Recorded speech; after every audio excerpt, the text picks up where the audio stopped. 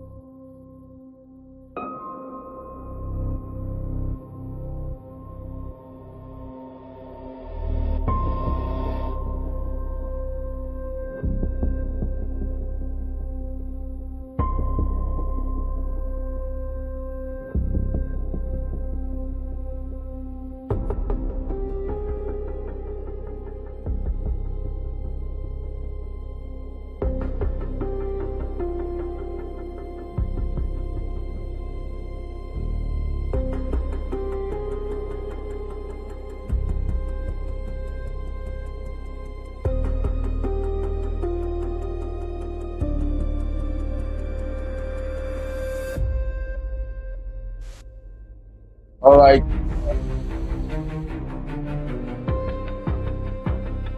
You're welcome. You're welcome to another episode of UB Stories. This is going to be a streaming that I just wanted to put out there for those who are following the development in the Doris Ogala and Dr. Pastor Chris Okafor story. As you all know, the story is still developing. Pastor Chris has gone ahead to marry his wife. Doris is still threatening that Pastor Chris owes her. And from what I gathered, Doris has already petitioned him, or rather sue him, to come and settle her. But there is a twist in this story that I think people should pay attention to. And that twist is coming from a guy whose name showed up prominently in all of this saga. His name is, they call him Proff Ex. I look him up, he's on social media. And if you remember, when Doris was telling her story about all the alleged crime that was committed, which she is part of, she kept on mentioning the name of Proff Ex, Proff Ex, Proff Ex. And what brought Proff Ex into the dynamic of this story was due to the investigation surrounding a missing child who we now know as Baby Sammy, or Baby Testimony, sorry. They called the boy Baby Testimony, and they said the mother of that baby goes by the name Ruth. So Proff Ex has showed up miraculously, and he has also been doing all kinds of posting regarding this issue. So tonight, we're going to explore one of the allegations put forward by Proff Ex. And the more we get to know about this story, the scarier it becomes. And man, I just don't know. People are just so weird nowadays. Anyway, you are welcome. I'm going to start rolling the video now. I have a lot of video to play for you guys. I also have the video from the sister to Doris Ogala ex-husband. The woman actually revealed a lot about the marriage Doris claimed Pastor Okafor convinced her to come out of. So, but let us start first of all with Proff Ex. I see my sister, that Mom of Five. How are you doing today, my sister? Mom of Five, I've been seeing you going back to back on this case. So I just say, you know what, today is Friday, and for the members of our community who are free right now, let me just put something out here for entertainment. We are going to analyze this case together, and if you're watching, please hit the like wherever you're watching. Don't be a stranger, drop your take in the chat. If you want me to holler at you, just say hi to me in the comment, and I will holler at you. Now, let's get this story started. Here we go. together with her 3 children. I'll explain to you what. You are watching UB Stories. Like, subscribe, and leave your thoughts in the comment.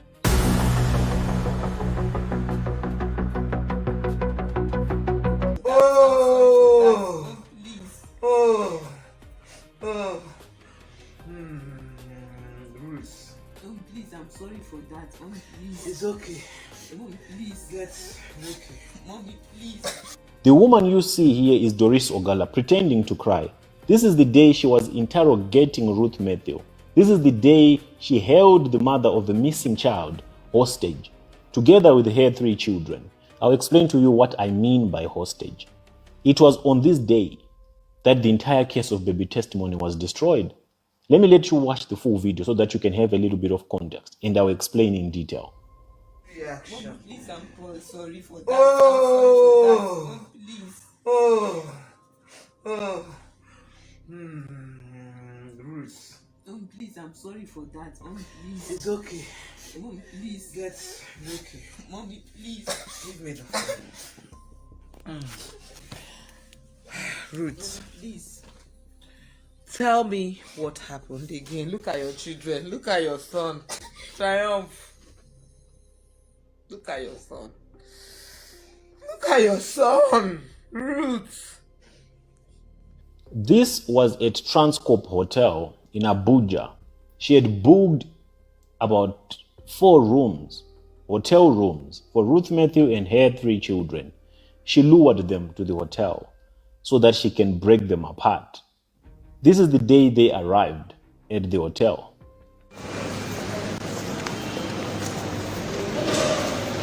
Welcome, Uncle Patrick. Welcome, sir.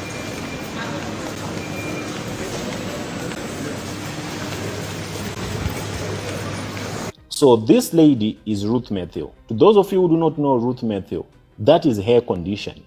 She can't walk. All her life she's been on a wheelchair. This is the woman that Doris Ogala was paid to humiliate, was paid to interrogate. She's the mother of the missing baby testimony. So tell me, how does a normal human being go that mile to destroy a woman like this? What could have happened to that person who can lift an arm to give a slap to a woman in this condition? The earlier video you watched, that was her interrogating Ruth and her children. That was the day she was forcing them, accusing them of having sold their own child. You can see the little boys crying. You can see even Ruth Matthew crying, pleading with her as if she had done anything wrong. The only wrong Ruth Matthew did was to mix her statements here and there. But the truth that has always been constant is her child was abducted. That has never changed. Doris Ogala was capitalizing on the fact that this grieving mother, at some point, she was not consistent with her story because of many factors. And those inconsistencies, those small inconsistencies, is what they put together and gave to the court to conclude that Ruth Matthew is lying about the missing baby. You probably want to know how Ruth Matthew and her family ended up going to Transcorp Hotel. I'll explain again in the next episode. But on this particular episode, I want you to understand this one thing. Doris Ogala came recently and she alleged that the reason why Ruth Matthew lost her case is because she had recordings of me that she sent to court, and the court ruled based on those recordings she had of me. But that is not true. This is what she said when she was featured in an interview. In fact, it was in between that. It was that my whatever I got from Proff Ex that Jeremiah used in winning the case in court. But they had the case of baby testimony that nearly brought his church down.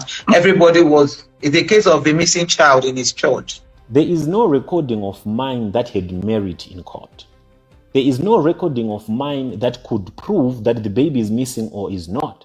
So she could not have sent a recording of me to court to rule out the fact that a baby was abducted, a baby went missing. None whatsoever. The recordings that she sent to court are these recordings.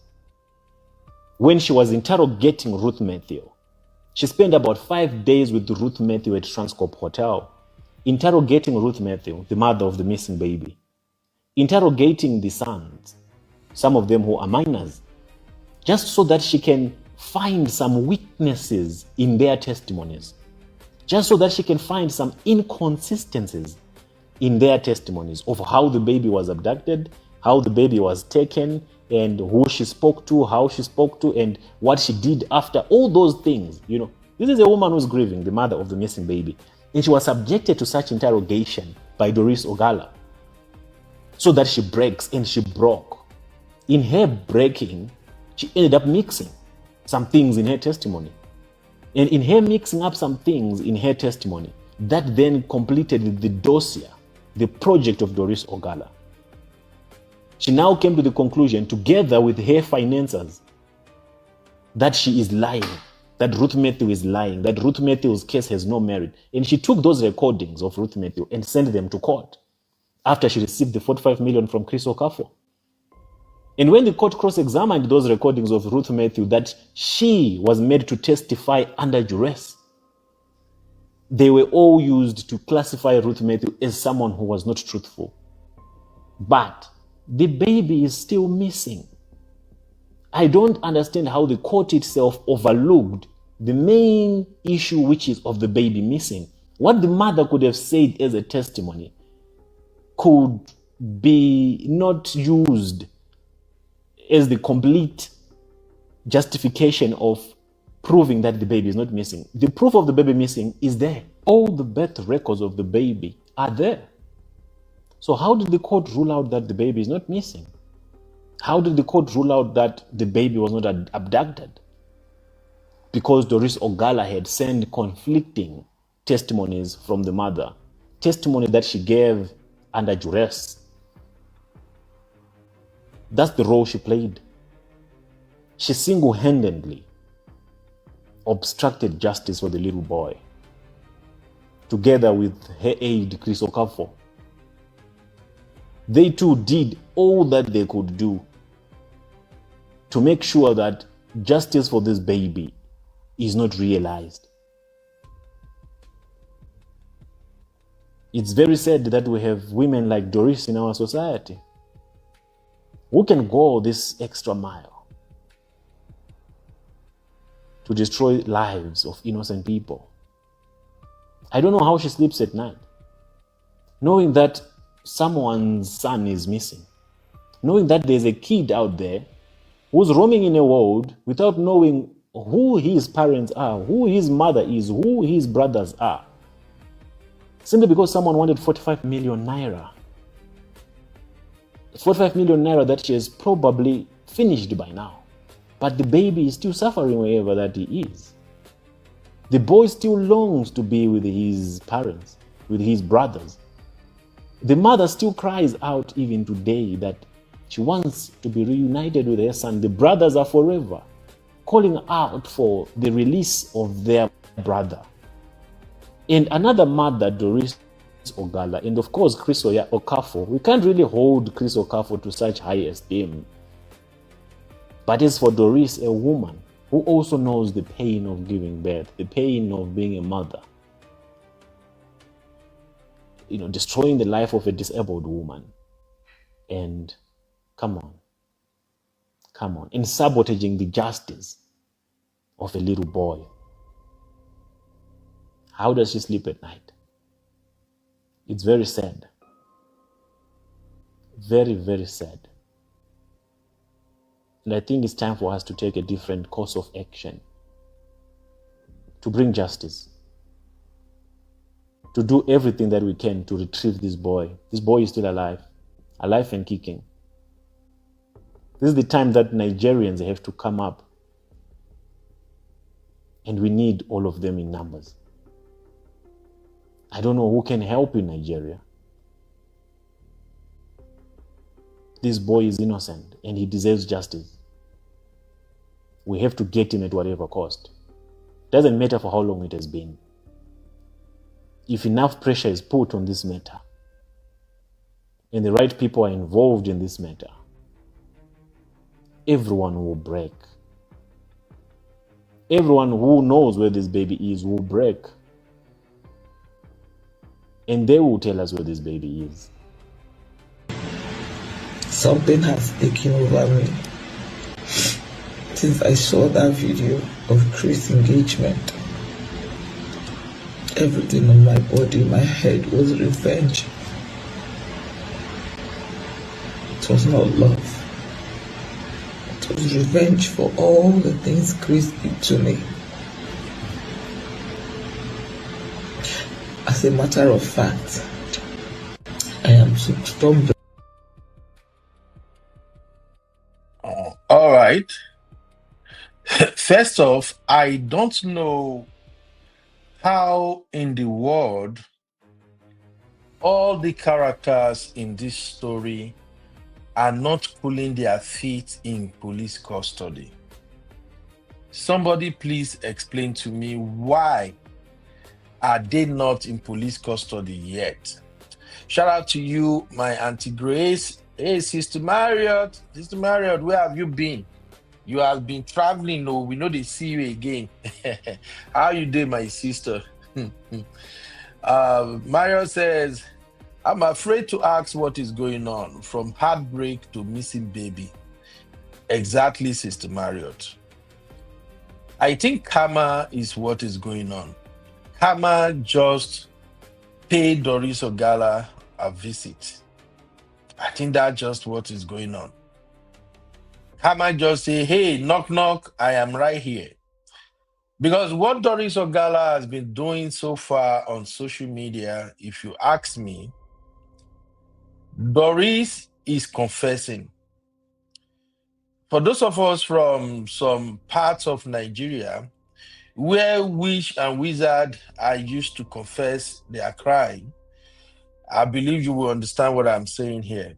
I think Doris is confessing. Doris allegedly is acting like a witch who has been caught and now confessing all her sins. And you see how God works?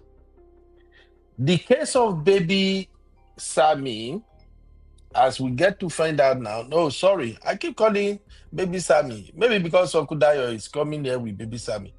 The case of baby testimony, I remember when that case was ongoing, but I wasn't following that much because at the time I'm not a content creator or social media person like that. But I do know all the names that were mentioned now, those names were prominent at the time. And very dark man, pastor, customer. The very pastor is a customer of very dark man, was at the center of it all. At the time, we were like, oh, they're going to find baby testimony. Oh, let's hope they find baby testimony. But as time goes on, it degenerated to this controversy that somehow they messed the entire case up. And the case just disappeared. People started changing their stories. The pastors involved are all denying. Even baby testimony's mom, Ruth, started telling a different kind of story. The whole thing was a mess. And you know Nigeria now. In Nigeria, every week there's going to be new scandals. Every week there comes a new scandal. That's how scandals upon scandals, issues upon issues started coming up, and everybody forgot about baby testimony. Until Doris came back now and started crying for love. And started crying foul. Until she comes out now seeking revenge. And you know what they say? When a woman is pissed, she wouldn't mind burning the entire house to the ground. So in a bid to burn the entire house down, Doris started confessing, and Doris mentioned Prof X.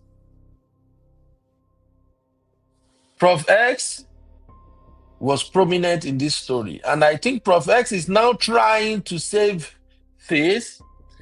He's trying to defend himself, and he put himself up to this, what do I call it now? This campaign that he's trying to exonerate himself, and he's now telling everybody what they cook that got the house burnt. I'm trying to find his video again. I want to show everybody who is Prof X. How did I? Let me go find it. I need to show Una who Prof X be, because that guy is supposed to be in jail too. Okay, I think this is his social media. Yeah, I have it up somewhere. I'm gonna open his page now, in case you want to follow him on Facebook, or if you want to dig into what they exactly got going on here. Let me show you his face. He's the guy talking in that video. Please don't mind him. Don't listen to what he's saying. He's as guilty as the rest of them. That is him. That is Prof X. That is the guy. Doris said, allegedly, Pastor Chris and his VDM customer, Pastor Jeremiah. This is the guy Doris said they want him to go and law from South Africa to Nigeria. That's the guy. So now that the guy's name comes out, the guy too is now doing shalaye. So the guy is the one who is now publishing receipts of what they got going on. So this is crazy. This is madness. And like I said, if we were in a sane society, all of these actors supposed to be in jail. I don't understand how did they set up Nigerian police? Do we really have police force in Nigeria, or we just have group of people that were assembled to just use themselves as tools in the hands of the elite to control the masses? Because I don't get it. Do we have Attorney General in Nigeria? The Attorney General, how do they call all these people? AGF. Do we have them? Why is Doris Ogala still walking around freely, making videos? Why is the so-called Pastor Chris still have the effortry to go ahead and say he's getting married? How about VDM customer, Pastor Jeremiah? Why is he still walking free? Please, if you can help me make it make sense. I'm all ears. I want to learn, please. I don't understand. This is a case of murder. A case of a missing child that was never found. So what is going on? If police investigated this case and they couldn't figure out what went down, now that these folks has finally come out and they are singing like parrot, why are the police not back at the case? Kuyemio. I don't get it. If this missing child happens to be the son of a prominent politician in Nigeria, or the son or grandson of a prominent politician or one of the elite folks in Nigeria, and they tried the case, they couldn't get to the bottom of it.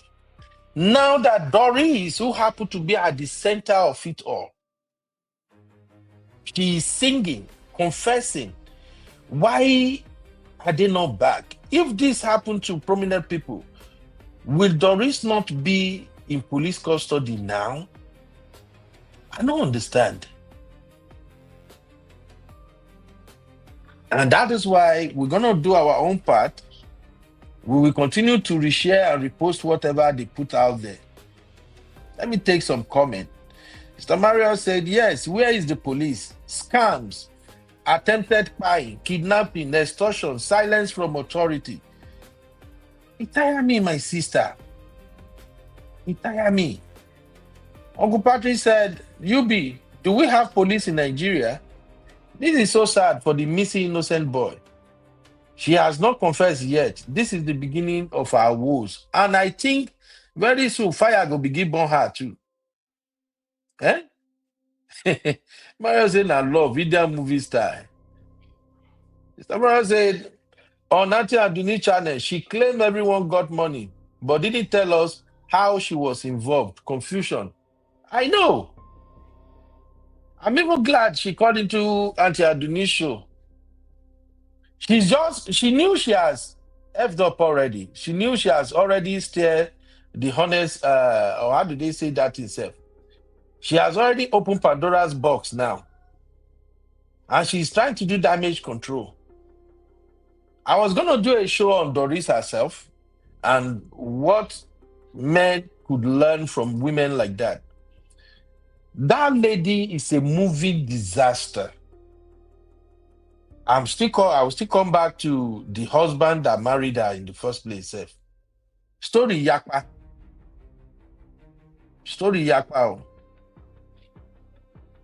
Because I'm looking at the husband too and I'm asking myself, how can this guy be so dumb? This is it. That is Doris' wedding. Oh.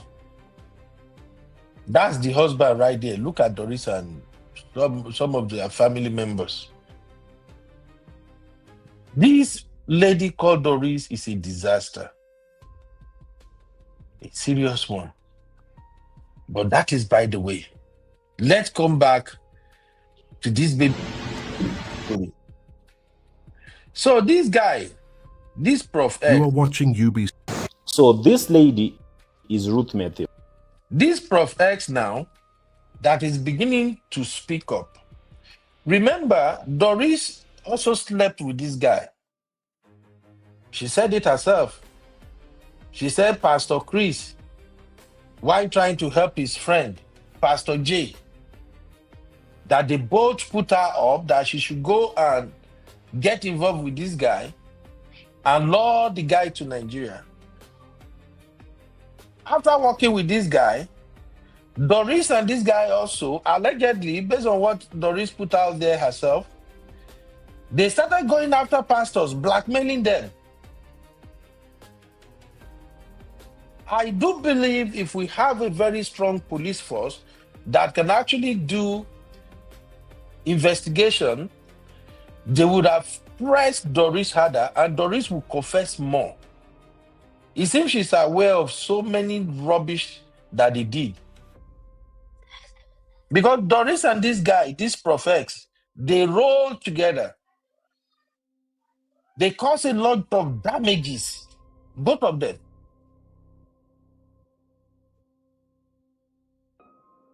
So I don't get it now. Proff Ex is trying to remove himself from the case.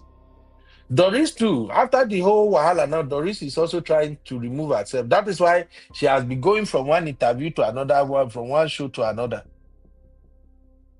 This is madness. Pure madness.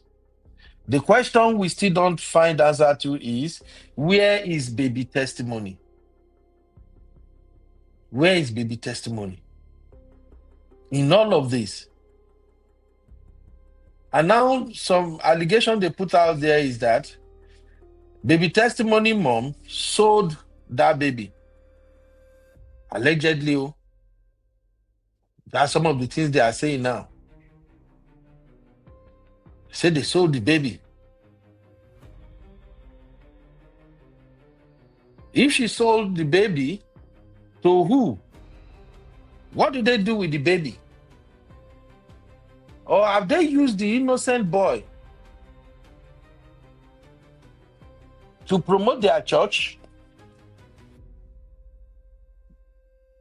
Because many of those pastors in Nigeria, not all of them, but we have a lot of decent pastors. Make all these mad people no let us they put all pastor in one basket. Oh. We have several amazing pastors in Nigeria. Those who are actually following the calling from God. Oh. Hey, make I just say that one now, loud and clear. Plenty pastors there oh, that they are truly carrying the anointing of God. Oh. But besides that, there are these few gullible, evil men walking around with their fake miracles, claiming to be pastors, that in a bid to gather crowd, there is no type of juju these folks will not do. In Yoruba, they call that type of juju aworu. And the stronger ones are the one they use human being to do. So please tell me, what is going on? Why are these guys not arrested? Eh? But anyway, let me allow you to listen to some other part of this video. So, after Doris came out and make all the noise and everything, I gathered that Pastor Chris actually had his wedding on a Tuesday.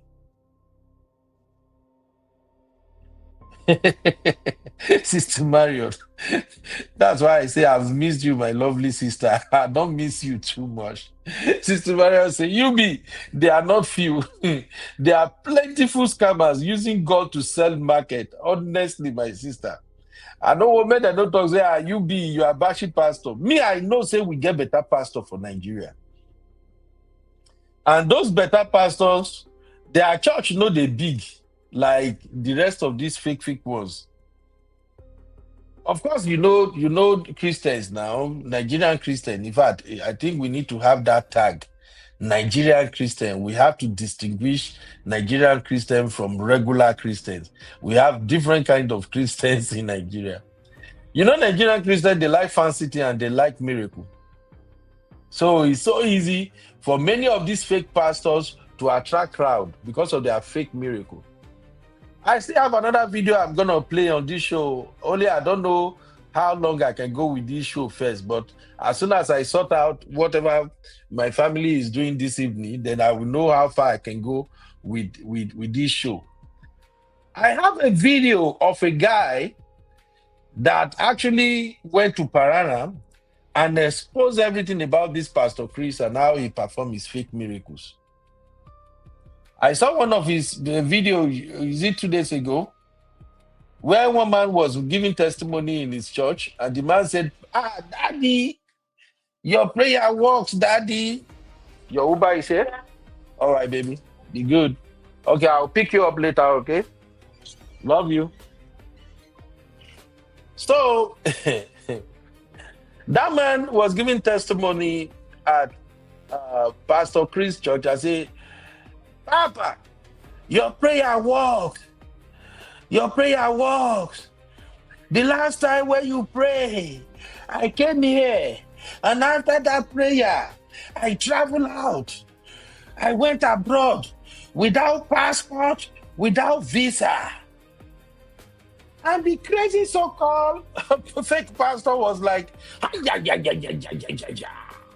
you hear that? He said he traveled without passport, without visa. Oh, I was so pissed. I'm like, God, how can I see this guy? Make I just, even I spit for his face for using the name of God like that. But these are the problems. Fake miracles. That guy went to Parara, and when I listened to that guy, I know the guy was saying the truth. He was calling names and making references, and that guy was saying the truth. The guy even exposed that this same Pastor Okafor was using chemical combinations, that there is this water that we have in Iragoli's bottle. He will pray on the water, and then whenever he spilled the water on anything, the thing will turn to blood. He said the guy came he brought his car, his vehicle, to one of the revival the guy did. That was when he first met him. He said, this same Pastor Chris now saw vision for him and said, look, I prophesied. I can see death. You just have a vehicle. Something was going to happen to that vehicle. Where is the vehicle? He said, the vehicle is outside. He said they went to the outside. He prayed and then he brought the regulus water. And as he poured the water on the glass of the vehicle, blood started coming out. At the time, the guy, everybody there, they thought it was blood. They didn't know that it was chemical combination. That as soon as he left the container where you have the mixture, it appears like water. But by the time you pour it on anything, it will turn red. He said the so-called pastor also have the tortoise miracle. I never heard that one before. I'm like, blood of Zachariah. Which one is tortoise miracle again? See, the guy has tortoise miracle. That he get out, they go do and tortoise go come out. The guy say everybody used to be amazed anytime he perform all this miracle, not knowing that he was performing magic for them. I have the video. I will play all of that. But I just wanted us to go back to this Doris madness. So as soon as this guy now see that Doris is after him, and Doris say he will never get married, he now had his wedding on a Tuesday, according to what I gathered. And if you've seen the pictures, the videos coming out from that wedding, the one person who seems not to be present in that wedding is the pastor himself. His body language, his composure, everything tells that man is just doing the wedding for doing sake. And that will lead me to another conversation. If we can't do it today, maybe we do it tomorrow. What is wrong with our young girls of this generation? The lady that got married to this pastor now, she saw all the red flags, everything, heaven falling now. She still went ahead. After 5, 6, maybe 7 years now, the lady will come back and begin cry like Doris now. There's just so much nonsense ongoing. But let us begin to dive into this matter. So here is Doris, still continue her crying. And then after this short video, you will now begin to listen to Doris' ex-husband's sister. What the lady described about the attitude of this Doris is so freaky scary. And from everything we've gathered so far, it appears that Doris is an Olosho.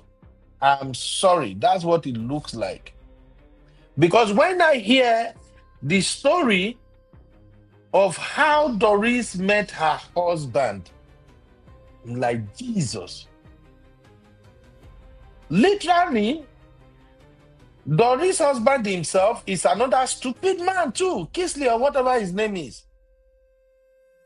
The dude is one of those guys in Dubai that are involved in importing Olosho to Dubai or exporting Olosho out of Nigeria and importing them to Dubai. According to the story, he paid Doris for runs. You know, there was a time Dubai was really a big deal in Nigeria. At the point in Nigeria, if you are a big girl and you have never been to Dubai, you know, Soji, no. Your level too low. Mba, your level over small. That was the time the guy met Doris. That time when Dubai they rain, every girls want to go Dubai. They float out for social media at that time. Yes, Sister Mario. Even the husband is another mad story on its own. We will soon get there now. Hey, Abby, my baby girl. What's up, mama? You don't have to don't enter yourself. I know, Sisha.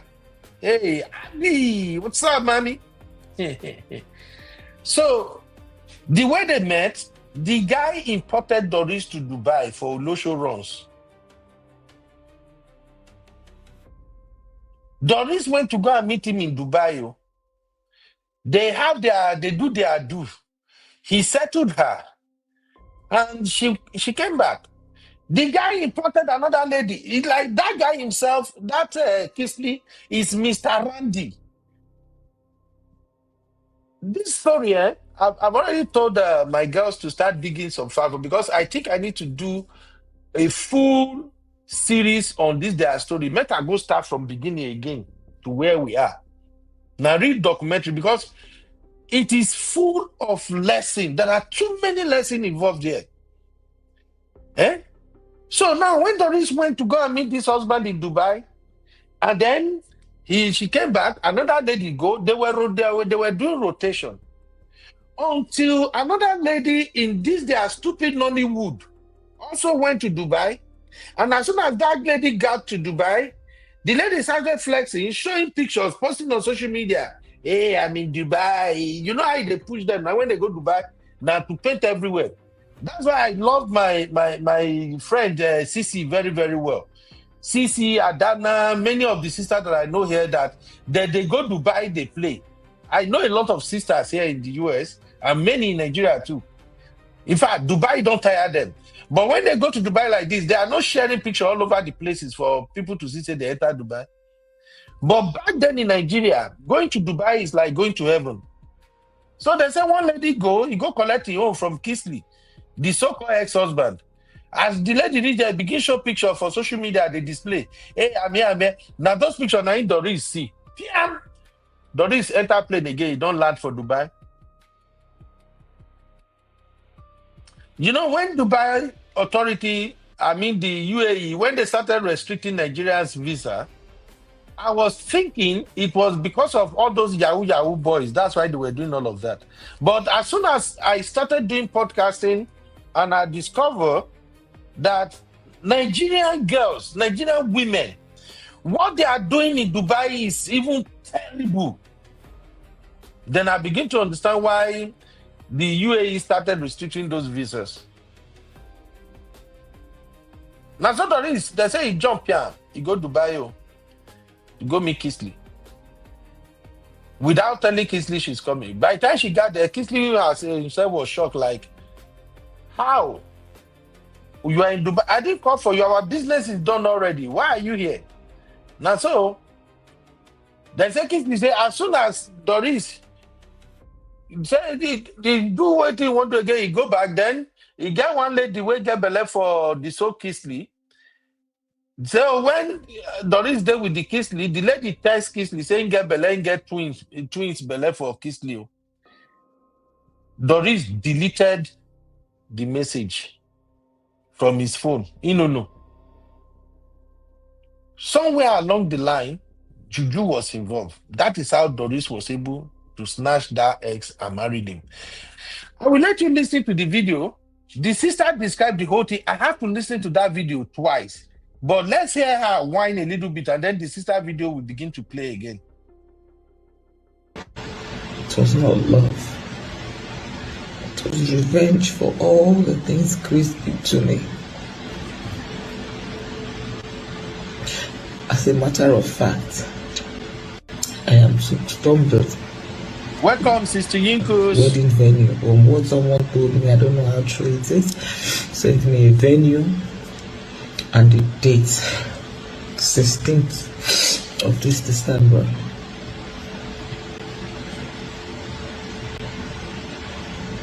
I am to go to Lagos. I am to stop there. Whether I get killed or not, I am to stop that wedding. That is what the devil has told me to do. The devil had decided to destroy me further, making me feel that this is a battle I have to win. I have to show proof. I have to bring our chats to let people know that I was beating Chris. I had to prove it. I had to disgrace him. I had to embarrass him. Well, Chris. Okay. So what happened was, what happened was my brother invited her to Dubai. Please listen, this is the main story of how Doris got involved with the first husband, that she's now shouting and whining, and we will soon get to where Baz both go start. Because when Doris is saying her husband beat her, I remember on one show, I'm like, how can you move like this? And sometimes you will not even get the most gentleman to a point where the man can react by putting his hands on you. I know my sisters, they were going to roast me that they say, no, you be, no. But let's be honest. I just want you to listen to this story. That's why I'm bringing that back right now. As a parent, let us be sincere. As a parent here, if your child has never pushed you to a point whereby you give them dirty slap once, drop a 1 in the chat. Unless any parent will won't lie me, no matter how cool, how nice, how gentle you are, if you have 1 to 2 or 3 or 4 children, one of them don't push you to a limit that you not gonna know when you go. Either you take slippers, samaram or belt or something, you would have done it. It is the same thing in marriage. There are some men that can literally, they can't kill a fly, they can't do shit. But you get how you will be married to a mad woman. A woman will be say, not don't come on for your head. He get waiting the woman go do what be say, you will not even know when you make that move. That is just what Doris is saying. Just take a listen to the whole story from the sister. So after she can't go that Dubai, can't stay, maybe she can't still say my brother get money. Okay. As she they come back from Dubai, another one of them called Anita also go Dubai. Call me your brother too. Yes, now the guy get money. Your brother they enjoy I know they lie you. No, I know they lie you. Okay. So when Anita, I won't tell you how the dating can start. So when Anita can't go to Dubai, go meet my brother. Which Anita? We know her name. Anita who? No, Okay, call no, the girl surname. let's proceed. I beg. Yes, no call the girl surname. No worry. Because that one self chop your own pepper for Doris' hand. So after Anita, my brother can't invite Anita. Anita now can't they snap pictures for where he and my brother then go and everything. You understand me? Okay. Can't they post that down on social media? As in, yes, so he don't come to buy you, he want pepper and friends them, he want to do this. And then they were forming this cartel thing. Because then this Doris Ogala, now the Uche Lendu cartel. Okay. So when he can't go now, can't they snap? This same Doris now show them so we they avoid them. So my brother was like telling me because then I was not this matured then. I still they young. I still they into movie industry. Yeah, I still they act. You know, my brother they tell me say see you at last. Say it concern you now. You know all these big nyash, all these cartel girls. Them. My brother wanted to even like so that for us to be close for 12. I said no, I don't like their cartels. I don't like their mingling. I don't like their no things because then they were doing no. Let me talk up. They were doing no. This is their lifestyle. I told my brother no. I don't want. So that season, that was ending. We now came in. So my brother now said he wants to come back. Okay. That he wants to come back. On that process, Anita became pregnant. The other actress too. Yes. Was pregnant of twins, a boy and a girl. I pray this Doris is listening to me. Oh, she is, don't worry. Thank you. So Anita now became pregnant. So the day Anita sent my brother a message, Doris was there. You know that Doris collected my brother's phone and read it and threatened Anita. Say, as in how? As in how? Before you know, Doris come pretend for tongue. We don't know. Now my brother say, this kind of lifestyle, say no get power. Oh. He say, he come tell my brother, say, he don't change, he don't do this, he don't do that. Come they prepare breakfast on bed. Wow. Give my brother for Lagos. My brother no gree come back east, oh. My brother come there for Lagos for hotel. Doris, My don't brother no hold him gree down. come back. Eh? You see, I talk him. When woman begin give you breakfast in bed, you are gone. Sis, una dey hear? I know say that una breakfast go bed. Something dey behind it. Doris don't take breakfast in bed. You don't take and go twist this guy head. Doris don't hold am down. They plan traditional marriage without the family knowing. Na true, tell Anita. Oh. Now so Breakfast my in brother. bed. The come they like wait my brother go go call. He go say na kwado na bata we dey prepare we dey come. Where will be this we. We were even thinking is that banker. We. They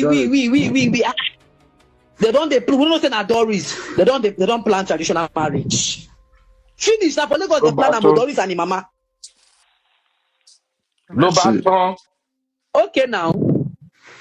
See that you see that voice message you go play am because even till now, do you know that Kingsley, the third born where they South Africa know they follow Kingsley talk till today because of Doris. Okay. Let know they talk. Before you know, Papa they don't come village. Papa don't turn to good girl. Say then my brother don't enter Lagos. So we there for East, we dey wait for my brother. Come pretend for Lagos. Say as he be say, he don't change. Come pretend like say, because she now don't know say Anita get belle of twins. And my brother never know that time, because my brother don't know say she don't read the message. If she read, she go delete. Oh, so as Anita send the message to your brother, will she first see the message for your brother's phone? Yes. She can't read and finish, can't threaten Anita, can't delete them. So on the process, they can't do for there. She can't tell my brother, say, I say no, say, he don't take. Wait then the friend. This one, that one, this one. Say, you go like, man, me my brother marry him now. This person will say, wait, open my yesterday, say my brother the beggar.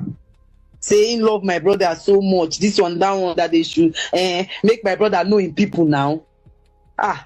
Already. Maybe even them, because already she should be actress, Anita an actress. But there is a banker where we know, where we don't even go the first introduction.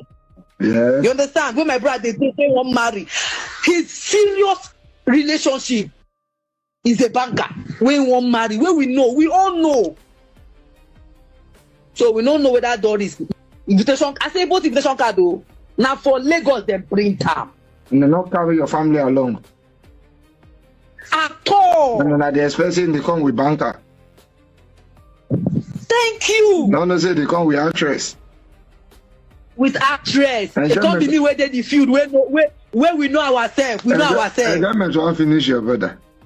Only in banker and Who know whether na true enjoyment? And that time they date Governor Okeze Ikpeazu. They date this Chris. Former governor na past. Wait, so Doris was dating former governor of Ikpeazu, abi? Abia State. At the same time, she wanted to marry this your brother too. Chris. Chris said he was also enjoying Chris. Women like sweet. That's why I want you to play that is because if you play it very well, my brother spoke Igbo there, but everybody that listen will understand. My brother Lagos on Okeze Ikpeazu. My brother call Okeze Ikpeazu Lagos. You know why? May I tell you why? Talk long go. Okay. Do you know that the day of the traditional marriage? The day of that traditional marriage. Yes.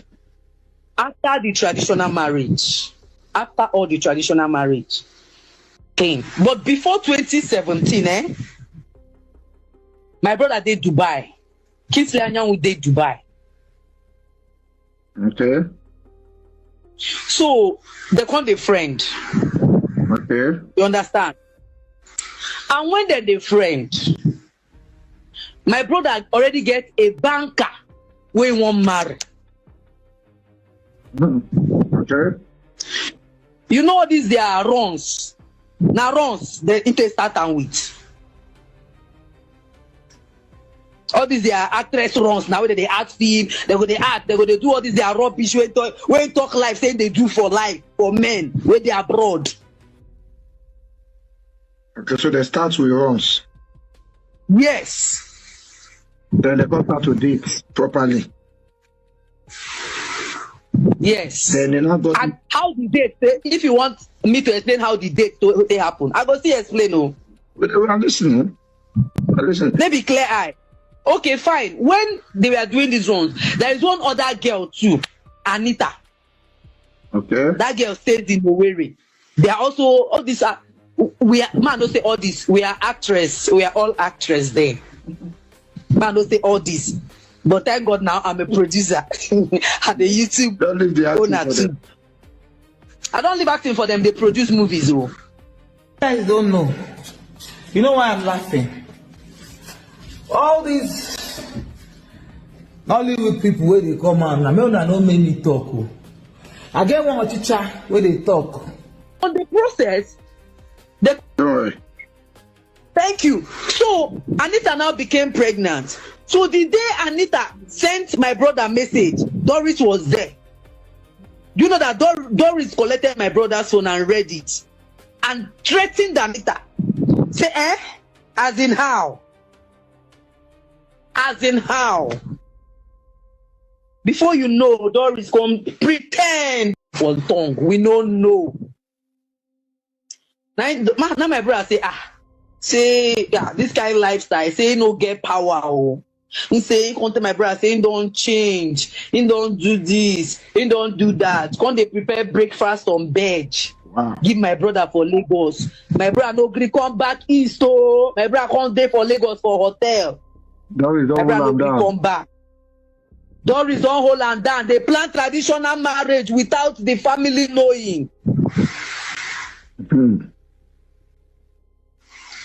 Now so my brother, the come they like what's my brother go go call? He go say na kwado na bata we they prepare we they call. Where will be this we we were even thinking is that banker. We. They don't we don't say na Doris. They don't plan traditional marriage. Finish now for Lagos they plan about Doris and him mama. I see. Okay now. See that you see that voice message you go play am because even till now, do you know that Kingsley, the third born where they South Africa know they follow Kingsley talk till today because of Doris. Okay. They know they talk. Before you know, Papa they don't come village. Papa don't turn to good girl. Say then my brother don't enter Lagos. So we there for East, we dey wait for my brother. Come pretend for Lagos. Say as he be say, he don't change. Come pretend like say, you know, because she now don't know say Anita get belle of twins. And my brother never know that time, because my brother don't know say she don't read the message. If she read, she go delete. Oh, so as Anita send the message to your brother, and she first see the message for your brother's phone. Yes. She can't read and finish, can't threaten Anita, can't delete them. So on the process, they can't do for there. She can't tell my brother say, I say no say he don't take. Wait then the friend. This one, that one, this one. Say you go like man, me my brother marry him now. This person will say, wait, open my yesterday, say my brother the beggar. Say he love my brother so much. This one, that they should make my brother know in people now. Already. Maybe even them, because already she should be actress, Anita an actress. But there is a banker where we know, where we don't even go the first introduction. Yeah. You understand? When my brother they won't marry, his serious relationship is a banker. When we won't marry, where we know, we all know. So we don't know whether Doris Invitation. I say both invitation card though. Now for Lagos, they print am. And they not carry your family along. At all. And they're expecting they come with banker. Thank you. No, say they come with actress. This guy doing the interview is funny. Is there una they expect saying they come with banker? And I don't know saying they come with actress. Make una continue listen, I beg. With actress. They can't be me where they the field where we know ourselves. We know ourselves. I meant to finish your brother. Only in banker and who know whether not true enjoyment. And that time they date Governor Okeze Bazu. They date this Chris. Former governor na past. Wait, so Doris was dating former governor of Ikpe Abia State. At the same time, she wanted to marry this your brother too. Chris said he was also enjoying Chris. Women like sweet. That's why I want you to play that this thing. Because if you play it very well, my brother spoke Igbo there, but everybody that listens will understand. My brother Lagos on Okeze Bazuna. My brother call Okeze Bazuna Lagos. You know why? Now tell you why. Talk long go. Okay. Do you know that the day of the traditional marriage? The day of that traditional marriage. Yes. After the traditional marriage, after all the traditional marriage thing, but before 2017, my brother did Dubai. Kingsley Anyang did Dubai. Okay. So they call the friend. Okay. You understand? And when they're the friend, my brother already get a banker where he won't marry. Okay. You know these they are runs. Now runs they need to start and with.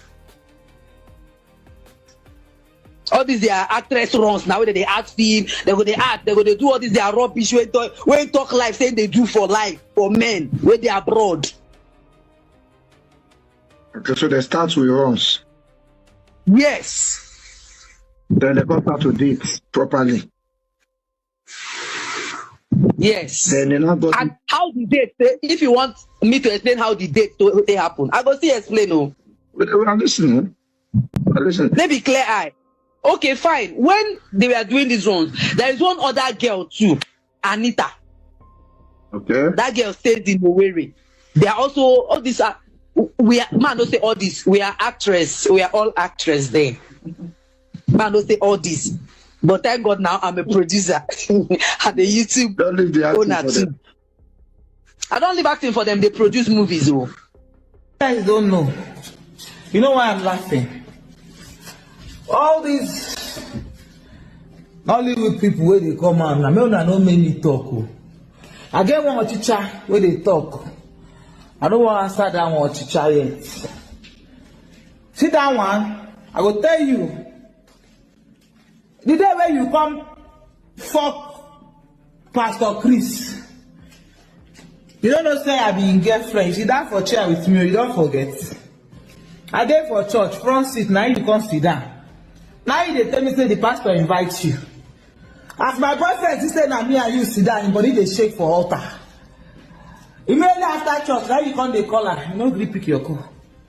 Now you come tell me say abeg, let me call your pastor now.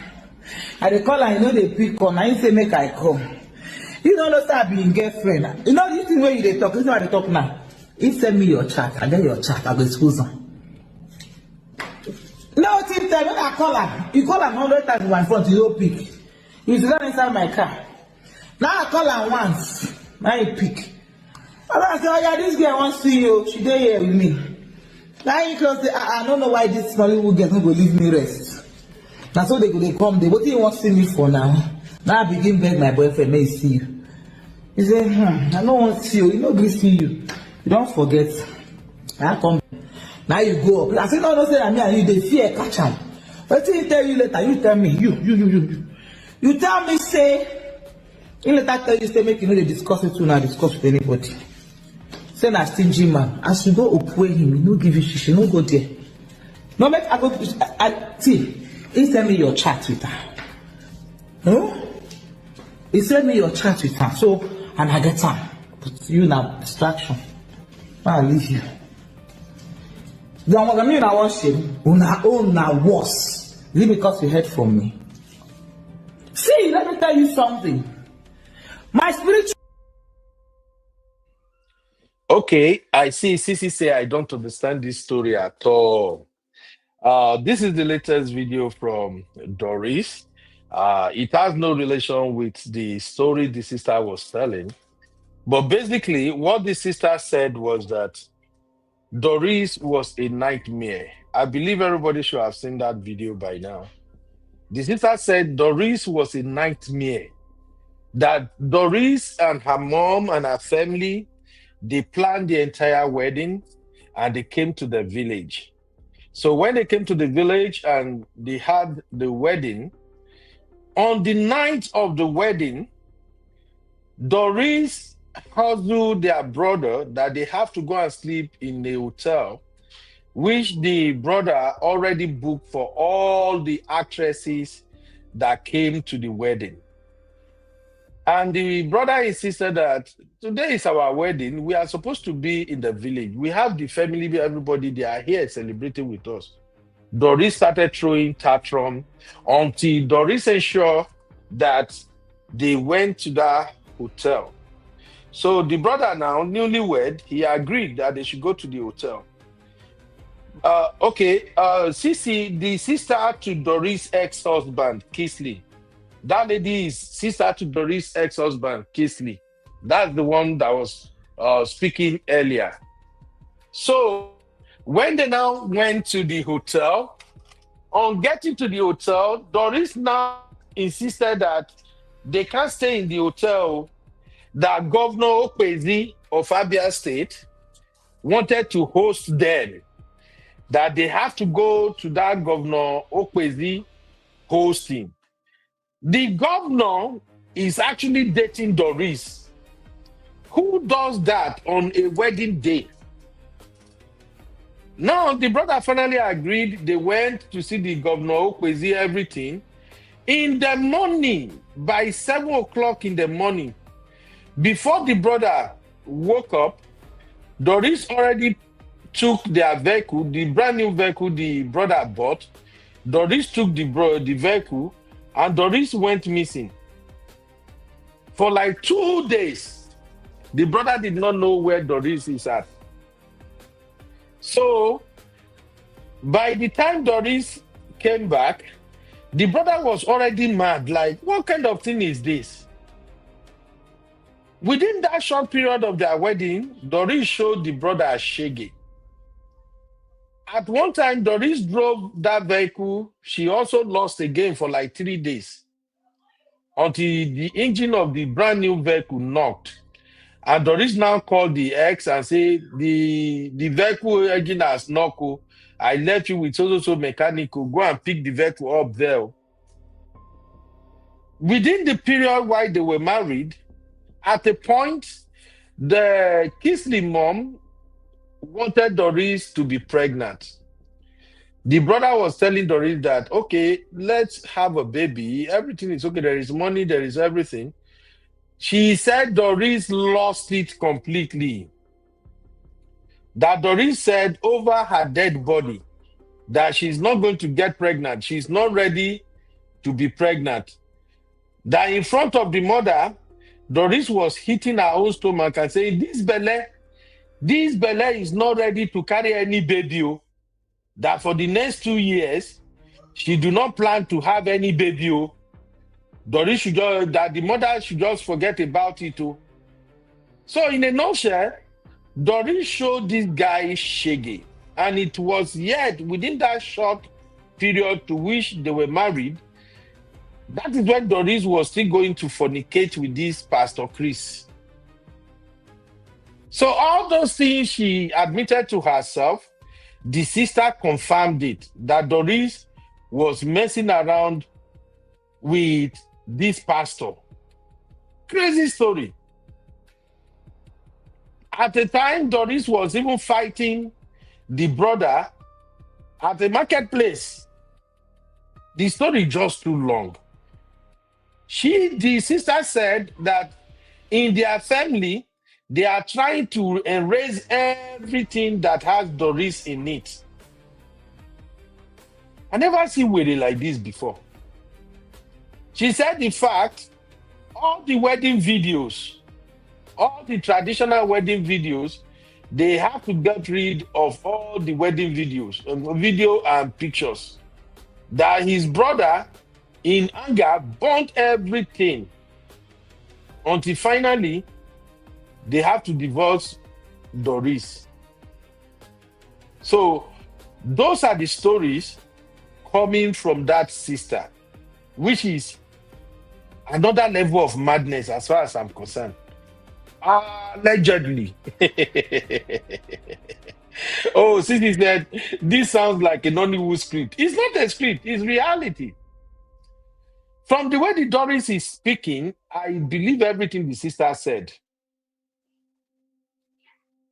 She's the sister to the husband, Sister Marriott. She's the sister. It was such a crazy story, honestly. But let us have a brief conversation here before I move on to Pastor Chris himself. And the conversation I want us to have is this. Please tell me, I need you to just be honest with me. In this challenge of a marriage between Doris and Kisley, who do you think is at fault? Who, please?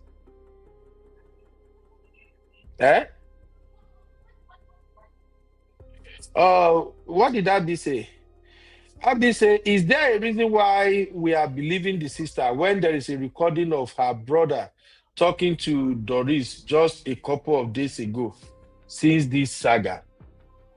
Look, you know, when there are issues like this, symbols have a way of taking sides.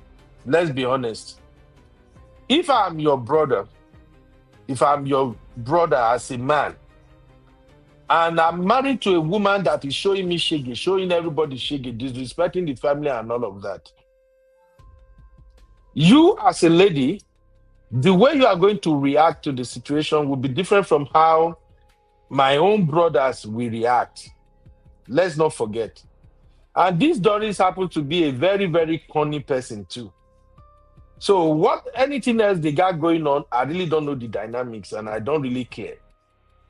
But from the pictures and everything we've seen on social media so far, this Doris is a mistake to any man that says they want to marry her. But my question now is this. If we have to have this conversation, to be honest, who do you think is at fault here in this their marriage first? In Doris' marriage to her ex, who will you blame? Please tell me in the chat. Who is at fault? Let me even put it on a poll real quick. And by the way, may I make this announcement? We now have our new phone number for the studio. Maybe from tomorrow, where we are doing calling program, those who want to call using phone, we now have a dedicated line. All right? You see, me too, I work hard.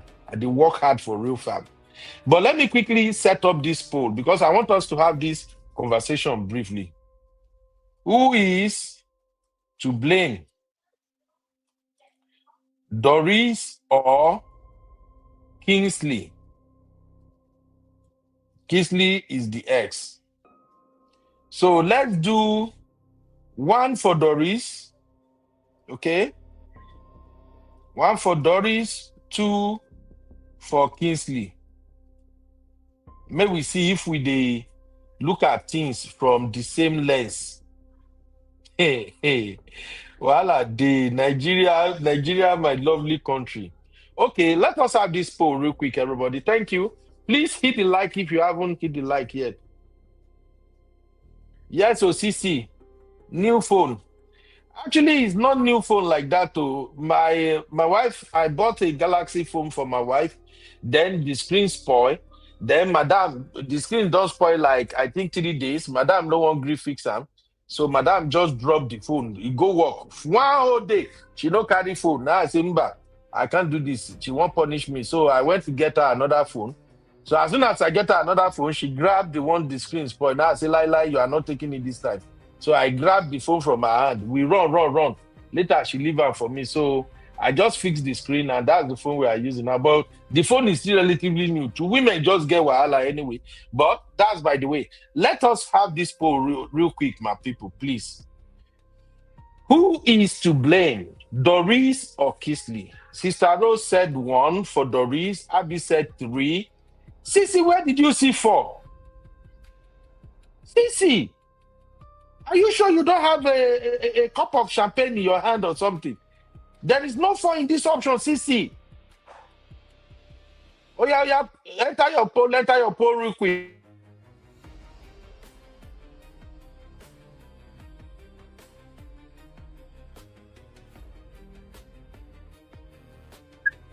Let's go. Oh, Sissy said 4 is I don't care. 4 is I don't care. Okay. Sister Teju.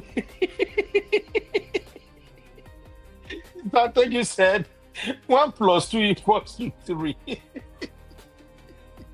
Oh, I beg now. I don't want to laugh this evening. Why did he do me like this? Abby said 4 is I don't give an heck. Oh, okay. Since you guys don't want to vote, when I give my answer now, nobody should come and fight me. Because I know una they wait now. How una won't enter me this evening. Make una never start to. My birthday is just 4 days away. I don't want to make anybody attack me now. So nobody know who is to blame here. I know this thing requires wisdom, but if you think deeply, you will know who is to blame. And frankly speaking, if you ask me, the only person to blame here is Kisley. Yes, I said it. As far as this charade of a marriage is concerned, the person that I can blame is Kisley.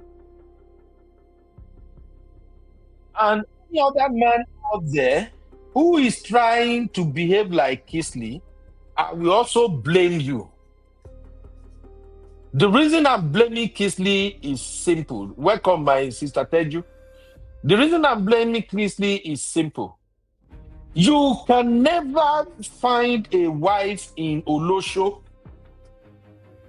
There is no two way about it. I have never believed there is anything like a repentant Olosho. There has never been anything like that, and there will never be anything like that. The way this story goes, this lady has presented herself as an Olosho. Any woman that is sleeping with 2 men, 3, 4, 5 men at a time, that woman is nothing but Olosho. 2 men, and such a woman do not deserve to be married. Any man that chooses to pinch his tent with an Olosho, that man is wrong. Auntie Teju, over to you, man. Can you hear me, Auntie Teju? I can hear you. I can Yes, hear ma'am. you can see my answer to your survey, because this one is beyond me. I'm Your tired answer is of their story. you say 1 + 2 = 3. That's your It's answer. equal to 3. Okay, so I just don't want to say 4 like my sister Sissy. What do you want me to say? Because everyone in this story, everybody, Doris, Kingsley, even the sister. By the way, that sister, the story have been debunked. I put it on the comment section. She's not actually a blood sister, but like this Yibo thing, my village sister. So So far somebody you are debunked an that. African. Sister Teju, as Mm, far you are from Africa and you mm. are related to anybody, they are your sister, they are your brother. No, That no, is no, no. In this good. case, Uncle Bear, no. In this case, family should come out. Abba. What's her own? She has an interest. She's a producer, Mm-hmm. an ex actress as well. So it might be beefing, it might be all this that are talking. And look at Doris actually came out. You see, all of Mm-hmm. them in this case, they have blames. Including. So you know why I'm pissed with this Mm-mm. story is that people are not really addressing the elephant in the room. Okay. They're not really talking. What is all this Make it make about sense now. Doris? Doris is pained. Doris came out to come and say story. See, this story that Doris came out to say, Mm-hmm. it could have been between an ordinary guy who is not a pastor and Doris. We will not be taking it like this. It's just not me, I'll just look at it and see it as one of the usual, drama online. But the elephant in the Wait, room in wait, wait. this Oh, Sister case, Teju, Sister Teju, walk me through what you just said now. You say if what happened between between Doris and Chris, Doris and the pastor if it had not been a happens. pastor, people wouldn't It, have said anything. We it's even just, say we no, ma. just no, I said no, I said for me, it's just going to be like a normal another story coming out from Nollywood. But the way Okay. I am looking, see, Uncle Ben, the way I am looking at, or I'm receiving this story, is completely different from what people are talking. What is my business with they dated her for 7 years? You know how many girls, men dated for 20 years and they did not marry her? I beg, that's not my problem. The problem we should be addressing in this whole story Mhm. is the people, the set of people that we look up to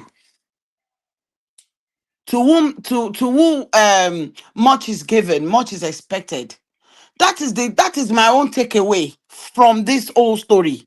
We all have takeaways from one particular story, from this story. Mhm. Mine is the pastor himself, nobody else. Really? It is, yes, it is not about he dated me for 7 years and he did not eventually marry me. What's my business with that one? Did you not Hey, see hey. the red flags? Did you not see the things happening? Must you be there for 7 years before you know that this man would never marry you? All the things you've been doing you guys have been doing together. So if a man of God asks you, you're dealing with a man of before you even started with this man, she knew that this man is a man of God, a This man, pastor. Do you understand? Uncle Ben. So why did you even start in the first place? Why would a man of God, a pastor, ask you out and you are not calling the person out? Did you see what I mean? Allegedly, what has just been released maybe a day or two ago about another pastor? I don't want to mention name. Chat, evidence of chat, a top one like that about a particular pastor and a girl. This girl did not go ahead to start dating the guy or doing everything the man asked her to be doing. He came out, he released the chat. That is what she should be doing. She should have done. So you see that's what I'm saying. This story is in too many, it's just all over the place. And that's why I don't want to, I don't want to delve so much into Doris story, dating story. What I want to take out of this whole story is the one that concerns me, a pastor. Should Sister, we be getting this kind of vibes from a pastor? Sister Teju, can you hear me? A pastor can date. Yes, I can hear you. A pastor can date, but should you be doing what you're asking us not to do? And now some people came ahead. I mean, somebody was giving their own comment on the story and said, "Well, pastor. I mean, we as the pastor's follower or God's follower, we are not meant to do what the pastors are doing, but what the pastors are saying. Really." Really? I beg go. See, I said this thing. Remember Uncle Ben that I said a while ago. All throughout this year, can you believe that you don't go to church? Because I was having religious midlife crisis. Do you understand? I was born a Muslim. You can say my name. You know, you see it on each other. I was born a Muslim. I got married to a Christian. So I converted. So I've been Christian for over 20 years. But it got to a stage with all these stories flying everywhere. I got confused. I must be honest with you. I got confused and I just I want to go back to Islam. You know why? I am not saying the Afars are not doing their own, don't get me wrong. But you know why I like the practices of Islam is that I don't have to go to any mosques. I don't have to go to anywhere. I will do my prayer inside my house 5 times a day. It is me and my God that we are dealing.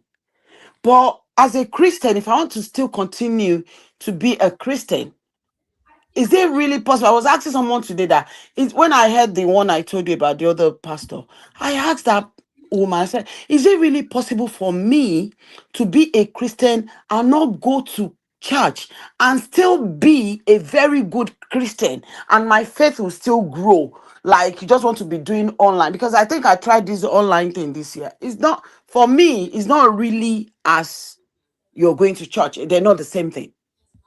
The Oh, connecting really? for me it's not really I've not really been connected. Like you're home, you're doing online service, but that's the time that you want to go to the kitchen to make a cup of tea. That's the time you want to, you know what I mean, Uncle Ben. Yeah. You're not really dedicating that time like you would have when you're in church and just tune off and listen to your pastor. Do all these people really know that all these stories that we are hearing online is actually affecting our mental health? As a Christian, they really need to call, I mean, the people to order. They really need to have a meeting, a round table with maybe it's going to be Khan or whoever. This thing is actually having impact. I know of reverends children that they've stopped going to church. Pastors' children that they've stopped going to church, all because of all this story. I know people will say, it should be you and God. No, go back to the Bible. People go to the prophets. People go to the pastors. So that Okay. is me. So that's why I want them to actually address the pastor's side. Nobody is talking. He is not talking.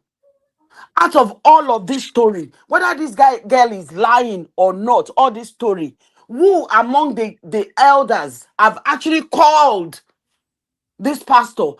Instead, they bashed that man on TVC today. Instead, that one of the another big pastor went there to go Olumide. and consummate. No, it's not Pastor Oh, Lumide. you mean when he To was go having and his join wedding? this wedding, to go and Yeah. join them. Yeah. Should they not ask questions? Why should they go ahead? They might want to go ahead, but that pastor shouldn't be part of it. I respect that pastor a lot. What's the name of the pastor? I don't want to mention name. Mention his name. It doesn't matter. What's the name of the pastor? Is he not at the wedding? Uncle Ben. No. See, my sister. Pastor Shimolowo. Pastor Okay. Shimolowo. Uncle Dayo helped me there. Is he not at the Pastor wedding? Shimolowo. Whether you like it or not, is the video not out there?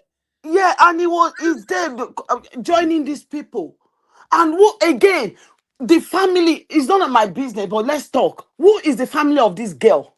Whether Doris is lying or not, who verify things? Even when you have planned the wedding, did you ask questions?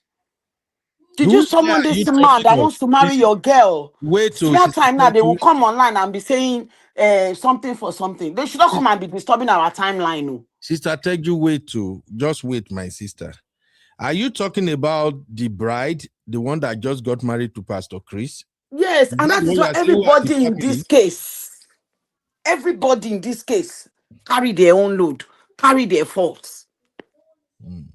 Okay, here is the thing, the way I see it. First of all, let me explain the show, because we have so much to cover. And this, I never get the time before, but I think I'm beginning to get the time now that I've fixed the studio phone. I'm to get the time now. Now, season period we did. Now, this one will take the cash cruise. Now, the show I am doing, I have to explain it so that everybody will understand where we are and where we are going. Okay. There are 3 main stories here. Doris mixed all of them together. Me, I'm just separating them so that we know which one we are addressing. First off, we have a pastor who is fornicating, who allegedly, based on his conduct, I don't think he's not even a pastor, because calling these folks pastor is a slap on the real men of God. It's a slap on all Christians. And that is why I'm also struggling with our fellow Nigerians when it comes to we discussing religion and Christianity. Another angle. And just like you said, I am not a Muslim. I've never practiced any Islamic or anything before, but I have a lot of Muslim friends. And there are some aspects of Islamic religion that I admire. I will admit it. First off, in Islam, you get some things where you know if you just take play. For instance, we Christian now we they take our Jesus name, they play anyhow. In Islam, you know if you take Muhammad name, play any. In fact, anytime you mention Muhammad, once you said the prophet of God Muhammad, you have to say Sallallahu Alaihi Wasallam. I'm sorry if I don't pronounce it well. I don't know if you get me now, Sister Teju. Yeah. So, like that one, I admire that one from the Muslim brothers and sisters. There are so many things you don't mess with. But in Christianity, everything goes. I remember one time we were having a conversation about women opening their hair in church when they are ministry. We had a conversation about women wearing trousers to climb the pulpit. These are the rubbish we accepted into Christianity. But once you start talking about this now, people will start having issue with you. No.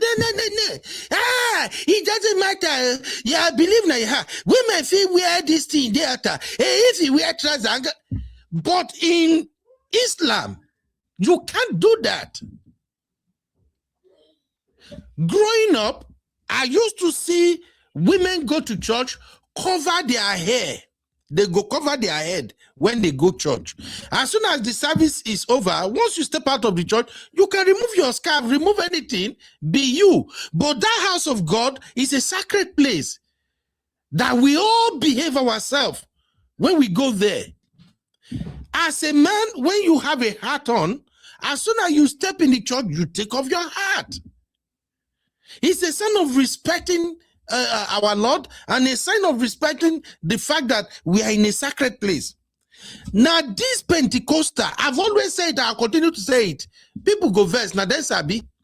This Pentecostal, now them rubbish Christianity. These stupid jumping up and down, so-called named pastors.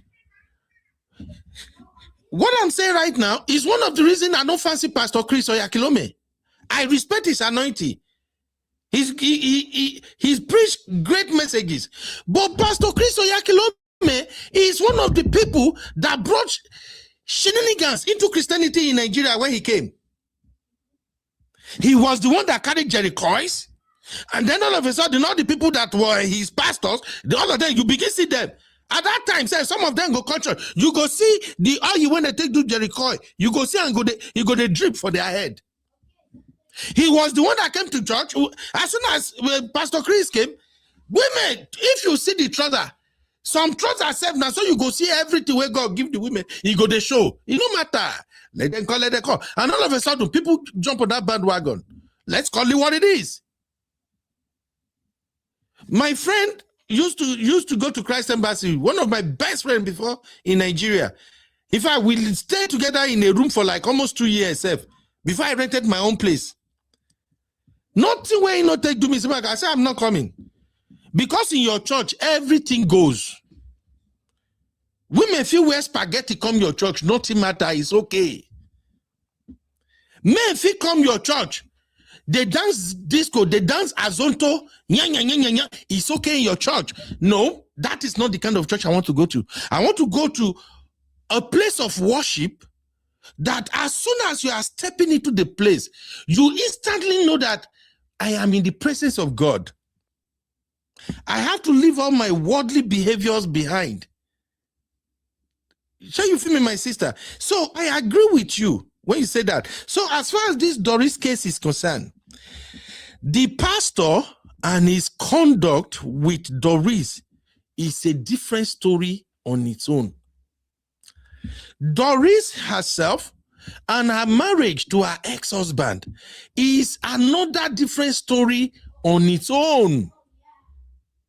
Now, the girl that married this pastor, despite all these things that just blew out now, and the pastor himself doing what is more or less like a secret wedding, and all other pastors, that bishop, whoever attended all those events, that in itself is another story. Then lastly, one story that people relegate to the background that I think we have to bring back is the story of baby testimony. So you see, Strategy, we have 4 different stories here. The common denominator in all of this story is Doris. So that is why it is easy for people to move from one part of the story to another part of the story to another part of because Doris is the common factor. I don't know if you now understand what I'm saying now. So right now, like on today's show now, Yes. first of all, I want us to dissect Doris and her ex-husband first. Because the two of them now different story entirely. It's a story of a man who is also unserious because he came into money and he doesn't know what to look out for when it's time to get married. The same Kisley part of the story shows me the story of a man who is dating multiple women at the same time, and in his mind, he already had a lady he wants to marry, which is the banker lady. So you can see that if you want to explore that angle, we can have like 2-3 shows on that one alone. The mistakes that men made when they're about to marry. So that's why I was asking that question, that who is to blame? If we are looking at Doris and her ex first, that's their own story first. Jesus, may we not run into somebody like Doris? And many of them plenty outside now. So you can see that that's a different ball game on its own. That guy, that Kisley, that ex-husband, is an example of what we should not encourage our sons to be. That guy himself is a walking red flag. You are importing Olosho from Nigeria to Dubai. And when I look at his story, sometimes I feel ashamed as a man when I consider what my brotherhood are doing at times. You will have a girl who is decent, working class, educated, well packaged. You go put her for cooler. Say, yes, this one a wife material. On the other hand, you will now start chasing Olosho, a girl who is into Opomiliki. You will be spending money. Yes, it's allegedly. Young men will be blowing money on a woman that is sleeping with anything, animal. Because when as a woman, when you are sleeping with this one, get big belly, you sleep with her, it doesn't matter. That one, he dey skinny, they go gym, you sleep with her, it doesn't matter. This one, they drink Coca-Cola, that one, they smoke Igbo, it doesn't matter, you sleep with her. So far, the money is there, you are sleeping with dogs. That's just what it means. That woman is not sleeping with decent men. I don't care whether you are driving the Lamborghini or whatever as a girl. When I look at you, I don't see anything there. Frankly speaking, it does not glorify any woman. Nothing. So now here is Kisley. You have the decent banker of a girl, a wife material, and you start messing with the likes of Doris, with the likes of the other one too. When they say he get twins, got out to one too. Now put Miliki down oneself go do. Now, when he got to the time where this Kisley want to settle down and marry, thinking he's gonna marry this girl now, who is a banker, the Okpomiliki, where be say she don't use herself, so even she herself no say no value there her body again. She now pinch herself on you. Then the guy now came up, the Kisley now came up with one of the lamest excuses I've ever heard from a man. He said, oh, there was a phone call. As soon as I take that phone call, I didn't get myself again. In fact, I don't even know what I was doing after I received that phone call. My brother, that is a bullshit excuse. You effed up, you know you effed up. It not be juju. I listened to Dr. Akpoke a lot. Dr. Akpoke did some breakdown on this matter. And Dr. Akpoke hit all the notes about this Kisley of a guy. So if I have to do a show on this one now, this is where I will go in on my brotherhood again. And that's why I'm asking the question, who is to blame? In this case, I exonerate Doris. Doris knew she wasn't a wife material. She knew she has used her life, used herself in such a way that she will only have to fight her way into the life of a man. And that is why she fought her way into Kisley's life. She wasn't married to Kisley. Now Kisley now married. Doris no marry Kisley. If you listen to everything that happened, even the one that came out of the Kisley mouth himself, that is not a woman that married though. That is a woman that is just cashing cruise with the whole traditional wedding thing. So, Auntie Teju, that is one side of the story. Kisley and Doris is one side of the story. And that's why I was asking, in the case of Kisley versus Doris, who is to blame? And for me, I will blame Kisley. He's the one who is stupid because he is randy. Oh, he's randy. And a lot of young men, they are making this same mistake now. There are many young men now that money is not the problem. The problem is where to find a good wife. That's why you will hear some of them will say, oh, there is no good wife out there. There is no good wife. The reason, I said this many times, the reason you don't see good wife out there is because you yourself, you have lived a stupid, dumb life. You are always finding yourself in the midst of oloshos. Those oloshos that you are finding yourself in their circle has now blocked your eyes that you can't see good girls.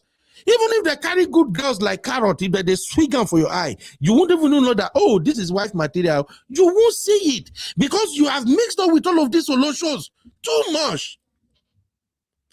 And that is why many marriages are having issues today. Because when you are involved with all of these solutions, all the sex style, all the nonsense that we do in the bedroom for you, in as much like you are in that lifestyle, you have embraced that lifestyle for way too long. If you then get married to a decent woman, I swear there is no way that woman can satisfy you in bed. That's why we have cases of masturbation very, very rampant now.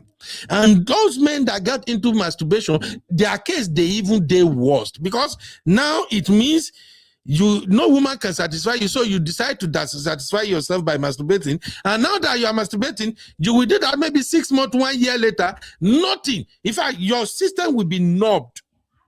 Nothing moves you again. That is why we have all of this issue in marriages. So, Sister Teju, Uncle Dayo is here too. If we want to address the issue of Doris and Kisley first, based on everything we've known, if I put the question back to you, Sister Teju, before I go to Uncle Dayo, who would you blame in terms of that Doris ex situation and marriage first, man? Let's just forget the pastor first this time. Okay, fair enough. So, to be honest with you, I'm gonna blame both, and I might be asking you to ask that option because I cannot blame Doris and I cannot blame Kingsley Why? 100% and Doris 100%. Okay, man. They both share. I will share the blame. Make me 50%. understand. So Kingsley might be carrying a larger part of the blame, but then okay. Again, we cannot really discount the excuse he gave that he lost.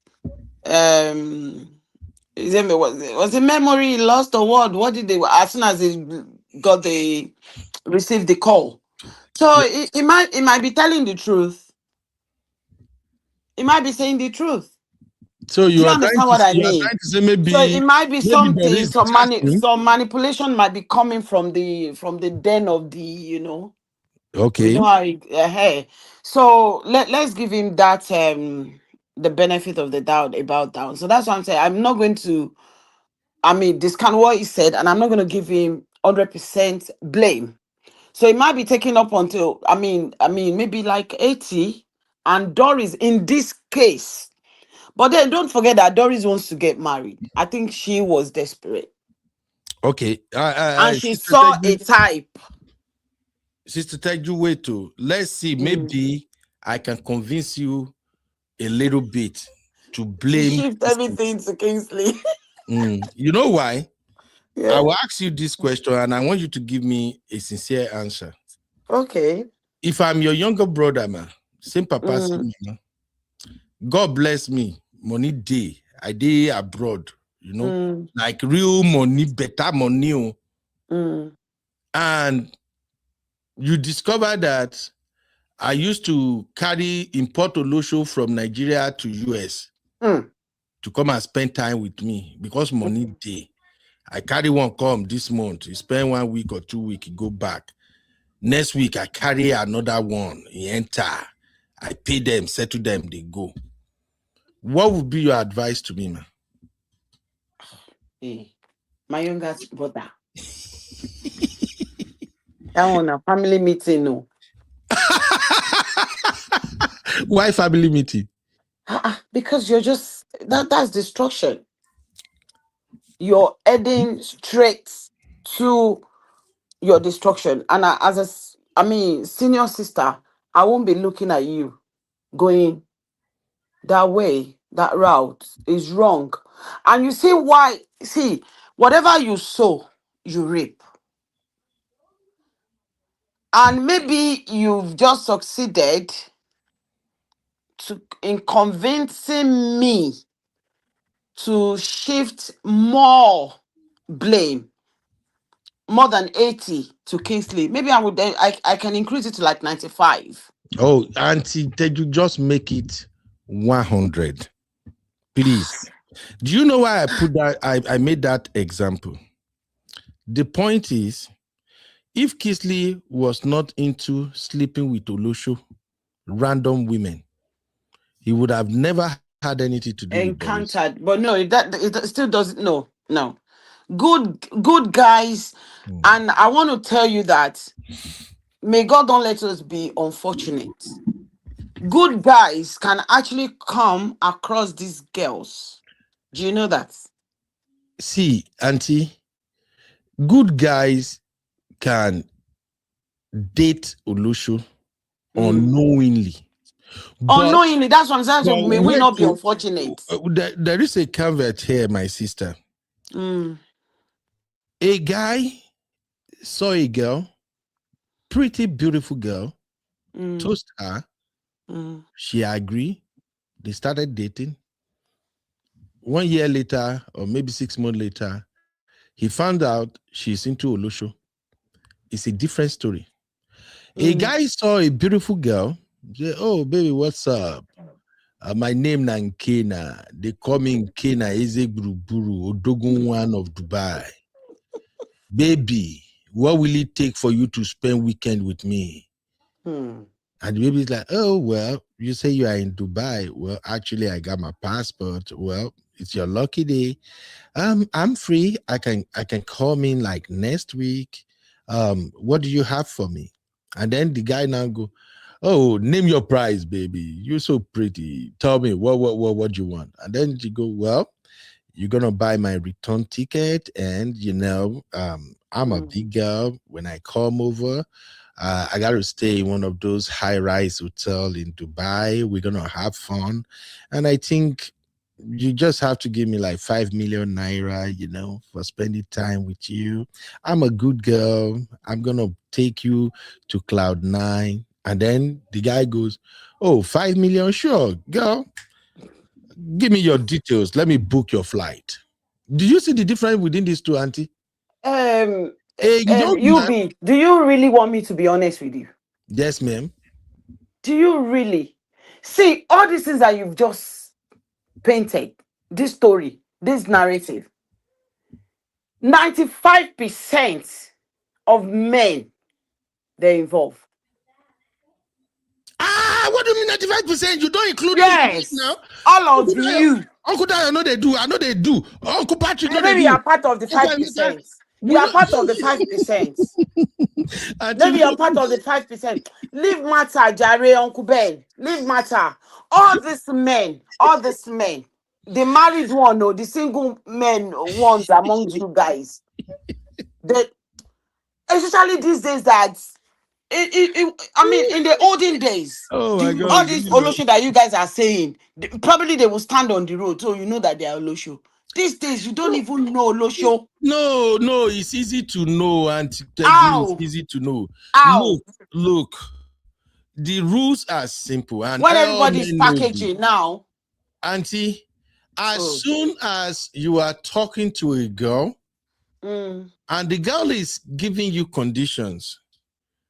If I have to come to you, you have to do this for me, you have to do that for me, that is an Olosho. Decent girls don't move like that.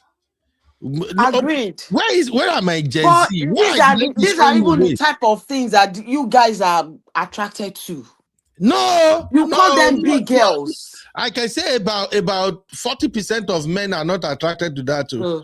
This 40%. Yes. So which means you're agreeing that 60% are attracted to such. I agree, 60%. A larger percentage. But about 40% of men don't really want to go into this transactional relationship kind of let me break it down. Let me differentiate this. 95%. I still stand on that data. 95% of you guys. 95% of you guys. I don't want to say Nigerian guys. Let's just say guys. You are attracted and they are involved in this thing. However, when they want to get married, then they will go to a decent girl. We just saw it played out. Exactly, and that is why I'm blaming Kingsley. That's why you should put the 100% blame. So why are you blaming Kingsley, Jerry? Because Kingsley married Doris. Now. Okay, so Kingsley should have dumped Doris to go for the banker girl. There shouldn't even have been anything. Is that not witchcraft? Auntie, see, is that not wickedness? There shouldn't be anything. When you know that you're not going to get you. Hold on. We are all see. Why are we doing double standard here? It's not double standard. People are blaming Pastor Chris for not dating Doris for 7 years, and now dumping Doris for a younger girl, probably a more decent girl. But you want to blame Kingsley for marrying Doris. Abba.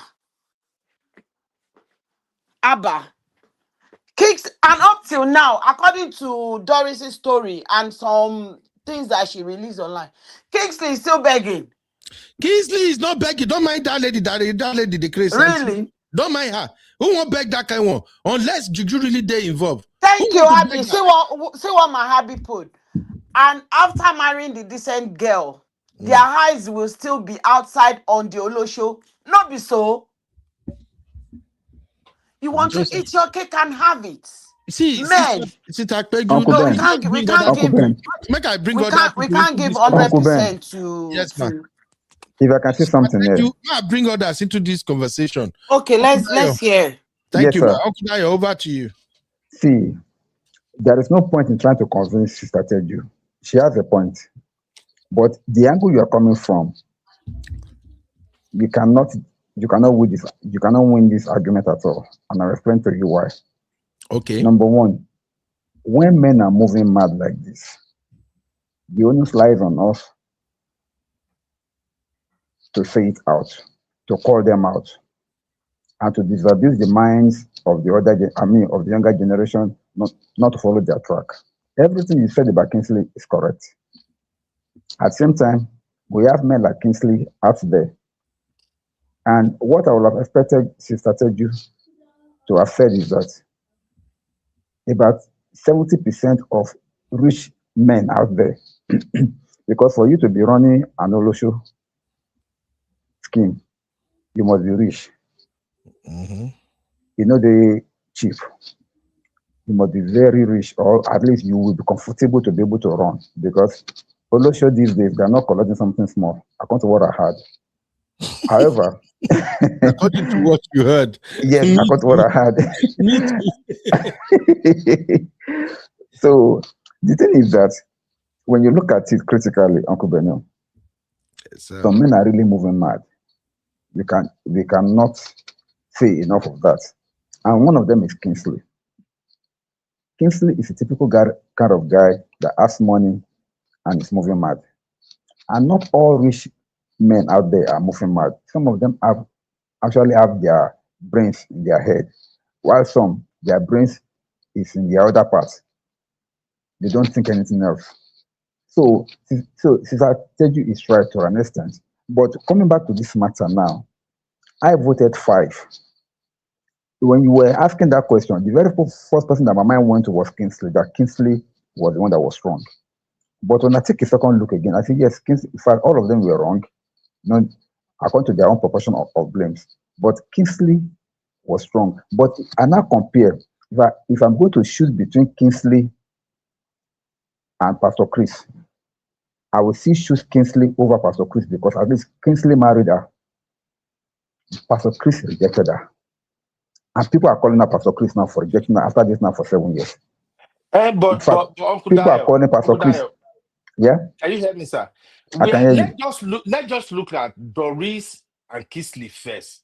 Okay. Let's leave Pastor Chris out of it for now.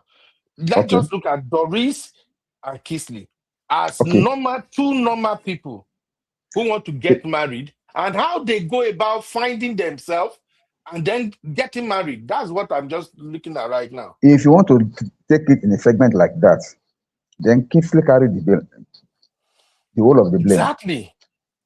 If you are going to segment it like that, Kingsley carried the whole of the blame for 2 reasons. Number one, he was the one that used his own hand to bring problem into his own life. He already had a fiancé, a banker that the family knew.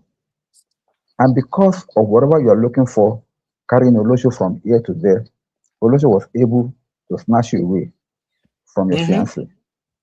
So the 100% blame is on him for that.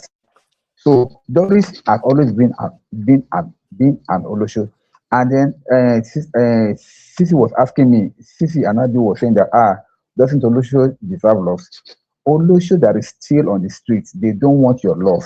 They will tell you, in fact, they will run away from you when you say you want to show them love. That's why she was saying all through that she never loved the guy. The guy was the one that was after wanting to marry her. She said she never loved, and she said that she told him that I'm not in love with you.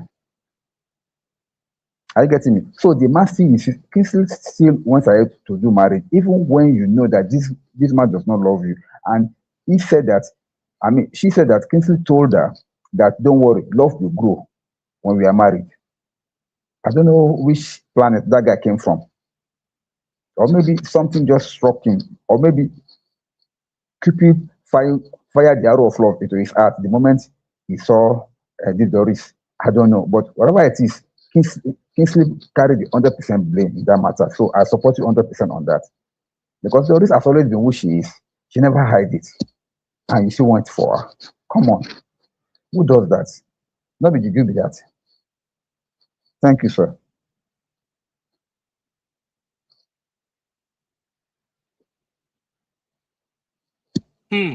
Uncle Dio. Thank you. Hello, can you guys hear me? Hello? Yes, we can. Okay, thank you, Uncle Dio, for your take. Sissy, I know you crawl into the studio to come and fight. Let me in. But wait, Sissy, don't start laughing first. Uncle Ben, you can't say I crawled into the studio. That makes me sound like I'm a cockroach or something. Please put some respect on my name.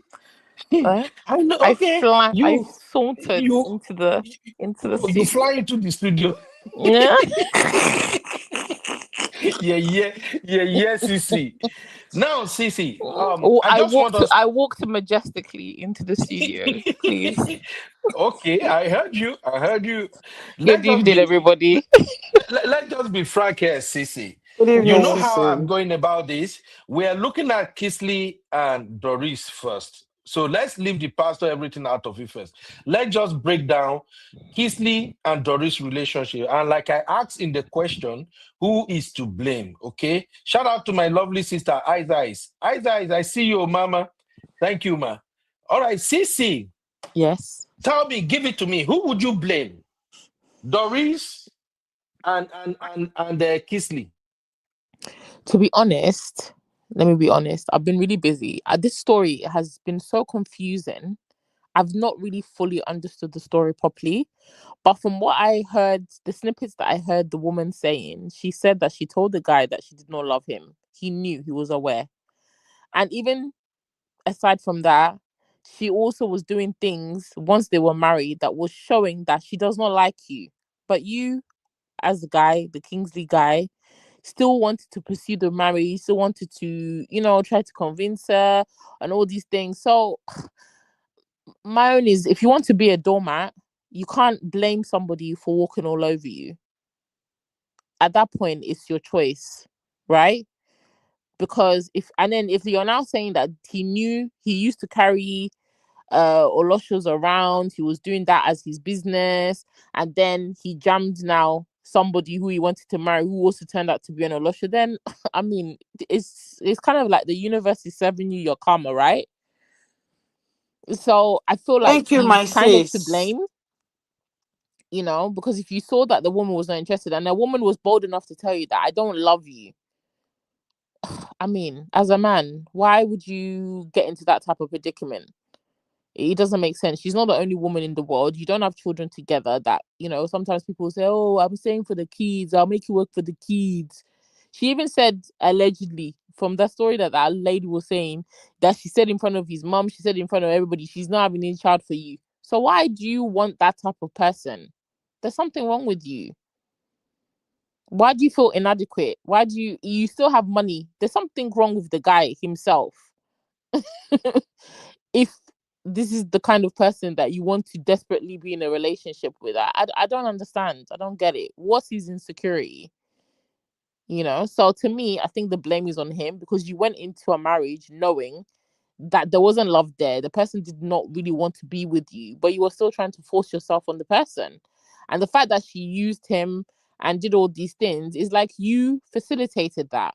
She's just not a good person to have just said, you know what, I'm not going to entertain him. I'm just not going to even get into a marriage. She went in with her own, her own agenda, right? Maybe pressure and all these things that we say. But at the same time, she told you who she was and you chose and accepted it like that. So why are you complaining that she used and abused you? She's always been doing that from the beginning. So it's not hidden. You were not duped. So you went in there with your eyes wide open. So I feel like he's to blame. That's it. Uncle Ben. Good evening, Papi. Good evening, Teju. Since Uncle Good Ben evening, is Sissy. quiet. How are you? But Sissy, are you giving the guy 100%? I'd give him like 80. in that. I Thank mean, you. he's the Sissy, one that you have pursued. to He's give the one him that pursued the 100. woman, right? The woman didn't Sissy, pursue him. He's the one that proposed to her. The woman didn't propose to him. She told you, "I Sissy, don't love you. I don't want to be with you." You still Sissy, wanted to marry her like that. I mean, Sissy, if yes, I'm to sir. respond to what you said, Mm. the Kingsley has the 100% blame because of everything you just stated. Because see, this is now the only reason why you will say maybe Doris too agree for the marriage is that woman likes money and she knows that the guy has money. Mhm. So Exactly. so she may just be in it for the money, but she has made her point herself clear. I But don't Uncle love you. Dayo, I'm not in love with you. Yes, yes, Uncle Dayo, Afeju. that's the reason why we're giving Doris 15% or 10% of the ban. Yeah, that's why I'm giving her 20% because I said Okay. if she's a nice person, Mm. she would She would just have say, turned "I'm not down. interested. I'm not going. Even if he has money, I'm not interested." okay. It's like if I don't want to be with a man just because you have money, I'm not gonna marry you because I still know that I'm gonna have to be in your presence. Everything about you irritates me. Why am I gonna do that to myself?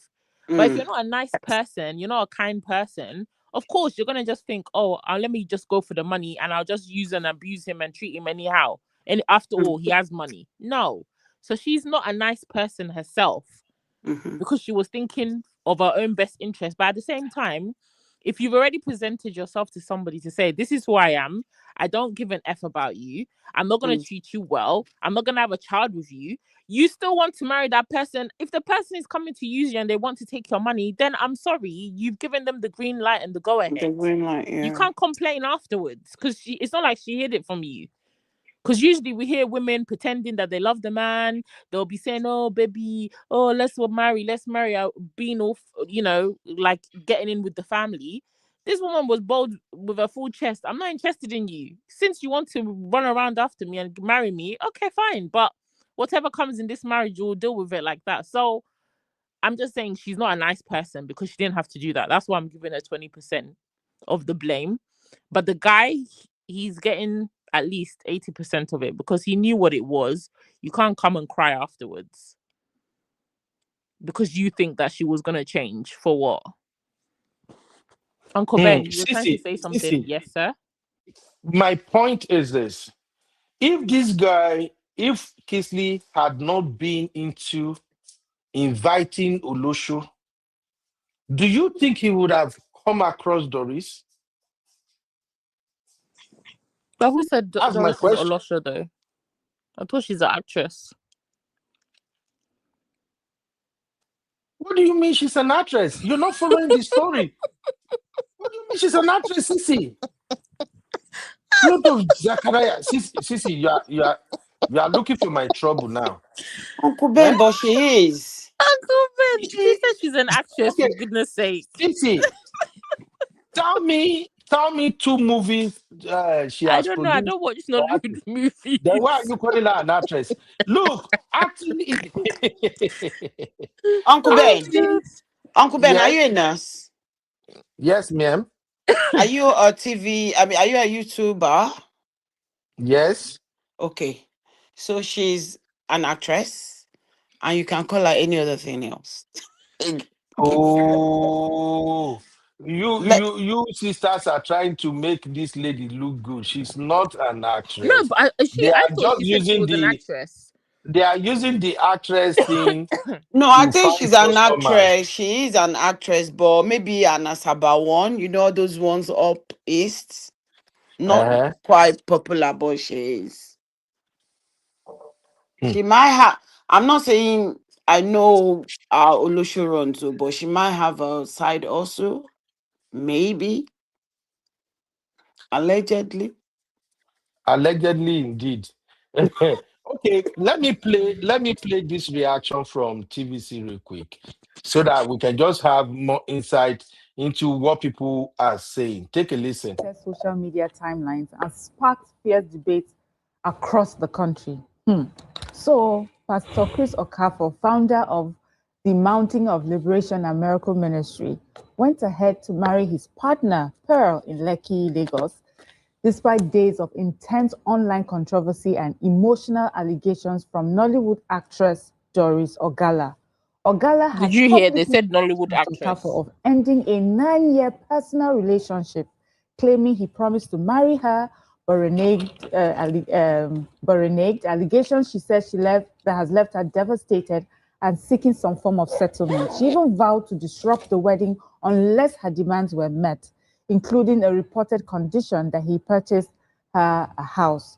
The wedding ceremonies, both traditional and white, went ahead with a gathering of family and friends, and photos and videos quickly flooded social media.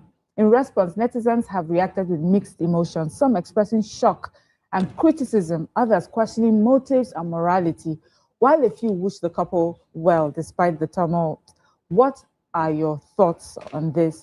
We would like our viewers to join the conversation on 0201 635 2013 or 0902 416 3440. You can also tweet to us at TVC Connect using the hashtag YourViewTVC. And we're also streaming live on YouTube. We saw this video of a Nollywood actress, Doris Ogala, and she was lamenting that this Pastor Chris Okafor she's been in a relationship with for a while. She had just seen, I think, on social media that he was getting married, and she just broke down. I would like Abigail to just give us a little background so that we can understand context before we start the conversation. Prior properly. to this time, I haven't heard of Doris Okafor and even Chris Okafor and Doris Ogala. I haven't heard of them, but she brought it to the fore, and I've been following the story. First, she came out to say, after 9 years, you made me leave my husband's house, and then you're now engaged to someone else. This was before he even got married. I think the marriage was recently. That who do you want to leave me for after 9 years? And she went as far as saying, you know, activities they've done in the other room and the things she has done with him, that who is he going to leave her for? So trying to ask for compensation, she said, in fact, she's ready to go down. She will go scatter the wedding, and he has to compensate her with a certain amount of money and build a house. As a matter of fact, I saw a letter by her solicitor already making these demands. But while this was also going on, the pastor was busy flaunting his new woman. And you know how it could be on comment sessions. People have been saying, Pastor, you've been preaching about, don't touch this, don't do premarital sex. And at the end of the day, so he was also, she also made another accusation that the lady he got married to, that allegedly what she said, that he impregnated her, and because the mother of the girl is like a prominent person in the church, the woman said, we are going to mess you up if you don't get married to my daughter. And then this marriage is as a result of trying to cover up for the rape he did. That was her own word if you check on the social media. So it's a whole lot of mess going on around in that particular sphere. Having heard that, Nigerians, those of us who have seen it, what did you think? Haji Anima, when you saw that video, tell me your initial reaction.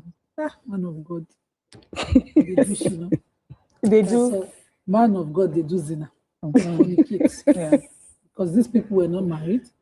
She obviously had details of, you know, all of the things he was supposed to stand every day on the pulpit and preach that, you know, people shouldn't do outside the walls of marriage. And that they've done. They've even had to destroy certain pregnancies. He's too gory. So I think that if he thinks that he's been an upright man of God, he should be suing her with evidence that it didn't happen. Or God forbid that she has evidence that it happened.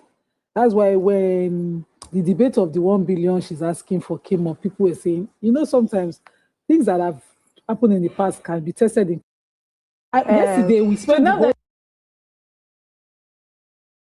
Okay, just like ISIS recommends, I'm fast forwarding to Pastor Olumide, another pastor in Nigeria, reacting to the same situation. So let's take a listen to Pastor Olumide's view on this drama, okay? Can you be a travel advisor without quitting your 9 to 5? Actually, yes. We're for the modern travel agent. Still talking about the pastor and the Nollywood actress, and to help us have a deeper conversation in our studio today, we have Pastor Olumide Emmanuel. Welcome, sir. Now you call me pastor. Now when are they call pastor? Businessman. Which deeper conversation am I joining you to have? Me, I just came back. Pastor, real estate practitioner. Yes. I just got back. Only one. So I don't know what guys are talking about. Pastor, I just got back. Yeah. Okay. Yeah. I see that you're rushing.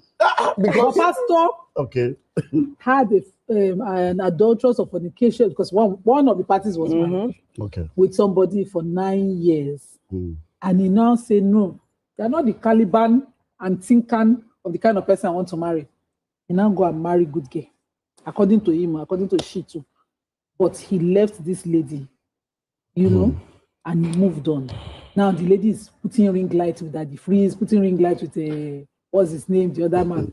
And they're all shouting. Sending noodles. You know, and she says that he even, Pastor, even will be there, you know, I abuse her privacy by releasing some of their other room something. Is it in the nature of a pastor that we should be hearing this kind of idiocy? Yeah? Okay, so number one, so let me say this. There are some things I cannot say because I'm just getting to know about many of these things. Okay. So I can't really say much. Number one, because I know the pastor and there are a few things that even me, I'm still trying to get answers to. So based on that, I may not be able to say some things. I just got back just yesterday. So no, it's true because I got the message. I think who sent it to me? One of my guys. We know that you have seen you and this pastor before. Look at this, what this person is saying, you know. And immediately I saw it, I forwarded it to him immediately. And I said, man of God, which one is this one I am saying? And he said he would get back to me to explain. And he did. And called and said that this. When he explained, I said, well, I'm not even in the country. Everything you are explaining, whatever it is, sort yourself out. This is messy, and it is not what we do as pastors. Okay. Things like this should not even be mentioned with a man of God. Yeah. Okay. But me now, why I say I cannot say anything is because I spoke with him 2 a.m. Canadian time, which is Tuesday Nigerian time. Okay. But I'm just hearing yesterday now that he's married. Yes. Oh, you're not. Okay, you are not aware. I'm not even aware there is a wedding now. So we don't see pictures now. So and that he got married on the same Tuesday when I was talking. So I'm like, my brother. So I just sent a message to him this morning. That my brother, is it true that you are married? Because that means the morning you are talking to me in Canada, you were getting married the same day, and you could not even tell me, now today the wedding, you know. No, so based on that, I don't have what to say because I really don't know all the details. So because I'll give you the benefit of explaining to me, because I thought that okay, even if we are not friend, at least we know each other. If we invite me, make I say I know day. So that one is there. So, but what I will tell you is this: please let us understand this. We have lost our values in this country, and whether you're a man of God or a boy of God or a girl of God, what is wrong is wrong. The Bible says, by their fruit we shall know them. You don't call somebody a man of God. And when I was growing up, one of the scriptures I saw that was like a shocker to my brain was in the Old Testament when the prophet was coming to a house consistently. And the wife went to the husband and said to the husband that this man that comes to our house regularly, I perceive that he is a holy man of God. Let us create a special chalet for him. So I was confused. I said, how can you call a man of God holy man of God? Is he not supposed to be holy already? So that means the woman must have had an encounter with unholy men of God for her to say that. So at that point, I realized that, okay, and by virtue of what we have seen all sorts. So separating the person and the situation now from what I'm helping you to understand.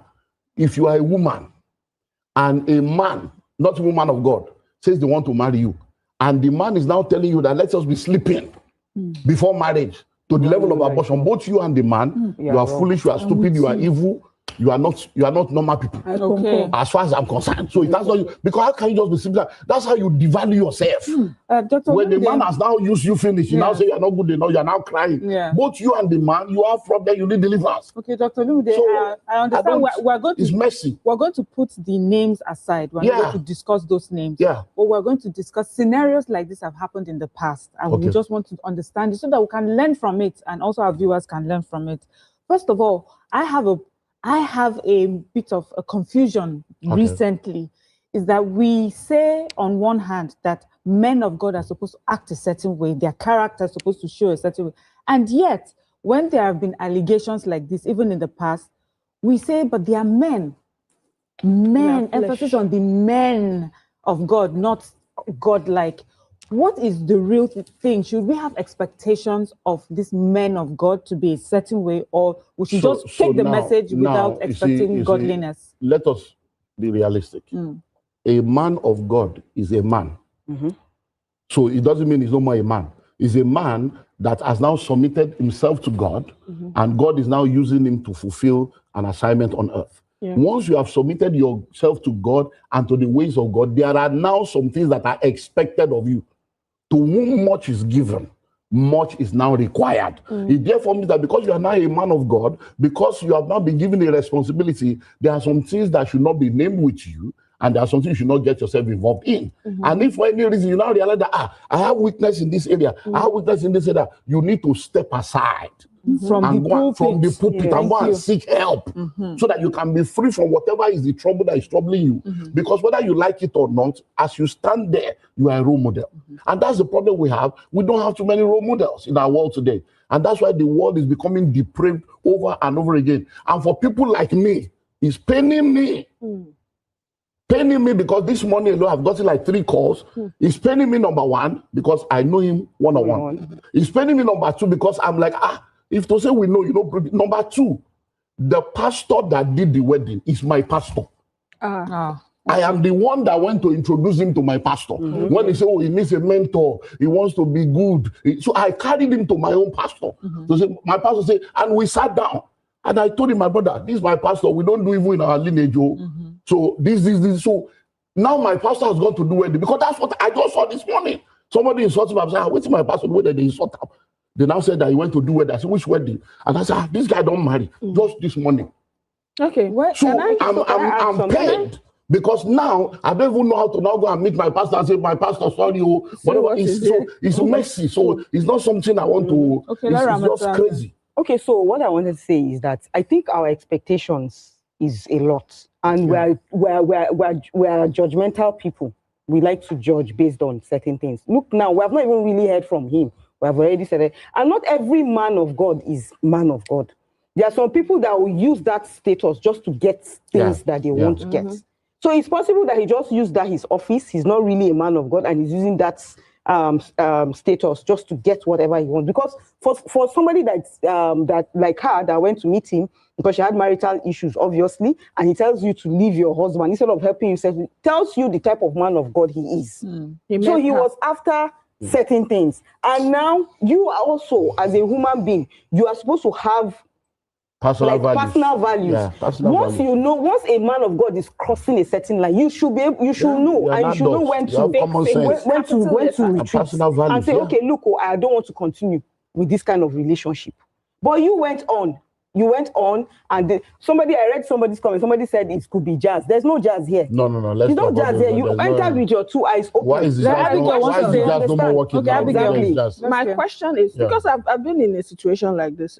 A man of God, he calls himself, family friend to even my dad. I was really young, and he tried to. So when he tried it, I didn't need anybody to tell me that, okay, I didn't go back there. Till now, my father doesn't even know. So my question is, these things keep happening in the body of Christ, and most of the time, people look at those unbelievers, they look at us as a joke, and some people feel like, oh, why should I be here? The whole thing, you guys are just doing it, you don't have values. There's a body. You have PFN, you have Christian Association of Nigeria. What are they doing? Because most of the time, we've heard of one. I don't want to call him. I don't have money for lawsuit. With the actress still, that she battled her health at the end of the day.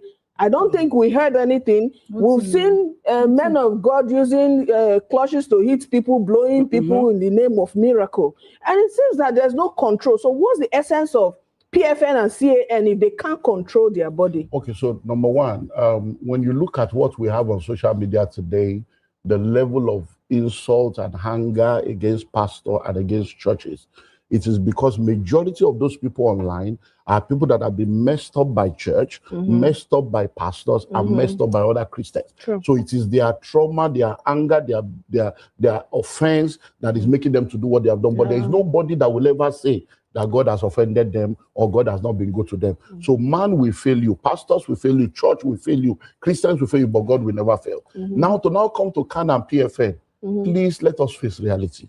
You are an adult. You went to start a church, you registered with government. The PFN, the CAN you are talking about are fellow Christians. What would they have done? If they call her, you know, come. If they say make you join, you know, join, what would they do?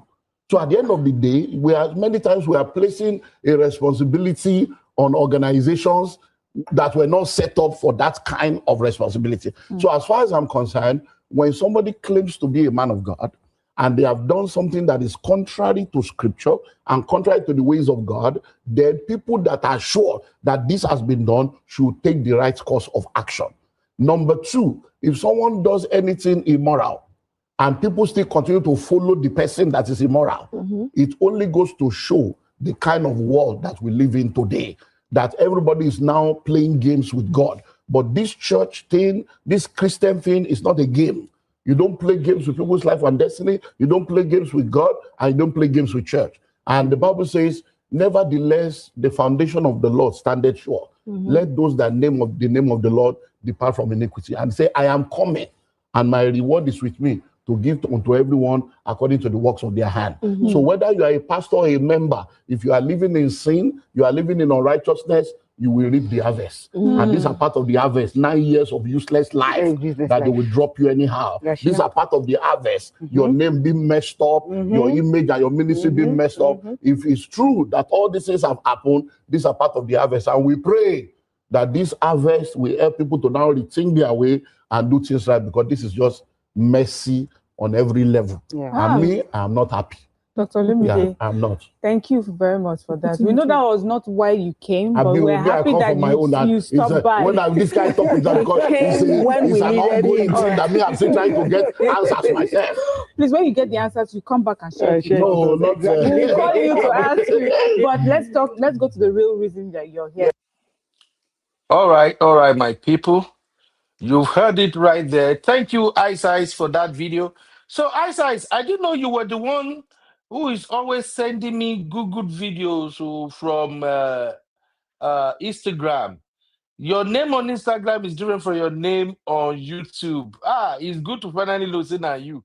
Thank you very, very much. Every day, Ice will send me videos that we can discuss. I love you, my sister. God bless you so much. Now, let's quickly come back to this conversation. I still have Sisi, Auntie Teju, and Uncle Dayo here. First off, Uncle Dayo, let me start with you. Dr. Lumide's response in this occasion, what are your thoughts, sir? For me, I think he still kind of beat around the bush more, but he hits the nail in the head mostly. What are your thoughts, sir?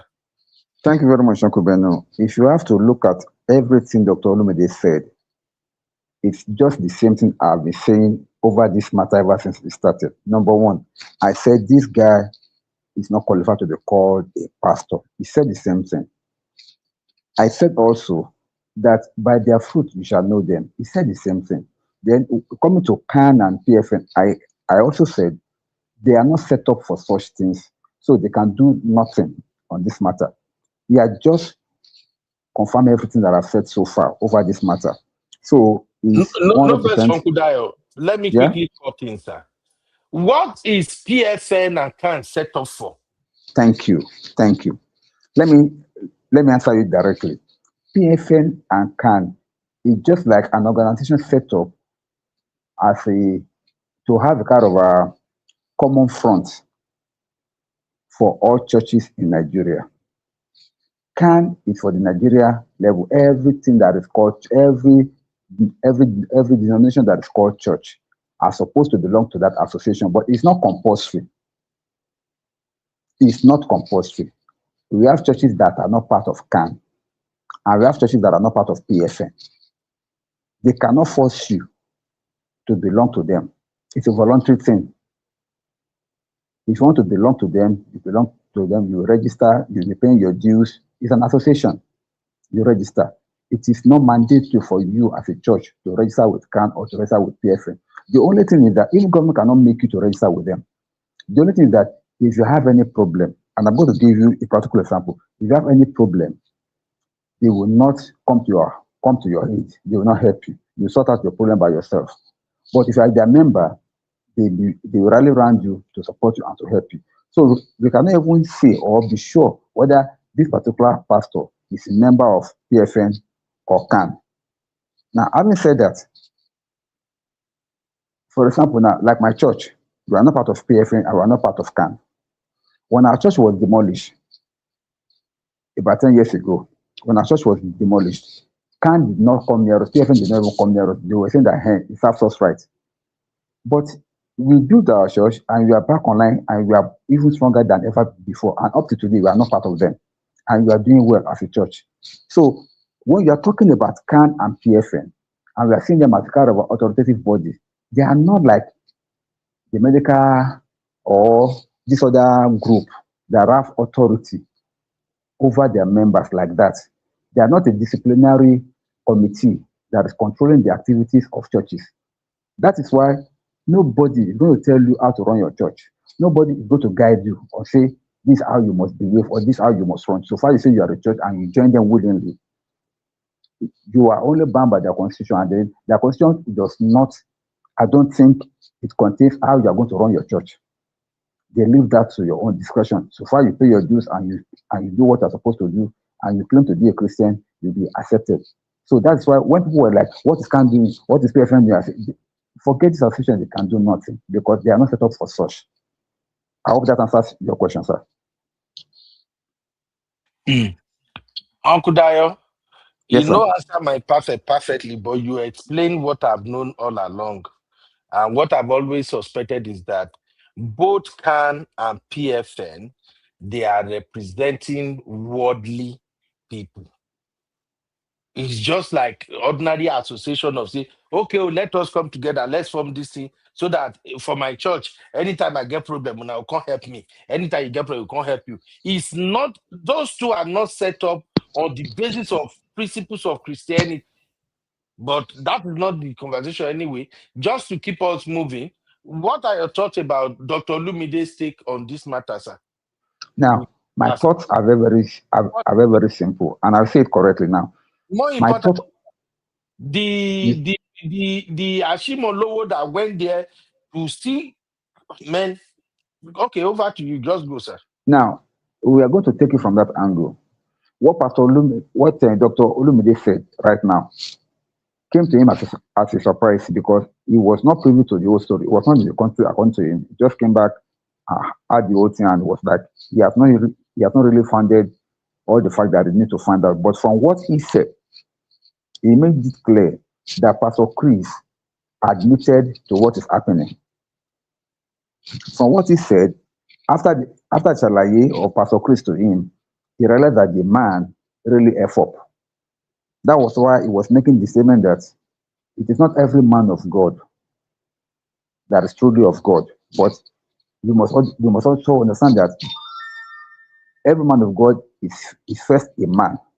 And if you are a man, depends on how you present yourself to God and depends on how you are working with God that will determine how far you will go. Now, he said he knew him personally, but until this thing happened, he never knew that this is what this man was doing. And if he had known, he would have introduced him to Pastor Ashimolowo. Pastor Ashimolowo happens to be Pastor Olumide's pastor, that is his son father in the faith, who is submitted to. And he was the one that introduced Pastor Chris to Pastor Ashimolowo, that this man wants mentorship. Please mentor him. It's like you introducing a friend to your big daddy. Say, please, daddy, help this my friend. He needs your mentorship. So, but where we have the issue is that I don't even think Pastor Ashimolowo knew anything about drama going on. He was just invited to come and bless a wedding. And being one of his sons that he had been mentoring, he gladly came to do it. I can almost be so sure that he does not know the drama behind that wedding. I can almost be so sure. about that. Because if you had known, I disagree, Uncle Dayo. Oh, I'm Please, coming, sir. I'm coming. don't I know. defend I know. He knew what's going on, I beg. I know you will disagree, but let me tell you why I said I don't think he knew. Let me tell you why. See, every pastor does not like scandal. You must agree with me on that one. No pastor likes scandal. If he knew and still came to come and bless the wedding, that means the version of the story that he knew was not the genuine version. If you really got to know the real nitty-gritty of this matter, I'm sure he will not, because it's not like it's meant to be dragged in the mud. Remember, people are still finding it difficult to accept him, even as Nigerian, though he's based in the UK. In Nigeria, they are still finding it difficult to accept him as a pastor, because they see him as a pastor that lost money. Now, money pastor. So he will not like to drag his name in the mud. Then secondly is that, what has he got to gain by coming to join a controversial person, marrying out of fornication, just to save name? What has he got to gain to come and join in together with a woman? So, to that extent, I want to believe that he may not be fully aware of what's really going on. Of course, he may know a little, but the version that they will tell him may be different. Now, lastly, if you look at the genesis of this whole matter, everything was shrouded in secrecy. Before he responded to what the lady was saying, before we know it, this marriage had been planned before. It's not something that just came up now. It was when Doris heard that he wanted to marry, that's when she came out to be crying. That means they've been planning the marriage before now. And then by the time Doris now came out crying, maybe they now shifted forward, or maybe they just went ahead and did the wedding just to save this. I don't know. But the marriage had been planned before now. So it's not as if after Doris came out, that's when they now planned the marriage. The marriage has been ongoing. So he must have been invited a long time ago to come and do it, and then he came and did it. So that's why I say he may not really know much about it. I'm not holding brief for him. But if we say he knew about it and come and do it, then to me that means he willingly came to come and drag his own name in the mud, because Nigeria is going to drag him. Nigerians will drag him. And they've already started anyway. Because Pastor Lumide too confirmed that when he came, he was hearing people talking down about his mentor, and he was like, what has his pastor done? Why are people dragging him? Only for them to tell him that, see what your pastor has done. He has gone to join this man and this woman. Because definitely, every pastor tried to avoid scandal. If he knew about this, I'm sure he would have blessed the wedding. But it is what it is. Okay. We shall find out later. Let's hear from Cynthia and Sister Teju. Thank you for your take, Uncle Dayo. But me, I know Ashimo no. All of them that are associating with that guy, they know what all of them are doing. May we not deceive ourselves. I know people might have dragged Baba Adeboye one time or the other, but Baba Adeboye still they apply wisdom to many things that he's doing. Sometimes Baba don't show up with some of these megalistic gangster pastor things at times. Ashimo no one knew. I'm sorry. If you don't know, may him come and explain himself. And by the way, I thought in Christendom, before you wed, you are supposed to go through a period of courtship and everything, and then you will present all those certificates before they join you together. But anyway, pastor, serve pastor. Sisi, let me come to you first, Mama. What are your thoughts about this wedding? This wedding that the pastor rushed to do after everything has been blown out of proportion. Sisi, are you still here? Maybe you don't sleep safe.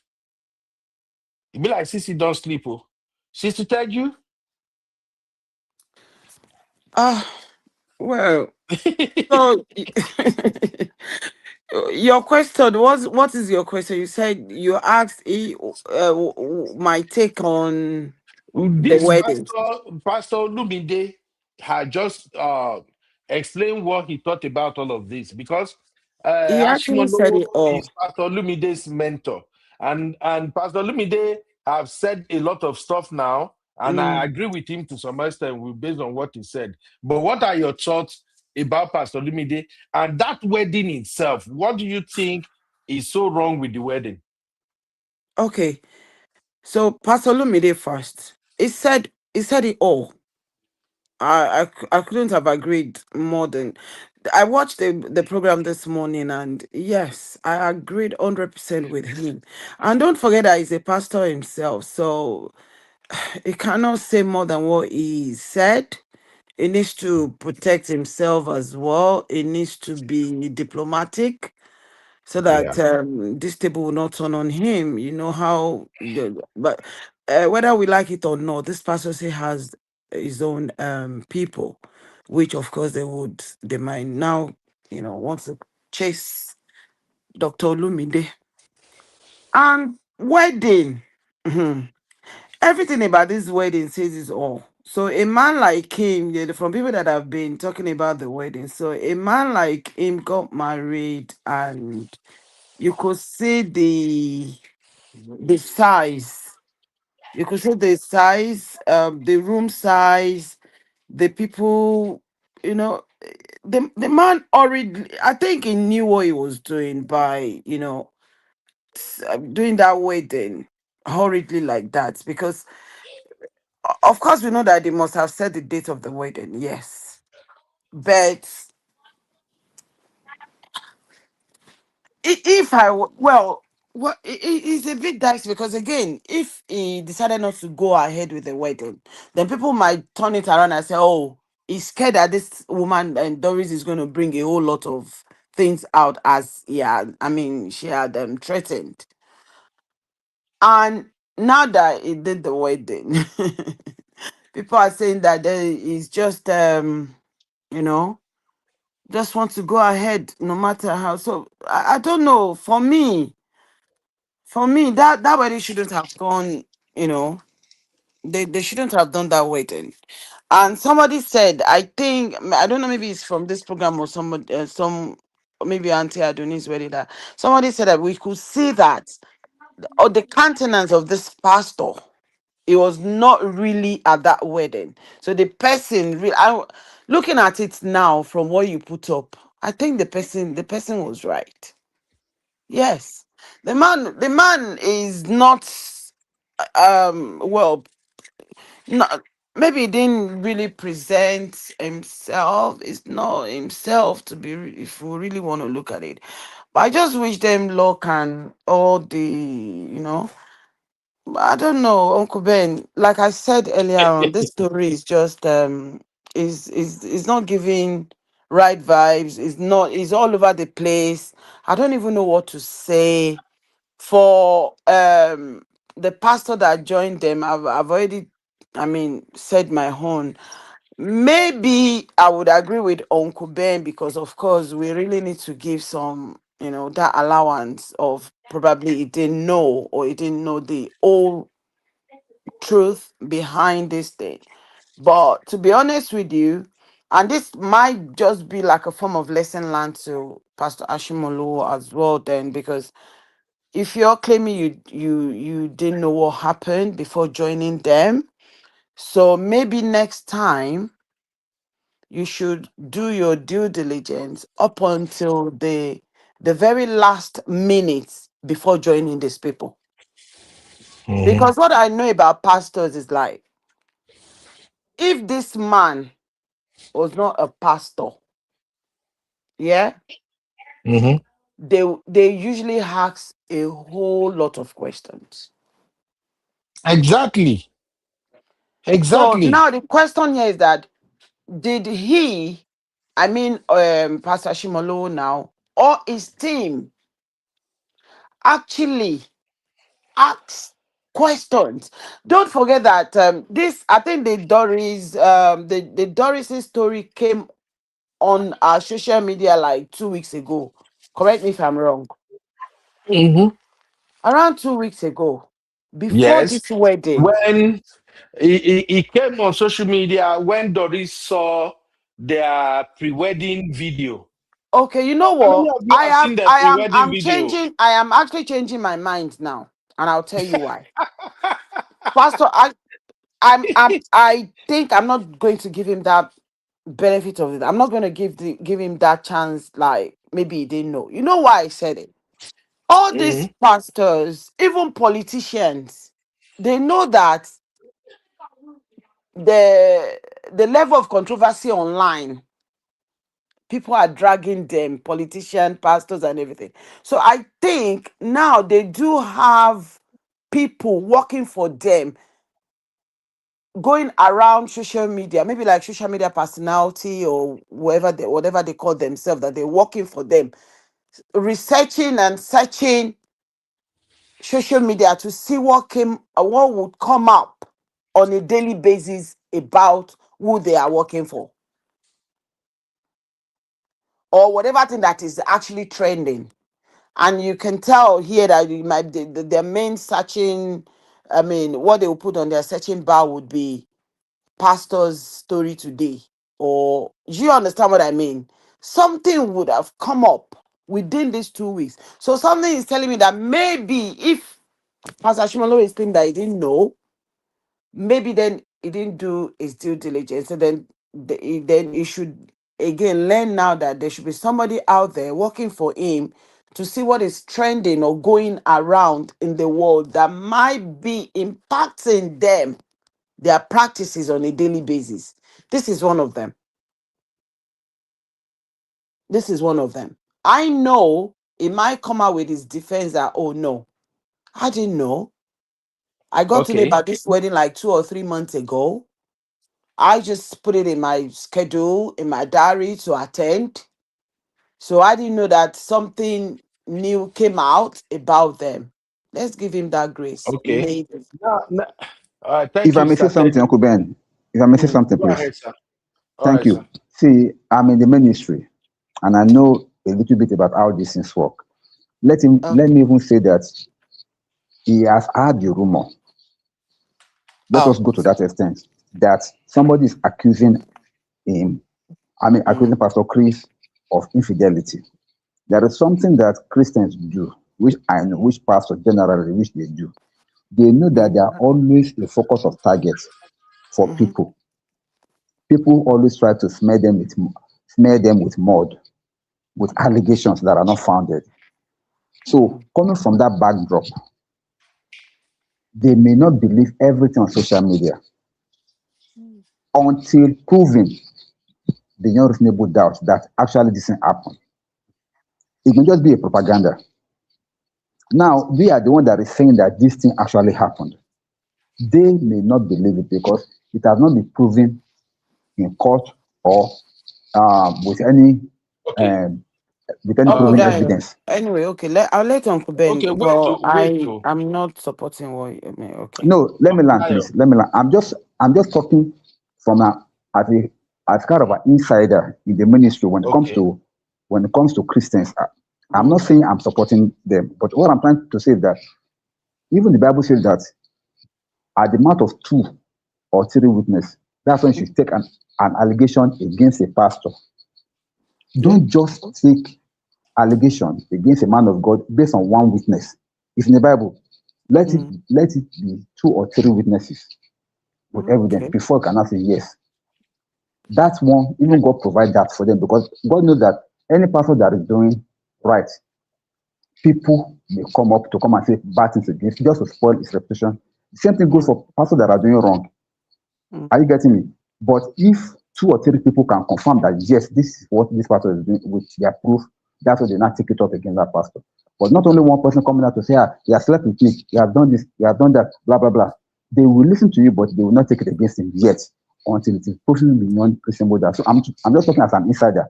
Now, coming back to the space of this social media now, everything that Doris has said so far is based on social media expose. And they cannot work on that until it is proven beyond that level. Thank you. Okay. Now, Uncle Dayo, sorry, Uncle Ben, let me quickly say this. Uncle Dayo, this man is about to join 2 people in holy matrimony. Not that they are going for dinner. Not that they are coming to his house, come and visit him. Such an important thing in life. Can I ask you this question, Uncle Dayo? Go ahead, please. Feel free. You have a daughter. I'm sorry to use that, yeah? Feel free, please. And your daughter is going to get married in 2 weeks' time. And something negative came up, not even on social media. Maybe somebody called you. Maybe somebody called you around. Maybe 1 or 2 people. And they now, expose some things about your proposed son-in-law, sir, what will you do at that point? Thank you very much for that question. Even though it does not relate to the matter at hand, but I'm going to answer you. It does. No, it does not. And I tell you why it does not relate to it. Because Okay. he is not their family. He's just an officiating minister. It's a job to him. And what you're asking me has to do with family. It's a two different thing. He has been invited to come and officiate. He has no ties with them. It's like As a pastor, you're going I don't to know. join Wait, I'm two coming. people. I don't know. I'm coming, please. I don't know what you do. Let's say you are a caterer, and you have been invited that you are going to render your service at a wedding. And then maybe at that party itself, before you get to that party, you got to know that the person doing the wedding is an occultic person and that has spied about 2 or 3 people. Will you still go and serve them or not? Uncle Dayo, No, as a teacher, I will do my job now. Thank I said you. as a So pastor. that's what. Hold on, please. No vessel. Hold on, please. Uncle Dayo, I disagree with that analogy. No, I'm coming from my angle. Wait. This is where I'm losing it when it comes to our Christianity and pastor at times. We cannot use the same yardstick we use to measure ordinary people and use that same yardstick to measure a pastor. Uncle Dayo. Yes, sir. In your as a man of God and every Christian that is listening right now, what is the reason Christians during wedding ceremony? What is the reason pastors, officiating pastors, usually ask the question: is there anyone that opposed this wedding? If there is any reason you oppose this wedding, stand up.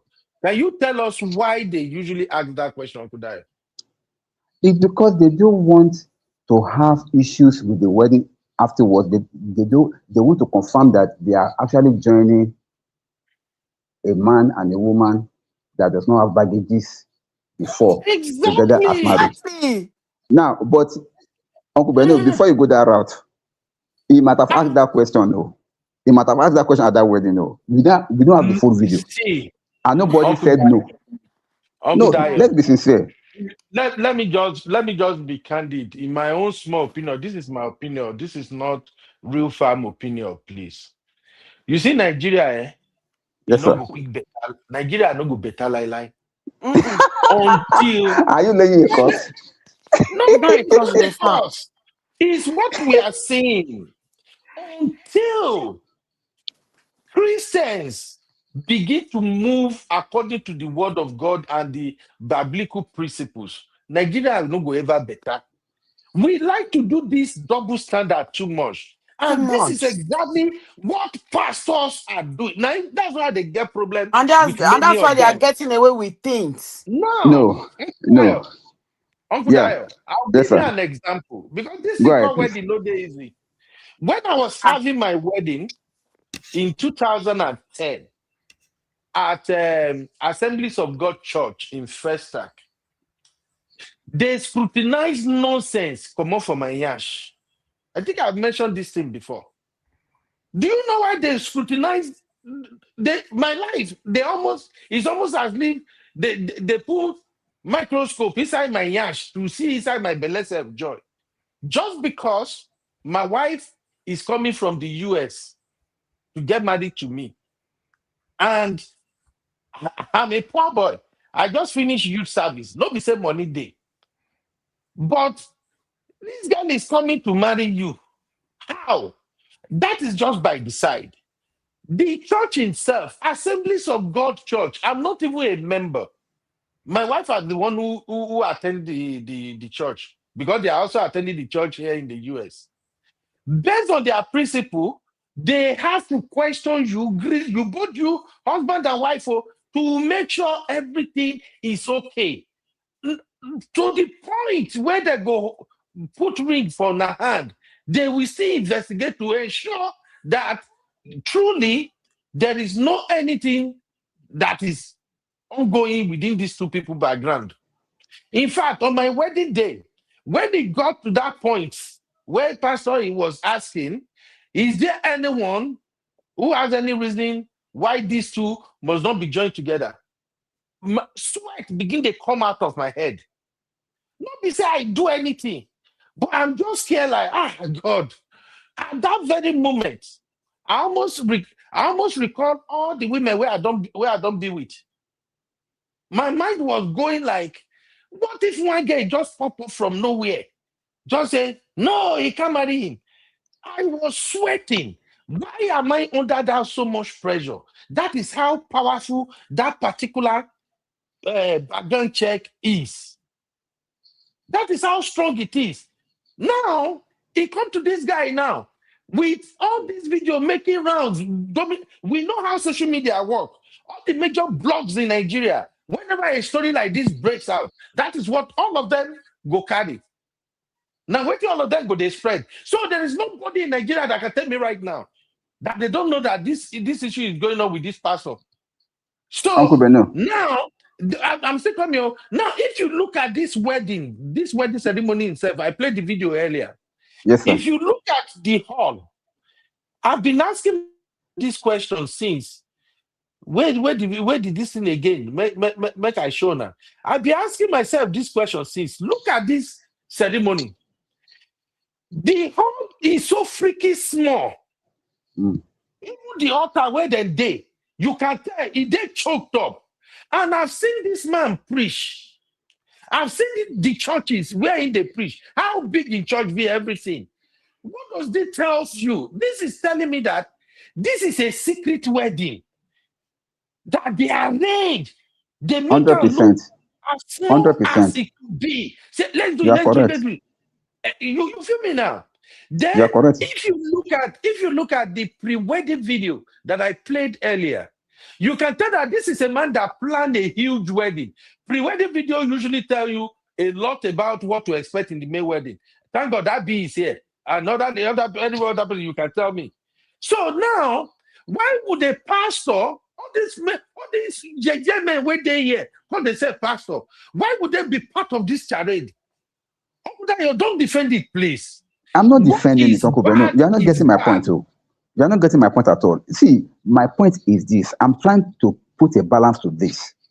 We cannot all go to one side and say, no, this is strong and everything is strong about it. I'm just trying to put a balance. On this Wait, one, sir. all of us will go one side. Wait, sir. Wait, sir. Let me explain, sir. There must be a balance, sir. There must be a balance. Because why? I'm not only brief for any one of them. I already made my stand clear. Whatever happened as far as this case is concerned, it is completely wrong, and I'm not a party to it. But for sake of balancing, what I'm saying is that when it comes to officiating, you are talking about you as a man when you married. When I got married too, I was not a pastor. I was squeezed.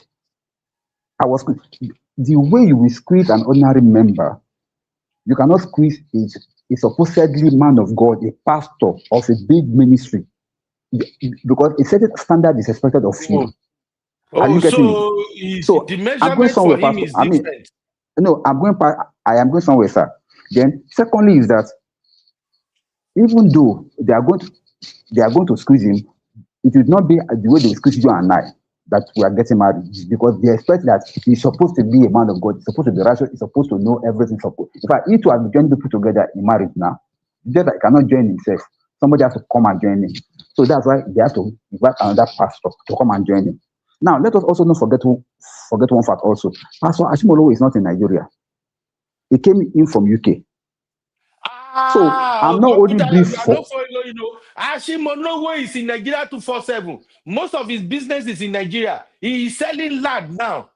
I know he's into real estate. Most of his specialty activity like that again. Oh, I know he's into real estate because the last time that he came out.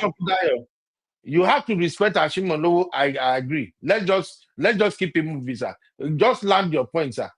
No, Ashimolowo should be dragged for this. If we don't drag them, they won't change. That's just my thing. They get different measure for us and then different measure for themselves. Come on now, Uncle Dayo. Eh? If like Uncle Dayo don't network don't kick Uncle Dayo out or in the receive call. Justice for baby of the house, so justice for me. Abby. Yes, Uncle You Ben. know, we are looking at two cases. Make I hear your opinion real quick. You and I your just Gen want Z, to, you know. I don't have any Gen Z opinion. I just want to say a couple of things, right? Number one, I think that one thing that has been consistent in this conversation is the fact that we take pastors too seriously. And I understand why. But I think that we've come to a point where we need to stop taking them seriously. One. Secondly, I'm Anglican and I have attended marriage counseling, pre-marriage counseling. And particularly in Nigeria is very different from the Anglican church in general. And you know you're not in the right place, Ma. You need to go to the second live stream. I'm guessing you're asking because you're lonely. Oh, Lonely. okay, she did the second one. Okay, no worry. Make I share the link. I'm Make guessing you're lonely in the comment section. That's why you're asking. Sorry, Atioyi. Let me share the link. Make it bring you to the main woman. Go ahead, Abby. And let me tell you something. In Nigeria, particularly, you can't even be pregnant in Catholic Anglican Church, and they make it very clear to the point where you need to do a pregnancy test 2 weeks and submit it 2 weeks to the wedding, just to even put into perspective based off of their own doctrine and expectations. Now, life is very simple. If you don't like it and you're pregnant, go and marry in another church or go to court and call it a day. But that is their doctrine and what they believe in. Do you understand, Uncle Ben? I'm just saying that sometimes process is important based off of your own should I say doctrine, and based off of the fact that okay, I don't even want any scandals. And I'm talking about this because of what Uncle Dio said about scandals. Then you have to do your due diligence if you don't want scandal. Now, also during the very first or second, I can't remember, counseling as well, the session, one of the things that they ask you, right, is if you have any bad scandal or anything that will cause an issue, right? Let us discuss it now. So the parish priest or whatever will tell you, let us discuss it now so that we know how to handle it. Now, this does not necessarily mean that it will be cancelled, right? But at that point, it means that they have to go by their discretion as to if they want the wedding to hold in that church or if they want the Anglican communion to bless that wedding. Uncle Ben, are you following me? So they are even concerned about their own reputation and what they are getting themselves into. That's why they ask you that question, either for anyone that is in the Anglican church and has done any marriage counseling in Nigeria, particularly because it's different in the UK. You know, UK, they are liberal, but in Nigeria, they are not liberal. That's why in the UK, you can be pregnant and get married in England. In Nigeria, you can't. You have to submit pregnancy tests to the church. What it is, right? Secondly, scandal. They are very interested in scandal, right? I also wanted to say that. I also wanted to clear the air on the reason why pastors ask if anybody opposes to the joining of the couple. It's not a Christian thing. Whether you get married in courts, whether you get married in America, in the UK, in church, is asked because it is just to make sure that the wedding is legally valid. So that would include things like bigamy. You're married to somebody else. You understand? So it's nothing to do with Christianity. It has a lot more to do with the marriage being legally valid. So I think those are the few things that I wanted to clarify. Sorry, lastly, on this friendship issue. First of all, we know that when it comes to pastors and them lots, there's actually a cabal, whether we like it or not.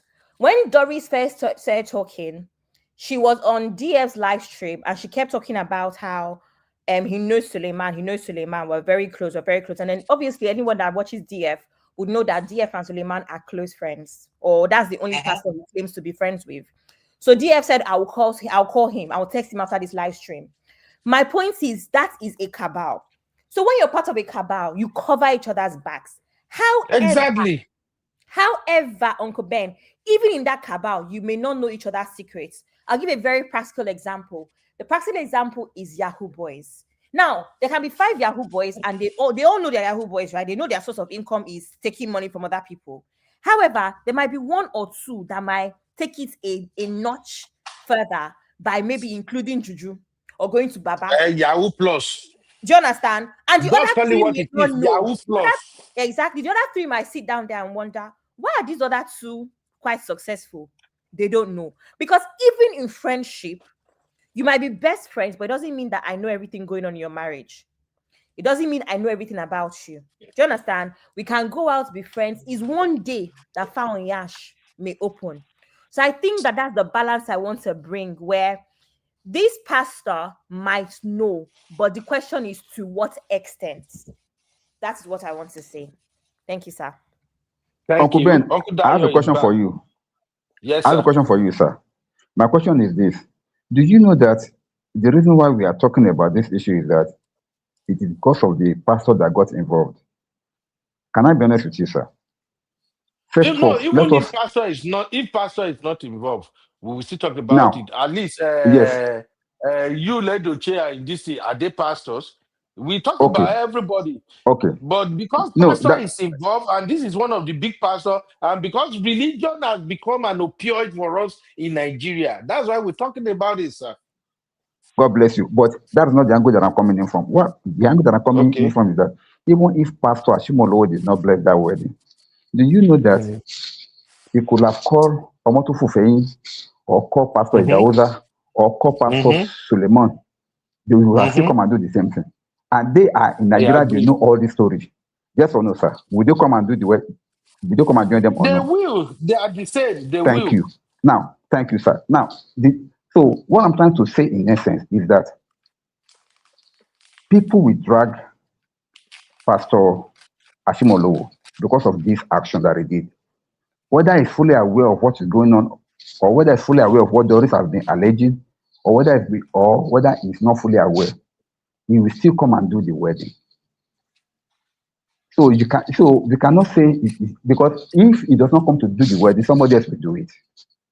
That's a So fact. you are And saying then we should not talk about him, or I don't understand, Uncle Dayo. no. I We never should said we should spare not him talk. because any What other pastor can do it. We should spare him. Is that the point, sir? I never spared him. I said clearly that they will drag him to the court, and I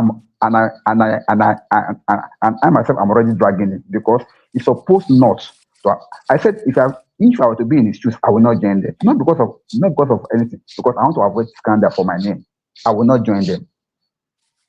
We may lose friendship from that. We may not communicate again. He may not be my godson again. I may not be his mentor again, but I will not join him. But whatever it is, he took that decision. He will face the music. And he just started facing the music now. So that is where I am coming from. But I like what Abi said. Abi said something about putting balance. And the balance is that when it comes to these people, they are like a mafia. You saw the way Doris even exposed them, that they work as a mafia. They work in unison. They know themselves because they know exactly what each and every one of them is doing, and they're in support of themselves. So nobody will have called him out. Nobody will have even said anything about him. Okay, let me ask you a question again. Has any pastor called Pastor Chris out till now? Has any pastor in Nigeria called him out? Why would they? That's why we are saying there is no pastor in Nigeria, sir. That's why we are saying. Sorry, Uncle Ben, can I ask a question, Oh please? my God. Uncle Ben. Okay. Yes, Can ma'am. I ask you a question, please? What Yes, is ma'am. the basis of which we are crucifying the officiating minister? Is it because of the allegations that Doris? Is it the allegation of not marrying Doris, or the bigger picture of the things that they were involved in? What they are involved in, everything Doris said, number one, when there is allegation this big, if this man is not getting married to another lady, it would have been a different conversation. It would have been, they say, you say, I say. Are you following now? But Yes, you're in saying a that they should have situation, investigated. yeah, it would have been a different ball game. You don't get me now. If what Do you I'm know what saying I'm is that asking? I'm asking because in usual Nigerian fashion, this is something that I've experienced. This is something I see on social media. This is something that I have friends that have experienced. A lot of Nigerian men, particularly, do not take these things seriously. this break of promise to marry. Seriously. And even throughout this discourse with Doris, it's been prominent with a lot of people saying marriage is not by force. And it's true. Marriage is not by force. But in our culture, particularly, we don't see it as a big deal because you have a choice. Meanwhile, you have a choice, but you've dated someone for 8 years. You have a choice. A couple months ago, earlier this year, when that viral video of the girl that went to scatter her ex's wedding came out, same thing. Marriage is not by force, but she's housed him, she's fed him, all of these things. And again, yes, marriage is not by force because at the end of the day, even if it's 20 years together, a broken engagement, a broken relationship is better than a broken marriage. Cool. Uncle Ben, I say this to say that I can actually see how Doris could also have been tagged as the crazy ex that's bitter because they did not marry her. And because we have a culture that supports men for making moves like this when actually it should not be supported because again, marriage is not by force. So you do not know year 1, year 2, year 3, year 8 that you now realize that all of a sudden you want to get married to somebody so quickly after dumping somebody. So how about that? Is it possible that Doris is supposed to be tagged the bitter ex and should not be taken seriously because we have a culture that will shame the woman even in a situation where the man is clearly wrong and should never have promised somebody and led them on? Abby, that's exactly what happened now. Abby, that's exactly what happened. No. Doris has been tagged. That's exactly what happened. That's not what happened, Uncle Dayo. No. You know why? My sister, let me explain. Let me explain what I said. That is what happened. Then Hold on, Abby, now you ask question now. No, let me explain why she has been tagged. I don't clarify my question. My point is, I'm not talking about spiritual aspect. I can continue the conversation. I just want to remind people of the cultural aspects in Nigeria because that cultural aspect affects everybody, including pastor. Abby, let us address what you say first. That angle you are bringing. Let me answer your question, Abby, please. That angle is not factoring into this. Uncle Abby, let me answer your question. I just want to say this. So I'll let you talk now. But Uncle, Abby, you know why we cannot really say or tag Doris or Crazy Ex? Because it said more than being dumped. The allegations she put up were more than being dumped. Other allegations, other than he promised to marry me, now he's going to marry somebody else. There's a baby testimony allegation of paying to defame some people. I don't know what happened. Other allegations. So is a crazy ex. I understand what you're saying, but every single person, including this platform, have also asked the question. You know, the question was, Doris, if he married you, would you say this? What does that mean? Crazy ex. That's exactly what that statement means. A woman now, you're only coming out to talk because he didn't marry you. That is crazy ex. Exactly. That was why she came out. Everybody. She came out because the man did not marry you. And that's we are talking about the officiating pastor. So now, officiating pastor should not look at Doris as crazy ex. They should have looked at other things she alleged this man of. Sister Teju, can I be honest with you? Can I be honest with you? Please, let us not be sentimental about this issue. I'm not sentimental. Wait. I am. Okay, now let me even assume the position. Let me even assume the position that Pastor Matt Ashimolowo knew everything that Doris has alleged, and he now asked Pastor Chris. Allegedly, now I'm talking allegedly. He now asked Pastor Chris and say, "There is this lady alleging that you did this, you did that." Pastor Chris will now respond, "Yes, I was open to marry her, but when I realized that she was moving mad, she was sleeping with so many men, I decided not to marry her again." So she came out. Next question, Ashimolowo will now then ask Chris after that question was, did you sleep with her? Let me land now. Even though he admitted that he slept with her, the next thing is that, come on now, you know you are the pastor, you're supposed not to have done that. But that will not stop him from still marrying him with his new wife. And I tell you why. Because even in churches, some churches, I know some Pentecostal. You see, let me see. We are talking deeper things now. Oh, I give up. We are talking deeper things now. Nobody will stop your marriage because you slept with your wife before marriage. I'm talking about Pentecostal things now.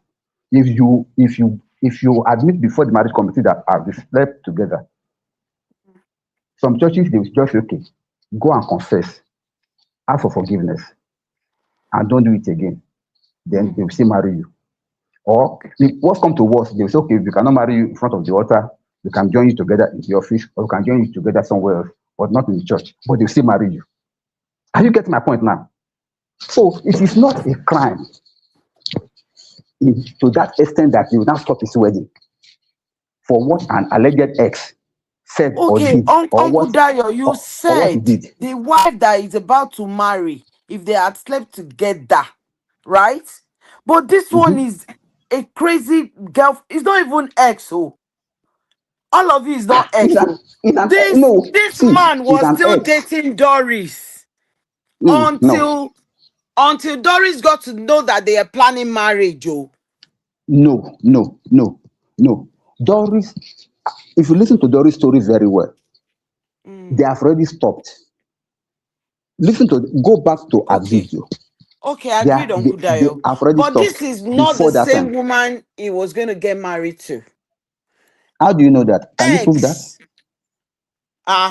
No, I mean the Doris. You said something that they will ask, have you, I mean, people been copulated before? And the man said, yes, we've done it. Then they will still join them together. But in this case, our case, he slept with another girl for You're not getting my point 7, at 8, all. 9 years. Dumped You're not her getting my point at all. for this You're not getting new my point. girl. Yes, you're not getting my point. I'm not You know talking what, as Dayo, regard. we I can't just make win. an Let's inference. leave it. I just made an inference to that. I said the story of Doris. I assume that Pastor Ashimolowo knew everything. Pastor Ashimolowo is not asking Pastor Chris, I'm hearing this and this about you and this woman. What is the truth behind it? And Pastor Chris allegedly will have responded that it's true. I was going to marry her before. We were going out. We were doing all these things. But when I realized that she was not faithful, she was going mad and she was sleeping with other men, I decided not to marry her again. He has a fault for sleeping with her for over 7 years period. Yes. That will not still stop anybody, any pastor, from marrying her to his own new wife now, the one that he wants to marry with. Are you getting my point Uncle now? Dayo. Uncle Yes, sir. Dayo, I agree Uncle with you. Dayo. But Wait till Sister Teju. the process should have been at that point. They are not gonna stop. They will pause. Pause for what? For further investigation. They cannot just Investigating accept what? what Investigation of Pastor what? Chris. Investigation of what? They've not. This girl has not put out. Have you realized that Doris has not put out any evidence yet? She's just been saying she will. She just And Okay, alleged so it. that is why they You need to cannot stop now the wedding get because of back to allegation. Doris and no, and ask her Sister to. Teju, No. I want you to consider. Let me give you another angle, right? If God. you've known your brother, and this is a genuine question, if you've known your brother with a woman for 9 years, right? You're not going to say, I'm not going for the wedding, even if you shout at your brother. You're not going to say, hey, this wedding we won't hold because you must marry that woman that you've been with for 9 years. You might be upset because you're a woman and say, why would you do this to her? But your brother can also say to you, Sister Ju, I found out that we're not compatible. I found out that this and that. And you will be okay with it because your conclusion would be a broken relationship is better than a broken marriage. That is how most Nigerians move. I'm not even talking about other people. I don't know about other people from other parts of the world. But that's why I brought the angle of culturally, there are some issues with this whole marriage, no marriage, in my opinion. And then remember, I also said that when I gave my example with the Anglican Church, the Anglican Church standard is meant to be global, but Nigeria has a few things like, example, pregnancy. Why are you worried about if I'm pregnant or not? I'm marrying the man because of our culture. But Anglican Church in the UK does not care if you're pregnant, because whatever we do, we incorporate our culture knowingly or unknowingly. That's my point. Okay. Can I say something now? God, I see say it's getting hot now. No, I'm not going to. Uncle Ben, I'm going to kick you out of your own studio. Don't say anything. I have to say something. No, in fact, we are just scratching the surface. I don't say tomorrow should go hot where we're now, because today I started too late. Oh, tomorrow go hot. But let me say this first. Make I clarify with Uncle Dio. So, Uncle Dio, what I'm getting from everything you are saying now is that the way Nigerian pastors move, they are no longer obeying the biblical principles of wedding. So even if somebody is accusing a man of dating them, sleeping with them, impregnating them, everything, so far the man that want to wed say yes, it happened, but we have resolved it. They will just go ahead and wed them. That's the energy I'm getting from all of this. Because, no, sir. And I'm saying this because this is why I'm saying I still like the Orthodox churches way more than all these gangster Pentecostals. When I was going to get married in Assemblies of God Church, I know how many times I have to go to First Act to go to church. When there are so many counseling and programs that I have to take. Now, me, de Niger, my madam, de US. Even at the point when I go, because of the traffic that used to be between that Badagry Mile 2 expressway, one day I was frustrated. I told my auntie, say, it be like say this wedding go kill me. Why every time they go down, question? You know? Now, what you are saying, Uncle Dio, is that yes, sir. All those things are formality. All those things no, are sir. formality. I never said that. Tell me, sir, make I land, sir. Because go ahead. This case with Doris and Pastor Chris is one of the most terrible cases I've seen so far. And if you ask me, if there is any case that a true man of God should say, you know what? I don't think it's right for you to have this wedding now until you clear up this mess. I think it should be this case. If there is any case that a man of God, a true man of God, that does not belong to this their Christian cartel in Nigeria, a true man of God will say, no, I don't want to be a party to what you got going on. Is this case? Doris said so many things, really, and maybe she did not bring a lot of evidence or something when she was saying it. But for Doris to come out and be shouting, after you promised me wedding, you said you remove me from my husband's house. I removed Bele for you. After dating me 7 years, after all of this, you want to leave me. You want to go and marry another person. This will not work. This will not work. A sane man of God, a true man of God that God really called, and he was anointed. We know that wedding shouldn't have held unless they get to the root of whatever allegation this woman is bringing. Not for anybody, not for Pastor Chris, not for Doris, but for the sake of the lady that this Pastor Chris is going to get married to. Why are they asking that question? That if there is anybody that does not want this marriage to go on, the person should speak. Is it not because they want to protect both the husband and the wife?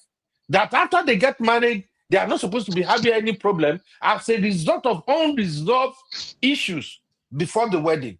But the way you are saying it now, Uncle Dio, is beginning to sound that, so far you set your wedding day, you do everything, even if that day where your wedding don't reach, if somebody just come out of anywhere and say, he slept with me, he still slept with me yesterday, he still promised me wedding, and now he want to marry this man. It sounds like pastor will just ask the man, did you sleep with her? And if the man just say, yes, I did, but I no promise her a wedding, but I was just feeling aggro.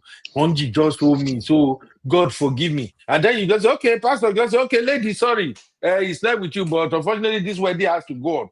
That's how it sounds, Uncle Dio.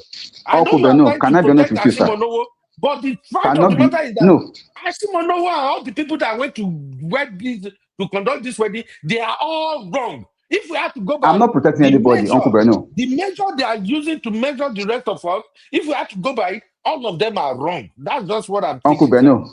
Uncle Beno, let me quickly explain something to you, sir. So that, because you are looking at it from social media, I see social media is an institution that has legal binding.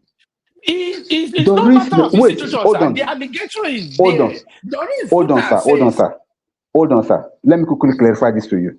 If Doris has come out with a court injunction before coming to social media and say, see, this man promised me marriage.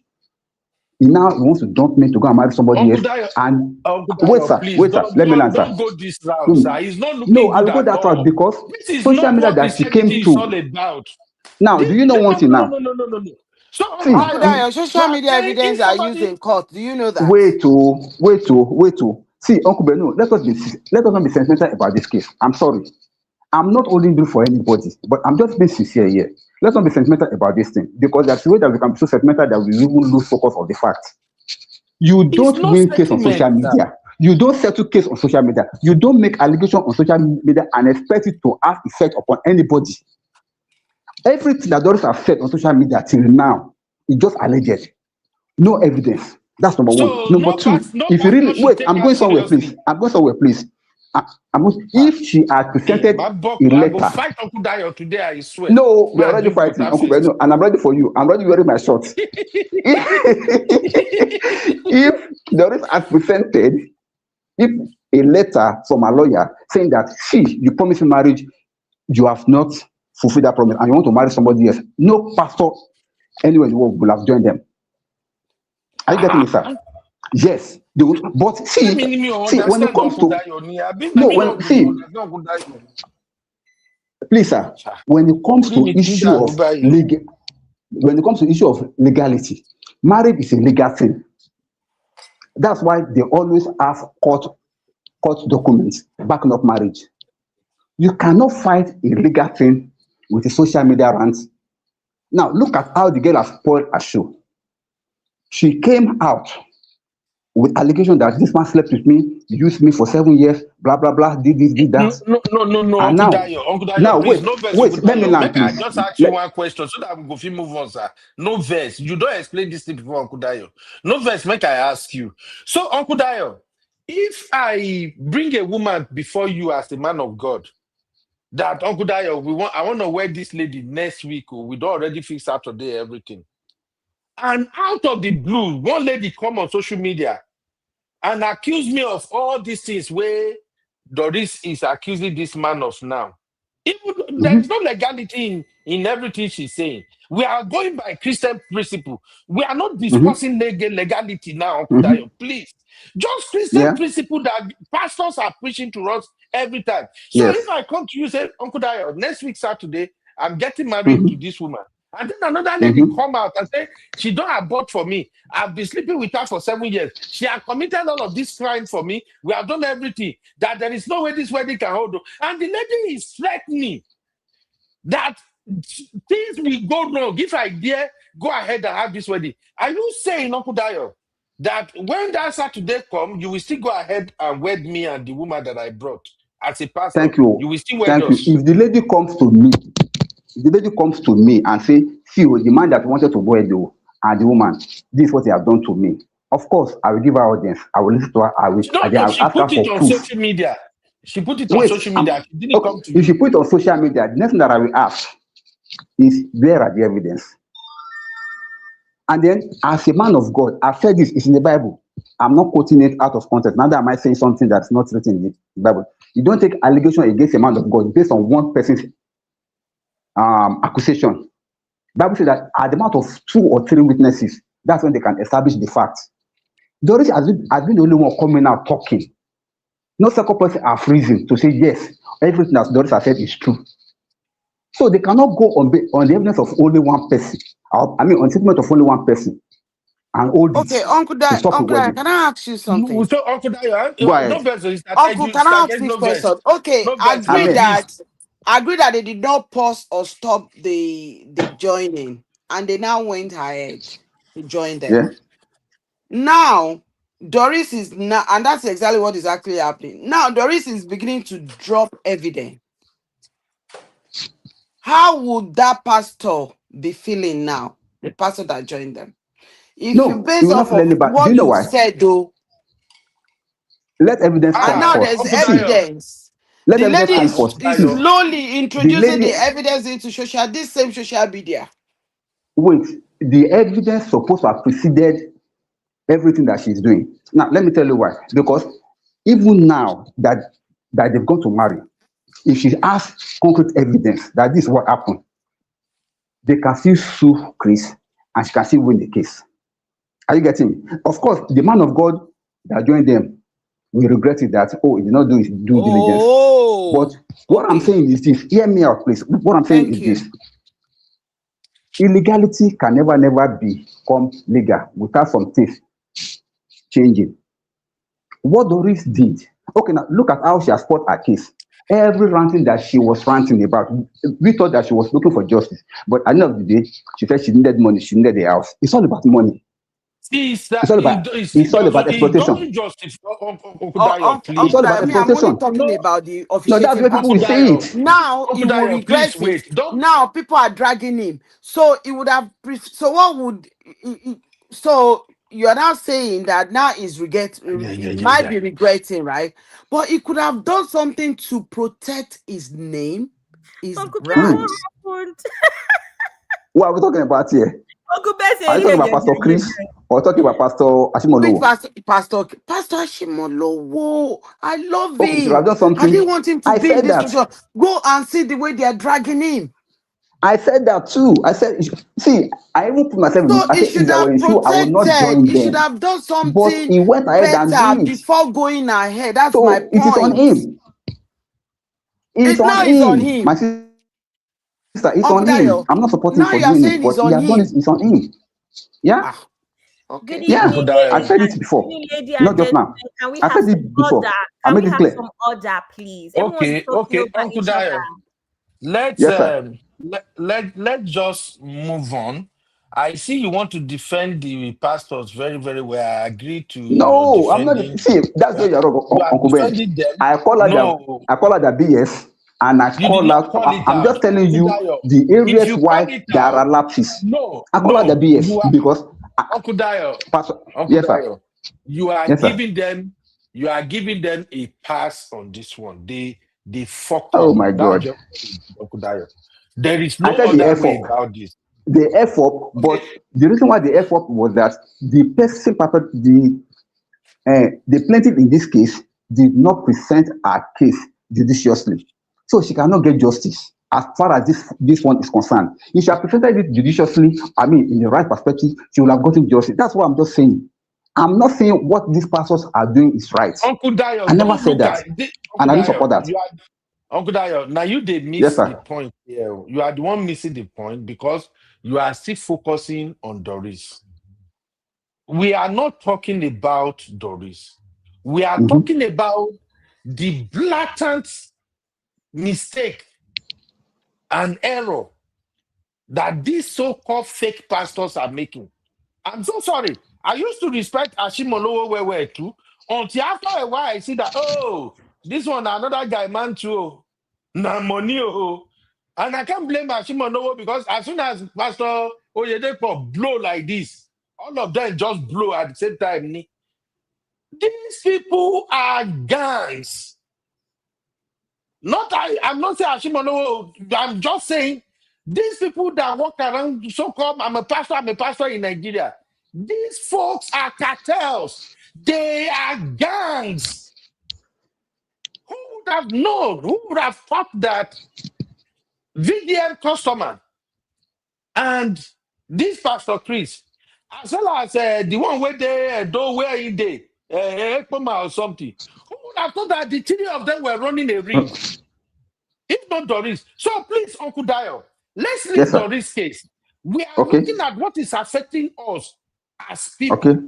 And when it Okay. comes to our religion practices, what is not okay is not okay. Look, I am not a member of Assemblies of God Church, but I mention it here now. I was impressed with that church, and I will still say it tomorrow. I don't even attend after my wedding for there. When I come here, we went to Assemblies of God Church. I think maybe we attended Assemblies of God Church for like maybe almost a year, and then after that, we've started going to other churches. I am not saying it that maybe I'm praising them. I'm just saying that the way Assemblies of God Church move, and I have seen this wedding. You can never get their pastor to approve it for you unless if they don't get corrupted or change now. It's just like Redeem. I know that in Redeem, for instance, you cannot be pregnant before you get they wed you together. So now, are you saying if a Redeemed church should now pastor impregnated one person and then maybe somebody they should go? No, Uncle Dayo. Let's No, leave you are not Doris out getting. of See, it. you Cannot just get it, Uncle already Dayo. perform. I mean, Uncle Just Benu. tell us, Uncle Dayo, just tell us, say, on this one, they dropped the ball, period. There is Who are no the two ways day? about it. Who are the day? Pastors, please. No, Those pastors are going calm to them down. together. Calm down, sir. Calm down, sir. Calm down, sir. You know there's a cabal. Let me ask you a simple question. If Pastor Chris is a pastor in deeper life, and this kind of a thing happen, do you think you marry? Yes or no, sir? If we have to go by what I know about Redeem or Deeper Life, they will never get married. They won't. God bless you. God bless you. Exactly my point. Exactly my point. So why are we now giving Ashimolowo and the calm like? down now. Calm Calm down, Kuben. Calm down. Calm down. I'm going somewhere. I don't Calm down. Now. Calm down. Calm down, Kuben. But because the cabal it belongs to, it is their pattern. Are you getting me? All what I'm saying is for anybody, this thing is still happening as we're talking now. Some pastors are still going with what they are still sleeping with their members. For anybody to want to get justice, don't follow the route of Doris. If any pastor has been using you and finally dump you to go and marry somebody else, don't follow the route of social media the way Doris did. You will not get anything. You know where she go follow, where she go get anything, Pastor. No, don't get me wrong, sir. No, if you follow the right route, if you take it up legally, thank you. If you take it up legally, even the church will separate themselves from that pastor. Oh God! I'm telling you reality. But because she did not follow the right route, a genuine case has been changed in her hand. Uncle She's not getting justice what you now. are also saying now, sir, Uncle Dayo, what you are saying indirectly now be seen when it comes to Christianity in Nigeria.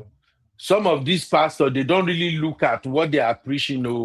Just go legal. When you go legal, what I'm actually saying is that when it comes to Christianity in Nigeria and all over the world, some of the so-called pastors are not even pastors. I quote me anywhere.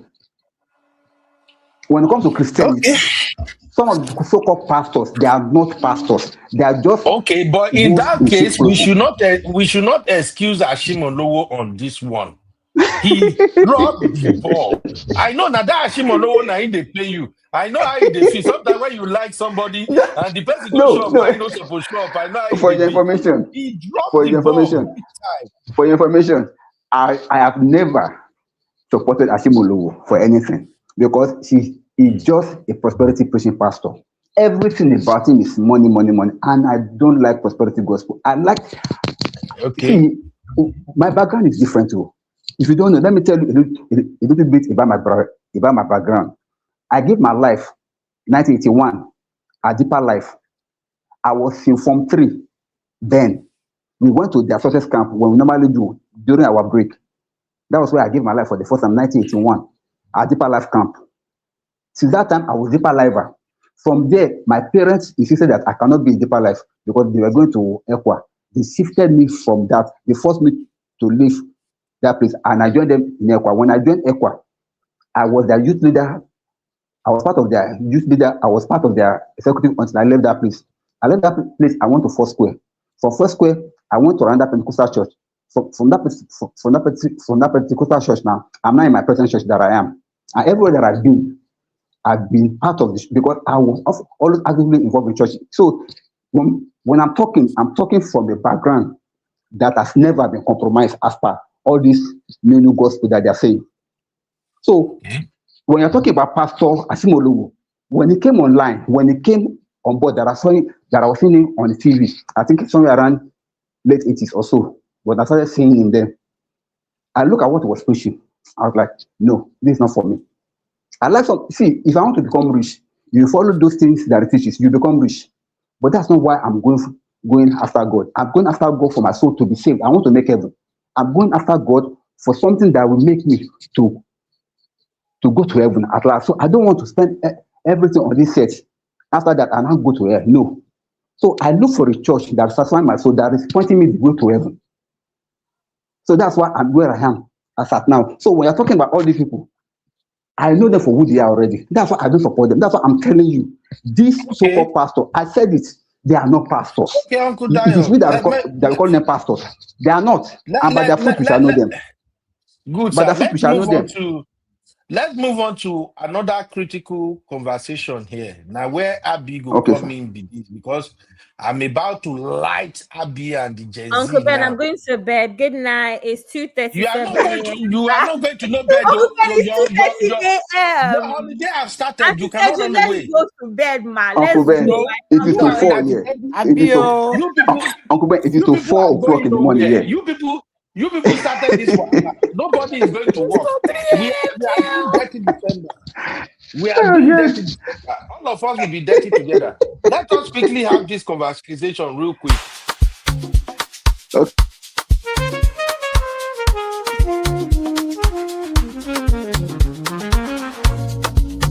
Yeah.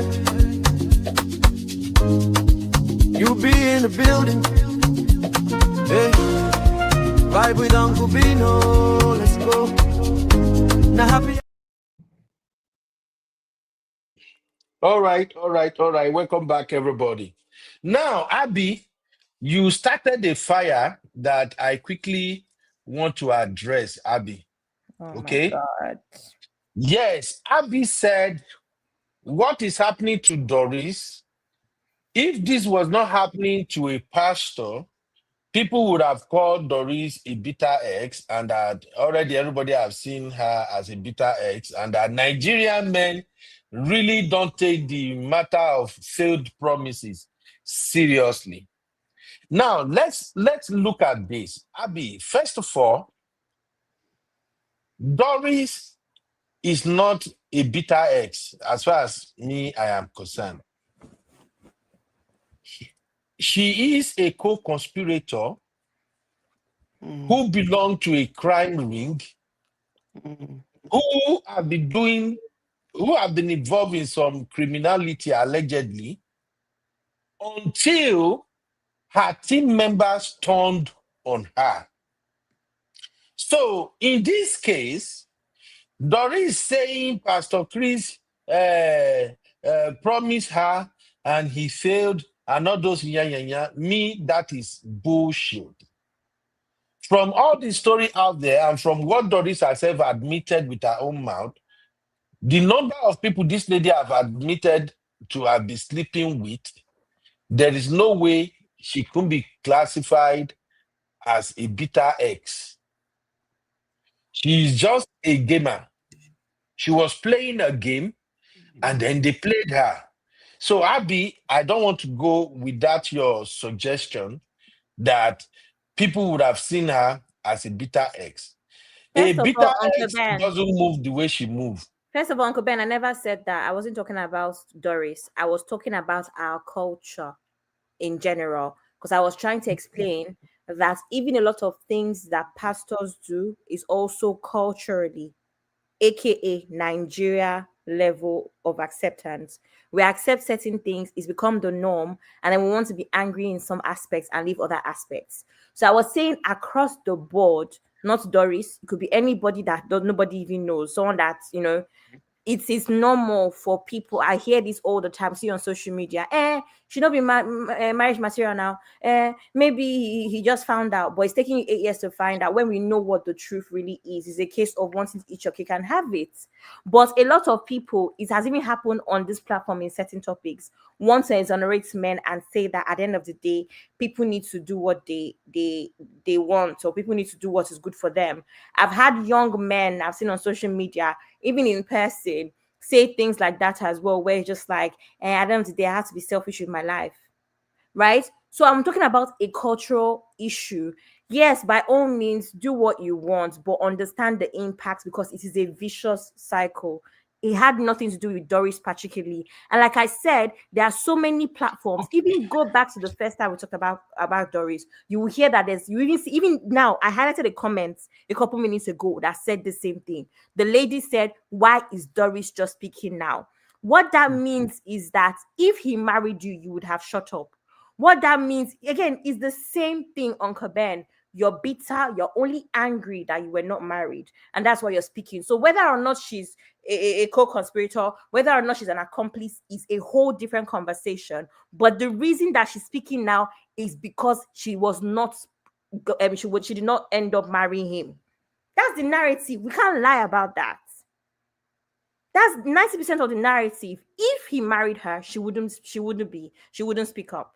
Am I lying? Okay, now Abby, why do you now throw Nigerian culture under the bus with this case of Doris? Doris' case is an isolated case. Uncle Ben, I just finished explaining to you why I brought Nigerian culture into it, and you're repeating the same thing. I said I was trying to explain that across the board, we have an issue with believing women. We have an issue with understanding women's pain. That's what Uncle Ben, it has nothing to do with Doris. I was trying to explain that our culture seeps in. That's a different conversation. No, it's not a different conversation because our culture seeps in even when it comes to pastoring. That's my point. Our culture ends up, because I just explained to you now, Uncle Ben, Anglican church in the UK, they don't care if you're pregnant. Why does Anglican church in Nigeria care if you're pregnant? Anglican Redeemed Church, I use an example, they don't care if you wear earring in London, no. It's only in Idumota, RCCG, that they care if you wear earrings. Why is it our culture seeps into and everything, even when doctrine should be consistent across the board? That was the point of bringing that in. We lack consistency because of our culture. We have to consider our culture and everything. Now, you want to hold pastor accountable, but our culture is seeping into the pastor. Culture of corruption. It's culture. You're thinking about it as, I'm not thinking about it as Yoruba, Igbo. I mean culture of us as Nigerians, as a people. So that same corruption you're shouting about, Oshimole, Abikilokwe, all of those people, is the same culture of corruption, culture of cabal, having a cabal, culture of let's just turn a blind eye because it's not affecting us. The day it affects you, you don't want to turn a blind eye anymore. That's what I'm trying to explain, Uncle Ben.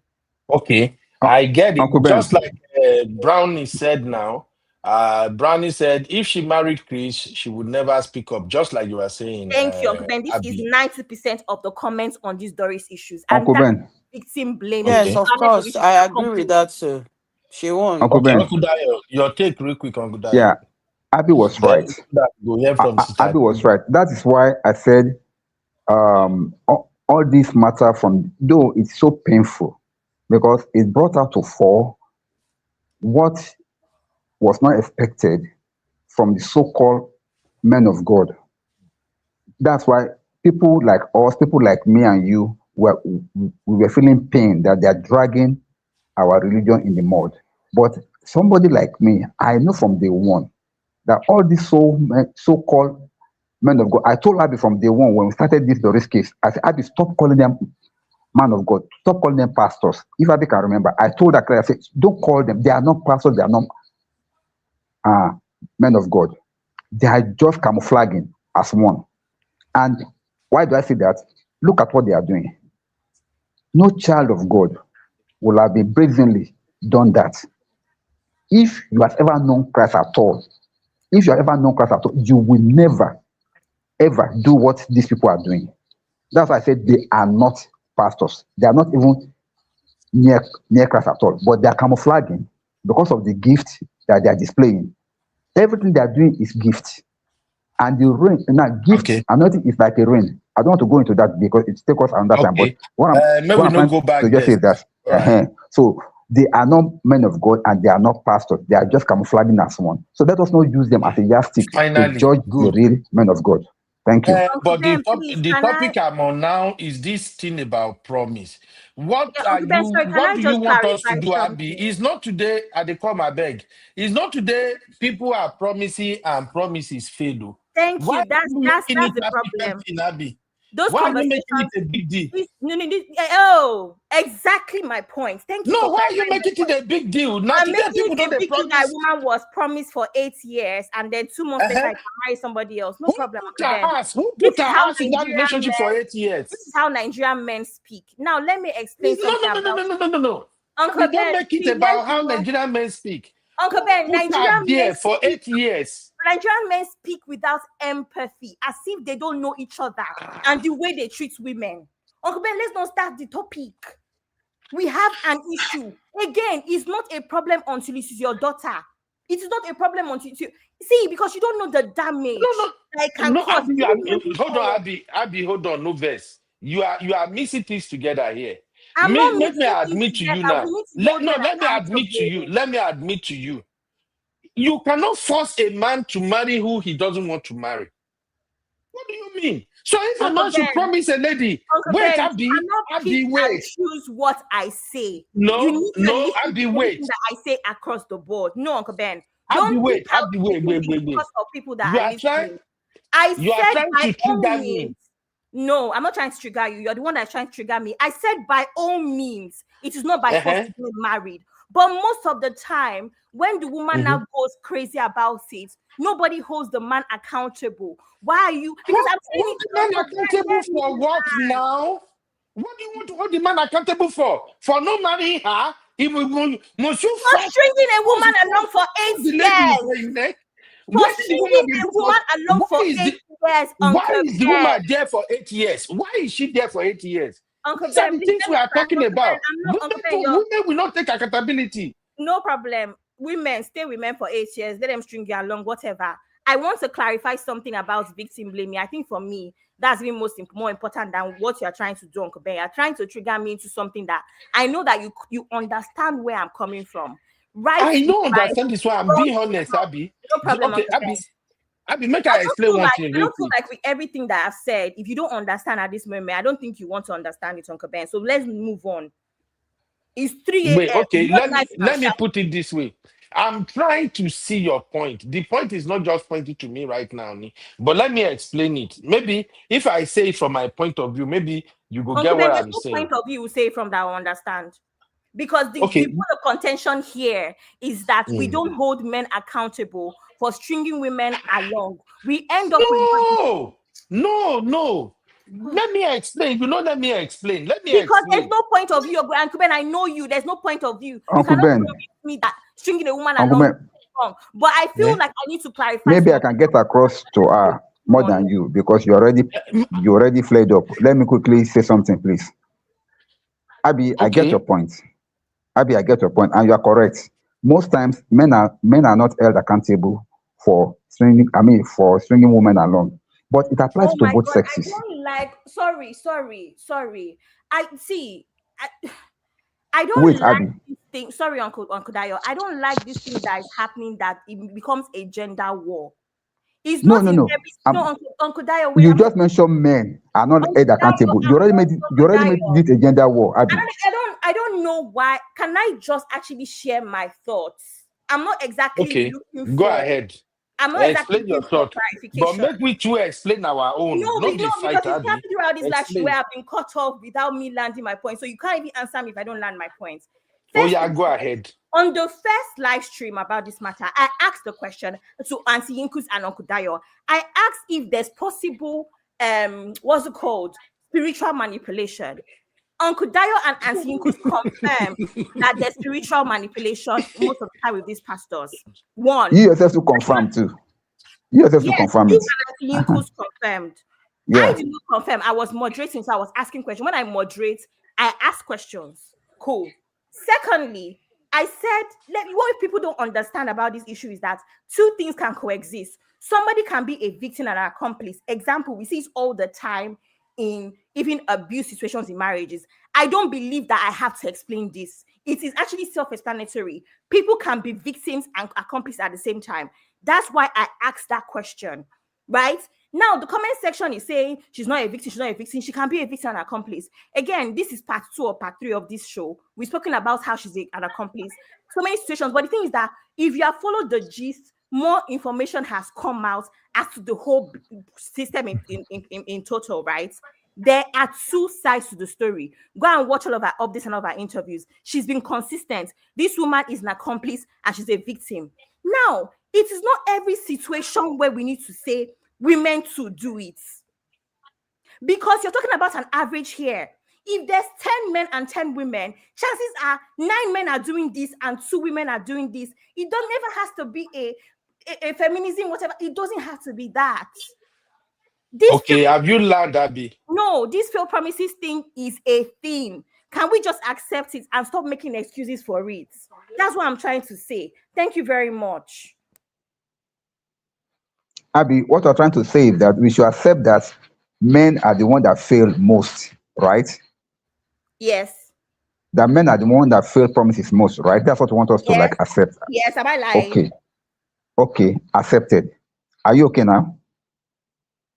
It's not about if you accept it. Am I lying? It's not about if I'm okay. Am I lying? I'm not lying. Because if I'm to respond to you, you say that I'm making it a gender war because you are just drawing the line for gender war now. But I'm not going to allow you to draw me into that because we want to move on. Are you getting me? Because what you just said is like you are painting men with the same brush, that men are truth breakers, that men always break promises. But what I'm trying to say is that it does not apply only to men. It can be any gender. Breaking promises is not synonymous with any gender. It's a general thing. It can happen to the man, it can happen to the woman. I've short breakfast in my life. I cannot count how many times.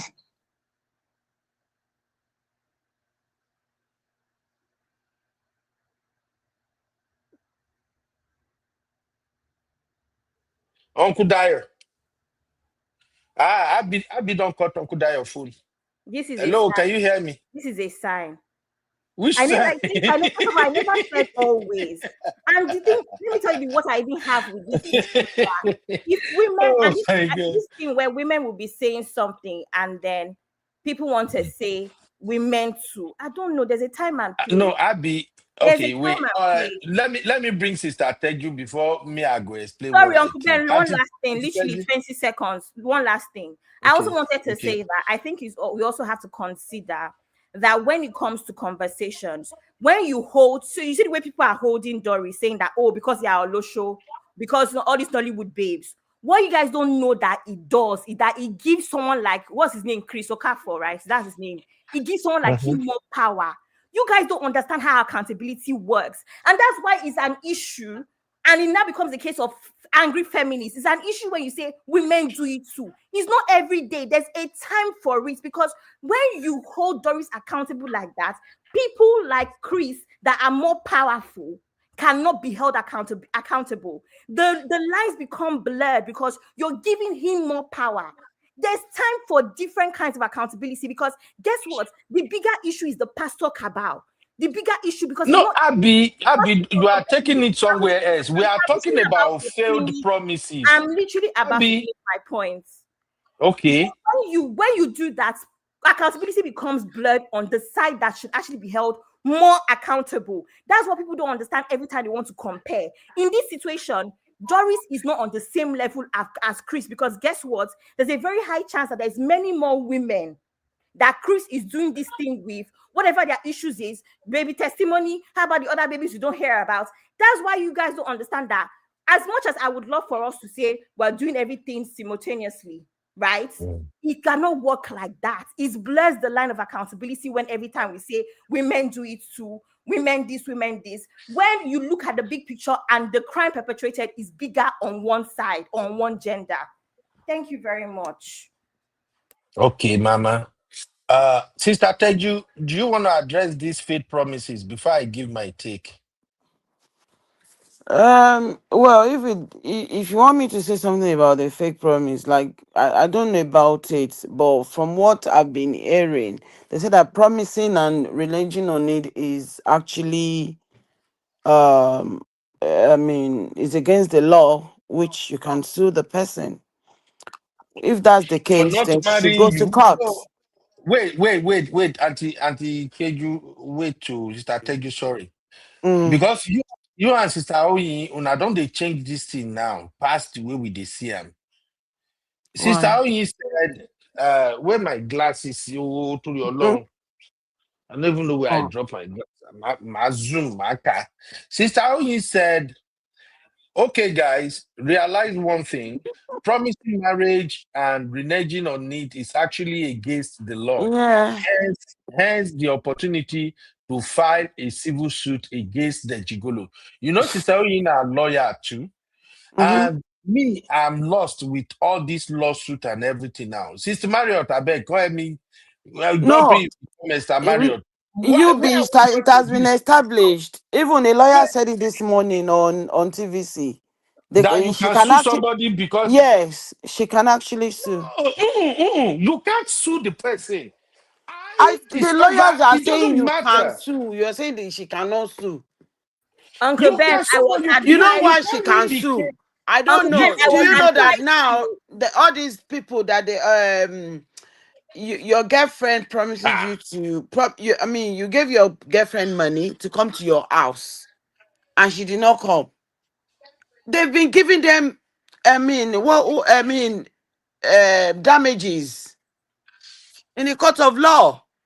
I think I've heard about 2 or 3 No, no, now no, no, from no, no, Nigeria. no, no, no, no, no, no, no, no, no, no, no. This is a different ball game. There It's is the same nobody can thing. tell me It's to based you. on promise. Okay, wait, Auntie Teju. Let's take it one step at a time. I like to Okay, use the example so that go and listen to Nima on I'm TVC, the not way she listening to explained Nima. it. I'm not going to listen to Nima on this one. No. She's a So lawyer. what? She explained it this morning. I go find Misty. Misty, Mario said now lawyer. And let Let's look them at come it. out. Well, It- Uncle now Ben, let me tell jurisdiction you something, applies Uncle Ben, here. on our last Uncle show. Ben, Uncle Ben, jurisdiction on our last applies show, here. Missy, They on our said in last show. Nigeria. Uncle Ben, on our last show, Missy confirmed it. Have you forgotten? Wait, I want to explain something. Mona, let me explain something first. So you are telling me that if I'm with a woman and after being with her, I found out we are not compatible. And I now said, I don't think I want to move ahead with this relationship. I don't want to take it to the next level, which is commitment and marriage, because I don't think we are compatible. So you are telling me they will take me to court to force me to marry her? Is that No, what you're not saying? forced. Okay, that's where you're wrong. Not Okay. forced. What's At going to that happen? point, no. They would. She can take you to court, and she will claim all financial compensation that she For can what? Which compensation for waiting? for promising. Uncle Ben, are you She promised me too. Because she must have She contributed promised to me. that relationship. No, I said, go Auntie and Teju, listen to a she lawyer. promised me, I promised her. We both get to a point. We see No, we don't have a future together. no. She is ready to marry you, but you said you're not But I compatible. don't want to. We are not And now then you have to compatible. compensate. That's what the law says. Compensate for what? What am I compensating for? Relationship, don't forget that partnership is recognized in law. So know what you are I promising people swear. before you start promising. No We are going to end this show tomorrow. partnership. Go even here that we are in this country. You don't have to get married as long We as know they are you guys are crazy. staying We together. know they are crazy here. Your We, partners, you are you bound by see, law. Sister Teju, we know in abroad. Abroad is for women. We know they are crazy in abroad. It's not a case of woman or a man It's now. You in favor be woman. How about me? no. How about If my energy, the my woman time? broke that promise as well, the man will sue as well. You can't sue. As you, nobody's supposed to Okay. sue for this. We are not Why? compatible. If you guys are threatening that women can sue, that is the reason why you're going to It's have not women problem in that can sue. marriage. Any party can sue. No party is supposed to sue on this one. Because Why? now, what So I'm hearing in my you can head just now, waste 10 years, 7 years, because I 5 do, years. waiting at the hair for my head now, be say, if I Mm, date a girl for maybe mm, 6-7 years, and mm. we both discover that, okay, we are not compatible. Maybe You I lost said you interest. both. So that word both Mm. nullifies, Okay, cancels out. not even both. Um, Me as Ben. I discovered that I lost interest. Maybe she has been a troublemaker. So She you go have to the law cheated on and me prove it. before. You go to the law court She and has prove done it so many now. things to the before local that and I prove it feel Go like now and when prove she it in law sues court. you. What's the I go problem? to court. Why are you I stressing don't us? I don't You want to go to go the to law, court. you go I to the law just court don't and love show you. them Uncle that Ben, video of No, Uncle how Ben, I thank married. God don't that love you Uncle no Ben, more. Uncle Ben, don't sweat on this. You are married. Don't worry. Just advise whoever that you know that they are dating in this marriage. Make it, I mean, in this relationship, make it explicit. Oh, I am not promising you marriage. No, We are Auntie Seju, having they can't do fun. that. Auntie Seju, they can't do that because they have to promise for them to get more out of the woman. And that's why I said that men are not That is holding men accountable for exactly getting because better. they They know have to what they're lie. doing. And they know what's going to Abby, tell me. what if I go to the Don't court and stress say I did me. not It's 3 promise? a.m. Don't stress me. It's 3 Wait, a.m. Abby, what Men if know I what go to the they're doing. court and I said I do not promise? You say you love me, I say I love you. We started relationship. Nobody promised nothing because I see where you are going, Abby. So, You Uncle Ben, now what you is really want to. I can't wait to marry you, baby? What is I the meaning love of you, baby. What if I never say something I can't like wait that? for 3 of our I'll children, go baby? and prove it in the court of law. Uncle Ben, explain to me what 3 of our children. Oh my God, the first one was going to be Fisayo, the second one was going to be Fikayo. Exactly. What does that Oh, one you mean? are the best thing that happened to me. I can't wait to get That you, but I can't wait that is said. to wife That is you said. That is said in the heat of the moment.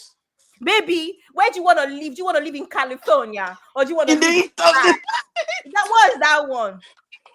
Baby, our wedding should be in April. No, What's that we one? open. Uncle No, Ben, no, don't no, no, no, provoke no. me to anger, sir. I am setting up a Don't different provoke show me for to tomorrow. anger. Uncle Uncle Ben, Ben, and before you come on that show, Uncle Ben, go and read up. I Uncle don't need Ben, to read nothing. This is don't one provoke that they me to claim. anger. Now they To are read abroad now, here. and you know that whatever information you're giving us is true. I would have sued my ex. The only reason I did not sue him is because I calculated that emotional stress is not worth it to be dragging for. You can't sue Abby. Uncle Why? Ben, What you can I might have no, been wait. balling. Uncle Ben, I could have Wait, Abby. be balling and Abby, hold on. Bora Let Bora. me explain this, Abby. We can If still I sue. It's not understand, late. let No, me be honest with you, Abby. I If I understand the story you share with us very well, can't. what your spouse did is not a failed promise. That is betrayal. Okay. Is It's it a Court of different ball law. game. In the court of that law, one it's is not even a that one is promise. even more, concrete. And she can sue for betrayal. But this promise thing is the one I'm not getting. They are Like, the I'm same with a thing. woman. Uncle Ben is the same. Before you betray It's somebody, court you of must law have promised now. them. It's English. It's law English. It's no. I can't go to the court say betrayal, but I can say fulfilled promise. You get. Then the more your betrayal is, the more you cash out. I think it's very simple. Thank you very much.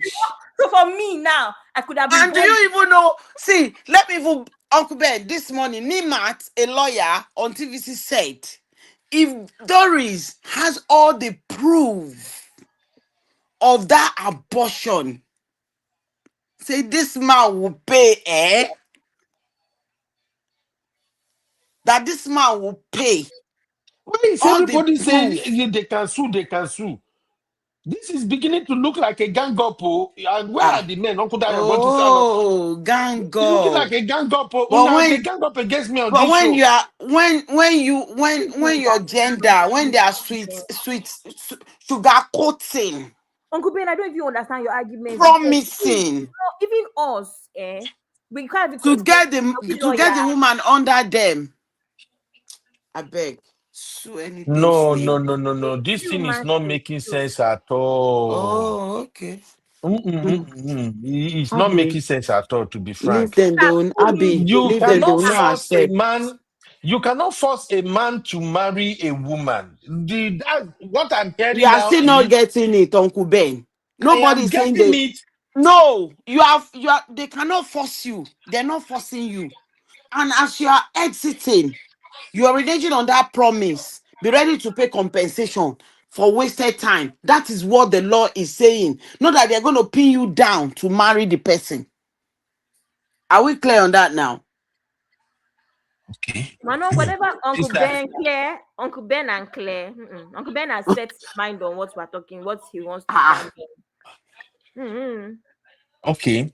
But Doris cannot sue this man, and I don't even see any woman suing her name Really? on this case. Uncle No, Ben, she can't I'll sue. bust your bubble. If She Doris, can't. if she has been smart enough to Yeah. document, to have evidence of all those abortion, Mama swear thing. Sister Teju, are you also not missing the fact that Doris said with her own mouth that this same man sent her to go and sleep with another man? Yeah. Prof X. So Prof Okay, X. so what are you going? In So what are order you to going? love Prof What X. are you then even going to worse, say Uncle Ben, about because submission? Uncle Ben, she now has to add coercion to this lawsuit. Amazing. Thank you very much. That one is even What do you mean? making the case strong. Auntie Tejo and Abby, you guys are not making a good case tonight. Una go just make me end No, up. Uncle Una go make me end Ben. up defending Chris now. Una go make me end up defending Chris. The point I just want to make is that Even it's this not easy. morning, Uncle Ben, hold on. This morning, Nimat said, had it been Doris was living in another state or another country, and while they were dating, because I want to suit my husband, my boyfriend, because I want to satisfy my boyfriend, because I want to do this, I'm going to relocate down to where my boyfriend is. All those But ones are look, okay. evidence. See, it Part of makes the sense. evidence is that they will use to sue this guy. Okay, wait to Auntie Teju. Okay, good. Zeno said, UB is like breaking a lease or mortgage term. You can, but you will pay the consequences. And then Exactly. Thank you. Doris is such a terrible victim. And then Sister you say you are helping to build the case at this rate. I'm not building no case. Doris confessed with her own mouth that she is lying on her husband's bed, playing with herself, and sending it to this man. It's part of the commitment to the man like that. to the relationship now. Uncle Ben is her You husband said? that will not sue her for that one. So the husband, the You ex-husband, said? should come No, and that is don't see. It's because Chris is a pastor. That's why we are going hard on Chris. It's No. because Chris is a pastor. Doris herself is a mess. Let's be frank. See, She herself is a mess. Uncle Ben, you see what we are talking about double standard. When boyfriends are taking girlfriends to court to go and sue them that they were giving money to come to their house, their boyfriend and girlfriend notes, and the court are now awarding compensation to the guy. You guys were laughing. Abi? So I said the same thing now about promise. 8-year promise. No. It's even 8-year promise. Nobody promised Doris any marriage. May we not mix that together. Now, Okay, so the girlfriends that they were being taken to court. Hold on, that means the girlfriend that was their bedroom. So all the girlfriend could have said in court that, oh, but I did not promise you that I will come. See, I think I like this statement that's on the screen now. I can't see the name. It says SGC. The statement said, anyone can sue, but the point is, will they win? And that's a good thing. I don't see anybody winning this promise and Uncle faith Ben. case. That On what Abby is grounds? blaming. On what grounds Which one is are you Abby going to win again? a Why calling my case? name Uncle Ben? Uncle Ben, on what grounds are you going to win a case? A good lawyer and good evidence, yes? Exactly. Yes. There is Isn't no it? case there. You can't even sue on this promise and faith. Even me, I'm not a lawyer, but I know this is not a case. There is Okay, no validity to this all one. lawyers are saying it is a suable offense, and Yeah, you are lawyer, saying yes. Now, since I tell you, lawyer will unwinnable. Go always. and listen to them now.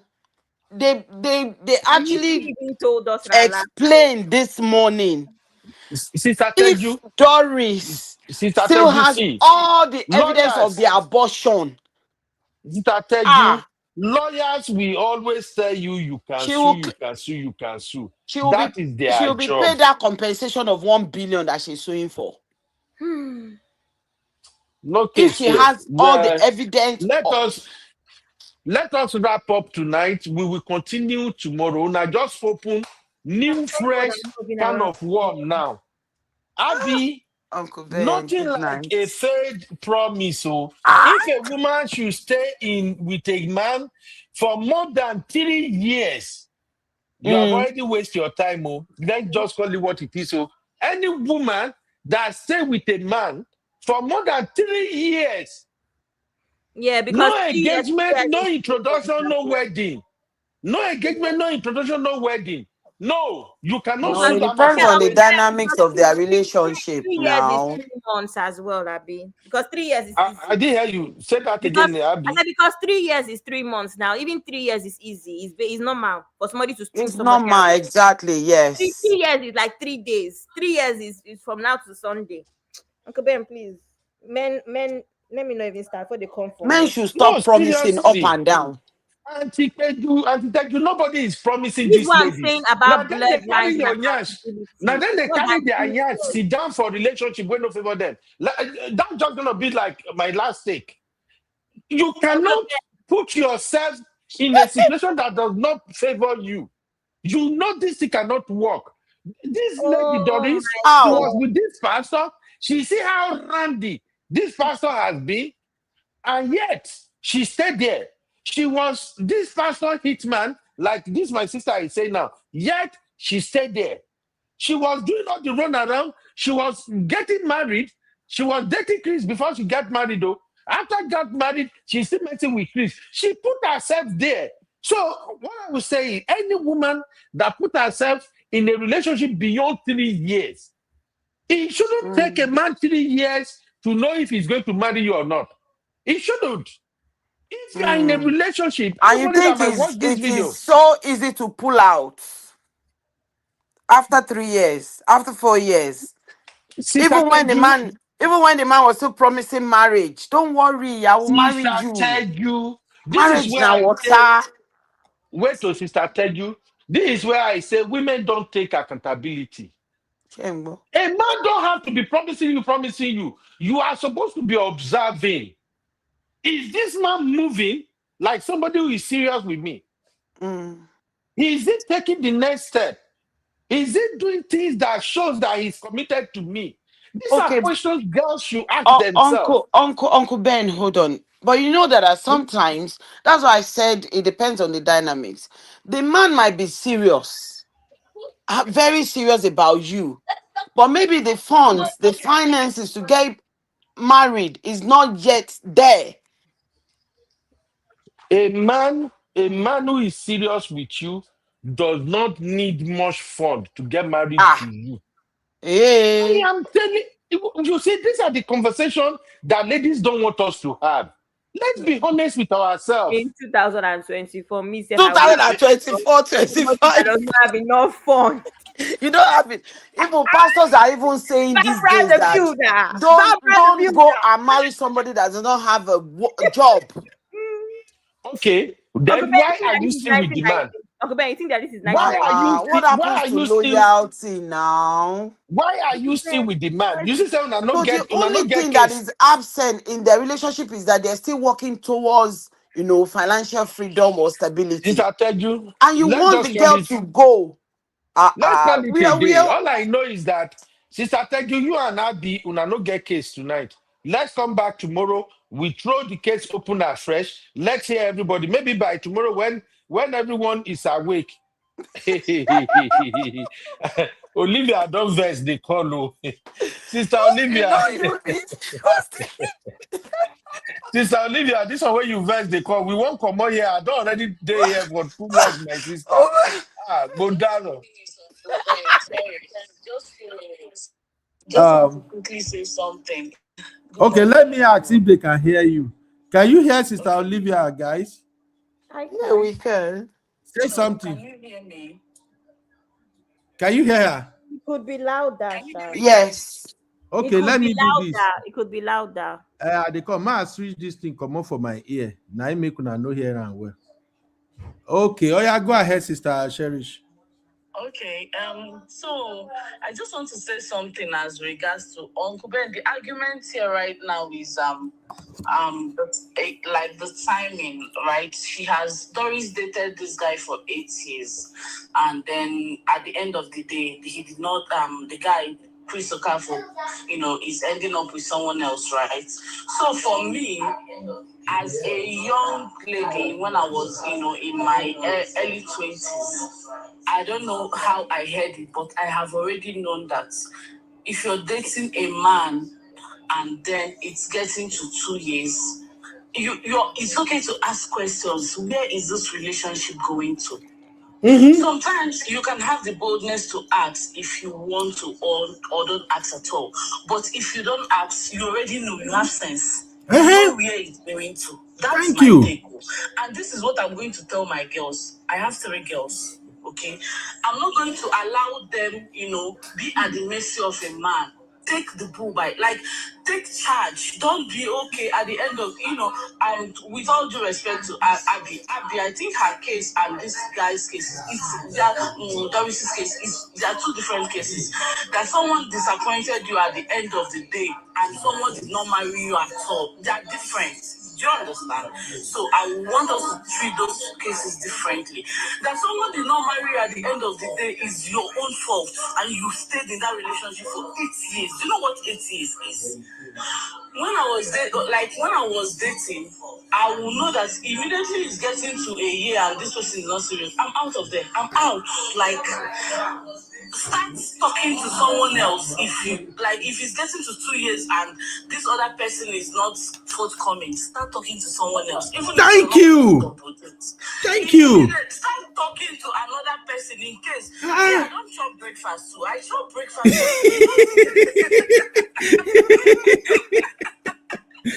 But the saving grace of how I chopped my own breakfast, I was already talking to someone else. I was my husband. So immediately this one said, okay, so the guy said, oh, God did not tell us. God has not told me. I said, God did not tell you. Okay, fine. Then you tell yourself. Immediately, I switched to my husband. Okay, this thing you've been telling me, let's start. Within 1 year, I got married. You're not about to do me that 8 years for what? So as a woman, this is what I will tell my girls. Don't allow a man waste your time. Thank you, my sister. It's in your hands. Don't say, oh, he did not marry me for 8 years. You must marry me. What's that nonsense? Thank you. What's that rubbish? No, now. Immediately the relationship is going a certain way. Okay. For this Chris Okafor now, we are arguing about finances and all that. This guy is not poor. He's not broke. Do you understand? If he was an upcoming guy, doing his NYSC, doing his, you say, okay. But this guy has a church. He's rich. Why is he not marrying you? And you're there doing what? Because Doris do not have the quality of a good woman, of a marriage material. Let's call it what it is. Not necessarily, Uncle Ben, but he just knew he was not going to marry her. And you as a woman, if you size the person you're doing something with, if this person is capable yet. And for me, I'm an advocate of if the guy is not capable, I beg, leave and don't wait for him. Do not wait for him. Yeah, if he's not capable and when you're ready, then God probably did not mark both of you together. Look for someone that is ready and capable. Simple. No time, because for a woman, you are more at an advantage. Look at Doris now. She says she has had a lot of miscarriages, abortion. I don't know her, health situation. Who knows if she will still have children? But this guy now, if he wants to have a child tomorrow, he will still have it. So as a woman, you are more at a disadvantaged situation when it comes to this kind of thing.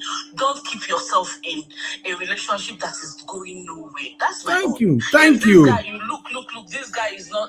If like say this guy not ready, or he never get money, and I have to marry. Man, look for the next available person. There are a lot of good men. I'm not one of there are no good men. Mama so. She said. The guy that gave me breakfast, he cannot stand my husband today. He can't. He You can't. see? So don't tell me that. You see? Is love. What is love? I know love is there, but don't condition yourself to such an extent that you're so dependent on a man. You love him so much that you can't detach. Why? No.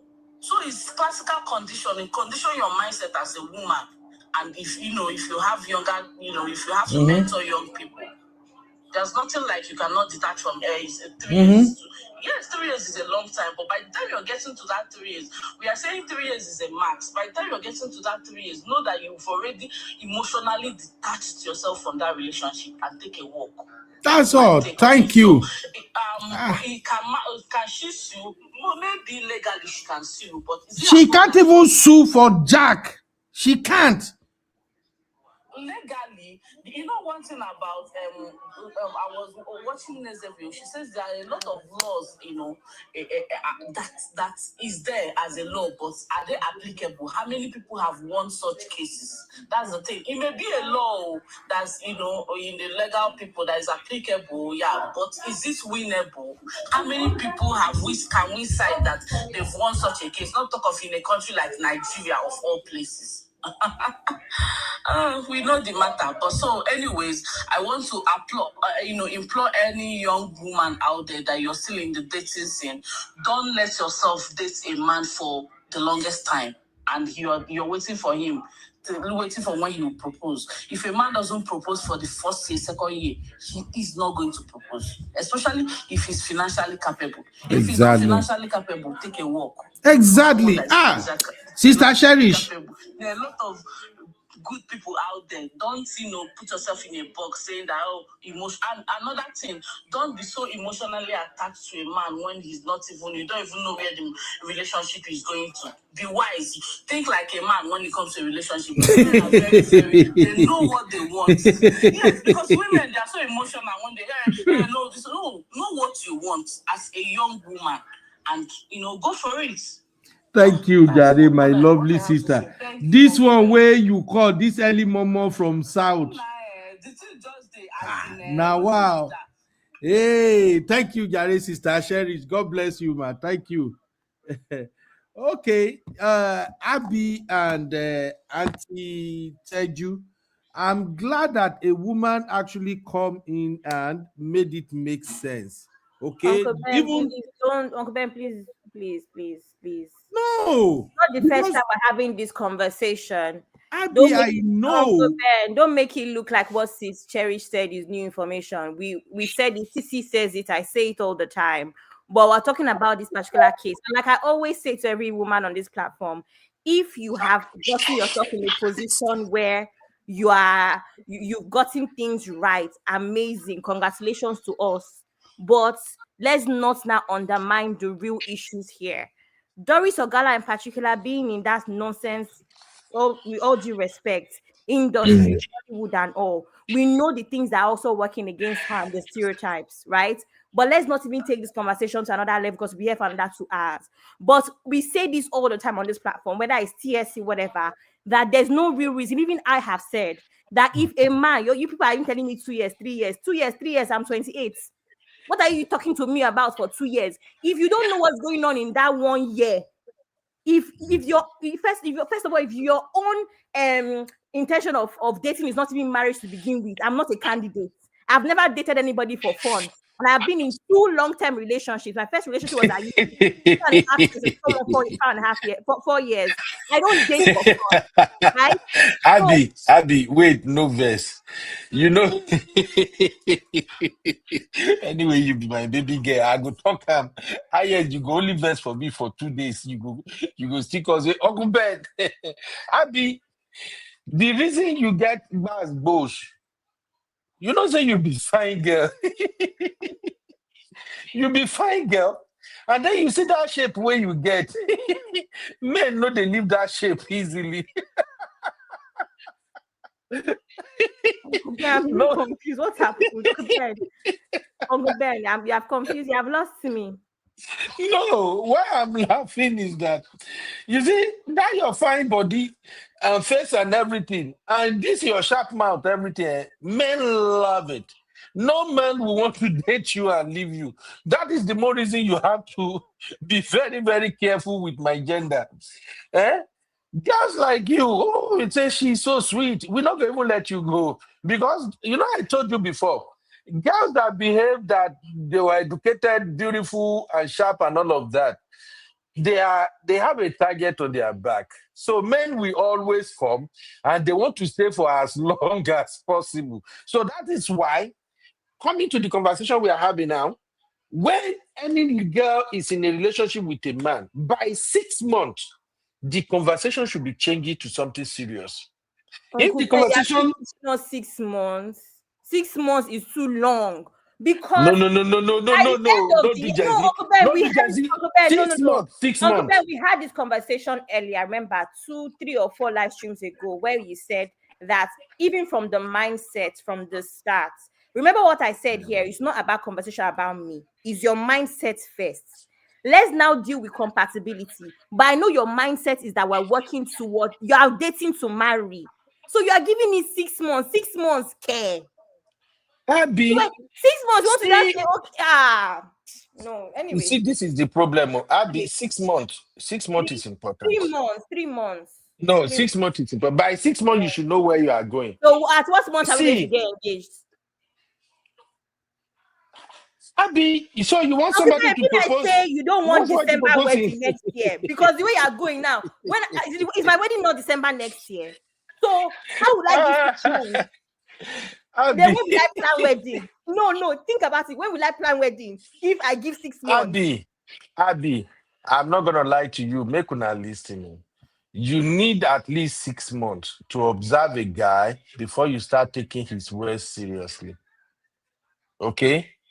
Any lady that wants serious relationship, you need at least 6 months before you can start taking the guy words seriously. If any guy just come, 3 months, he's already tell you blah, blah, blah, blah, blah.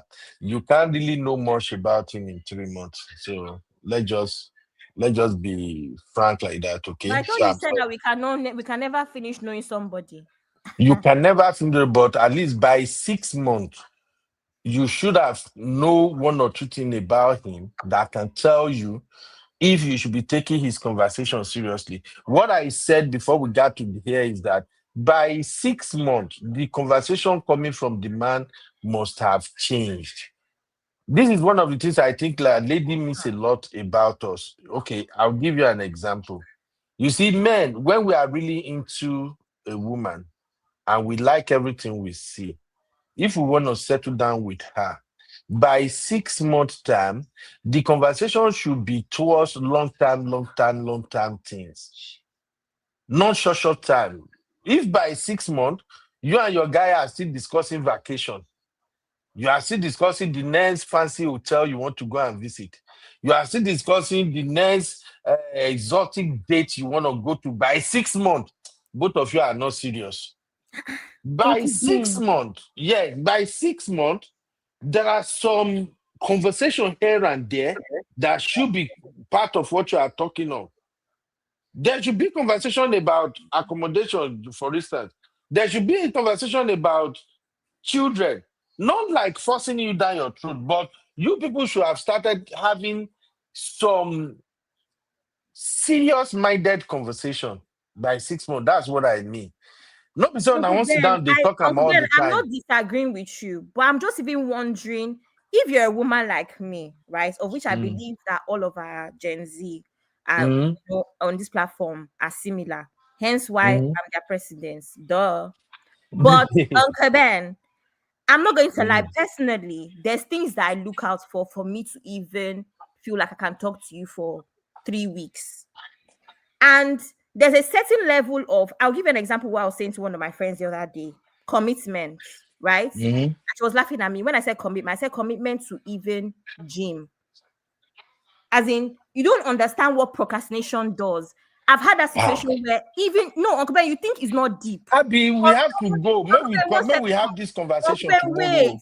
Wait, I'm not even going to take long. Just to show that somebody can stick to a routine, etc. I mean, that's a bigger picture, but that's how my mind is. Uncle Ben, I can never be with somebody that it takes them 6 months to say a lot more. I can never be with somebody where in the first 2 months, we're talking about only travels, nothing about our 5-year plan. Whether or not it works out is a whole different game. Because to me, you are not a focused human being. 6 months, care. No. Not that you need to involve me in your plans per se, but the fact that in 5 years, this is what I would want. I would want to have had 2 children. Let it not be that. No, it's too early. It's too, Abby, it's too early to start discussing long-term plan with you under 3 months. I'm going to do a Christmas petition against all of my eggs on this platform. Okay. I feel like I'm always misunderstood because nobody wants to listen. Because you are Gen Z now, you people are always in a haste and you are always in a rush. Understand me. Everybody wants to listen to reply me. Uncle Ben, I did not say it has to involve me. I'm saying that it shows me where your head is at. Where your head is at as a person that's intentional. If you wait 6 months to now stop talking about we're going to Morocco, we're going whatever, to me, it doesn't show intention. You are not an intentional man, and that cannot be the father of my children. So, okay, hold on. Let's even focus on you briefly here now. So, in the first 3 months, what kind of conversation are you expecting him to be having with you? Conversations about, so for instance, even work, right? Someone like me now, where everybody knows that I'm looking for how to, if I'm moving to Singapore, if I'm looking, those kind of conversations will come up. Now, at what point do I involve you? That depends on how the relationship goes. But Uncle Ben, for you to be telling me about we're going to Christopher's for brunch, we're going here for this. Uncle Ben, to me, that's not a serious person, because even me, with all my lifestyle and enjoyment, I will never carry a man along that way. When we now go to Christopher's, we can eat the French toast, but still talk about something meaningful, right? Okay, where are you at in your career? What does it mean? I mean, even little policies like, oh my God, you know, I work today. I found out this about what's it called? Maternity leave, things that matter, things like blood group, genotype. Uncle Ben, I don't know, but to me, that's someone that is serious. But that's just me. Okay. Uncle Ben, to be honest, I think I understood better what Abby is trying to say. You know, we cannot understand them because the Gen Z, right? They are from another planet. May God help us. They are too fast for their own good. Go ahead. No, Abby said she's 28. She's still a baby. She's not. Do you know when I got married? Uncle Ben, you are who is a baby. She's not a baby at 28. Uncle Ben. She's still a baby. She's still a sweet girl. Uncle Ben, when we were dating, she's too smart. You know why I cannot even understand, like, oh, in 2 months, I want to start talking or what Abby was saying. No, because when we were dating, I started dating my husband. Maybe when I was like 21. 21, 22. And we got married 28, 20. I got married 28. Now you and my wife be the same thing. My wife, because we started early. We were together. You know, those periods that were in school. What is marriage? If you mention marriage, I'll be looking at you as if marriage. Okay. What's going on here? Do you understand? But it's different these days. Abby is 27 or 28. I don't even think it's different these days. Again, Uncle Ben, I think it is though. My point is not that by 6 months, Ben, you even know I have simple rules. You can't miss my dad at a certain. You already know these things. So let's continue conversation. But the problem here is this. I have said, Uncle Ben, I'm saying that you don't have to involve me, but I need to have a rough idea of where your head is at, and where your head is at as a person. Is not talking about holiday and whatever. Whether or not your 5-year plan involves me at month 2 is the fact that you talk about serious things. Uncle Ben, even me and you, right? When we talk, Zeno and I, we talk about Zeno. I've said this before. Zeno is my friend in real life, not YouTube anything. Zeno and I talk about real life things, even with we can talk about this. See how we're here talking about this Doris issue, right? But Zeno and I can talk about I'm doing a certification. What do you think about the certification and all? For me, those are good relationship. conversations. That's how I talk to my friends. But and then now, those what are not. relationship now come and tell me that all he wants to talk about is food and dates and cinema. It's not possible with a girl like me. You're not serious. Abby, una know they like to listen where person they talk. Now it be another problem where Gen Z they get. Gen Z always map out everything. To understand us. You listen to reply us. That's why you are still thinking. And now that because you won't even let me tell you what I want to tell you. Uncle You think Ben, I don't understand what you are saying. Uncle Ben, don't drag this with Abby. Abby is 27, 28. So what do you want her to be talking with a guy? 28, 29, because my birthday is in February 29. So what do you want her to be discussing with a guy at 28 or 29? At that age. So understand her. Not that she's in a hurry or because she's a Gen Z. No. I think the main thing here is seriousness and the age factor as well. Sister, I tell you, what I'm saying is different. I am just telling young girls these days that you have to know what type of conversation you should be hearing from a serious guy. When the relationship is at 3 months, when it's at 6 months, when it's getting to 9 months, when it gets to 1 year. But they don't have that patience to really want to hear it. Most girls, this is not Abby, this is not my baby girl here, just generally. Most ladies these days, all they want to hear is what is in their mind, what they expect to hear, now they won't hear. If anybody they are dealing with is not telling them what they want to hear, that person is not the right person. That's the point I am making. Shall you feel me now? All they said is perfect. Abby, all my ladies here, the young girls, they are 100% correct.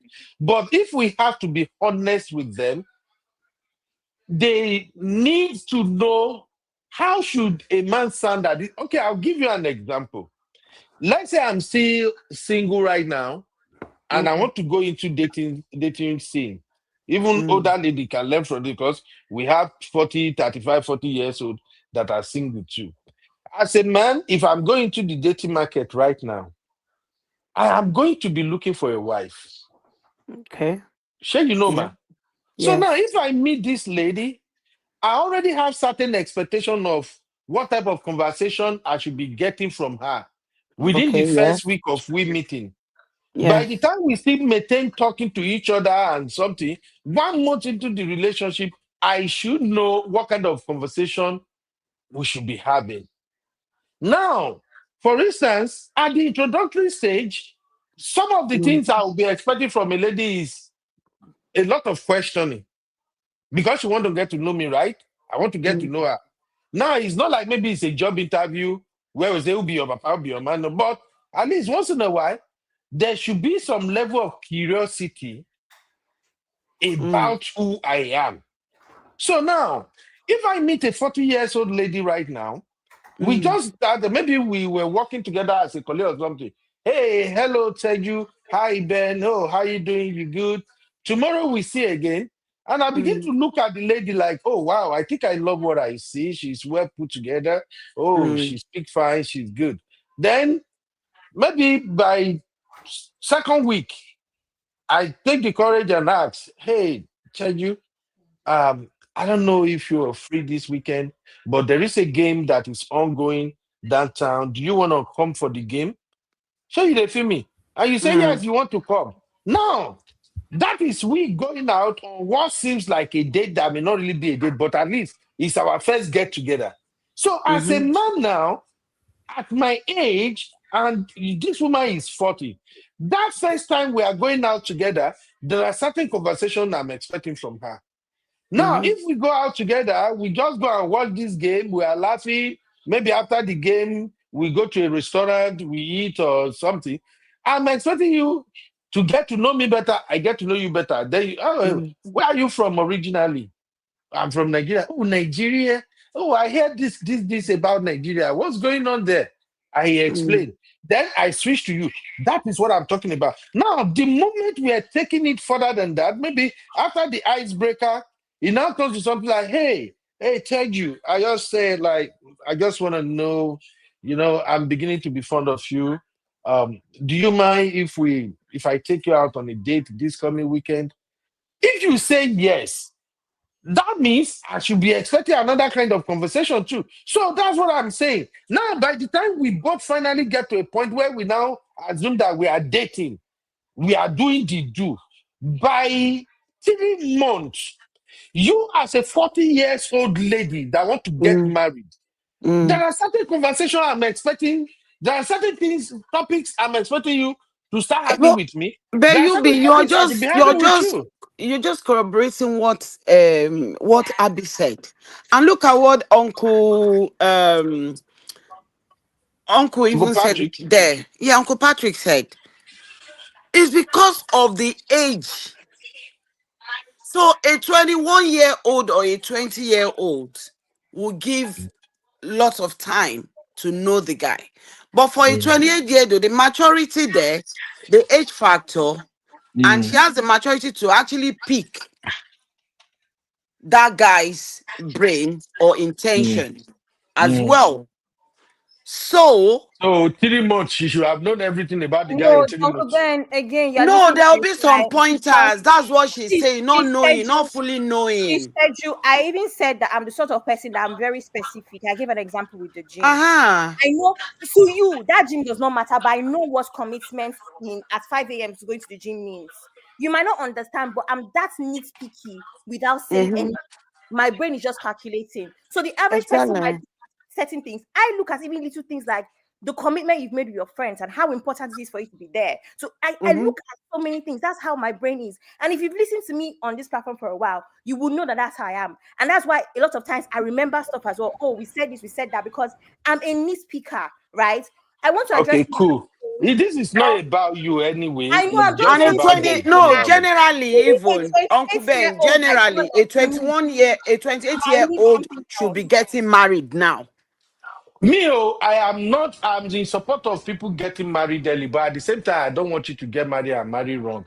Because I No, don't want you're not somebody going to to get marry married. wrong. That's I don't why want somebody she's to get married intentional. at 27, 28, Uncle and the Ben, I person did is not say divorced by I'm getting 32. married. I'm knowing everything about I 3 months. say I it's not said about the you, way. Abby. Okay, It's I just want for girls to problem. I generally. want to say something. Everybody is not going to be on Abby's level of maturity as well. So different people, different things work for them. I think I just have a lot more to work with, even based off of the fact that I'm surrounded by people like you, for instance, by people like Sister Ju.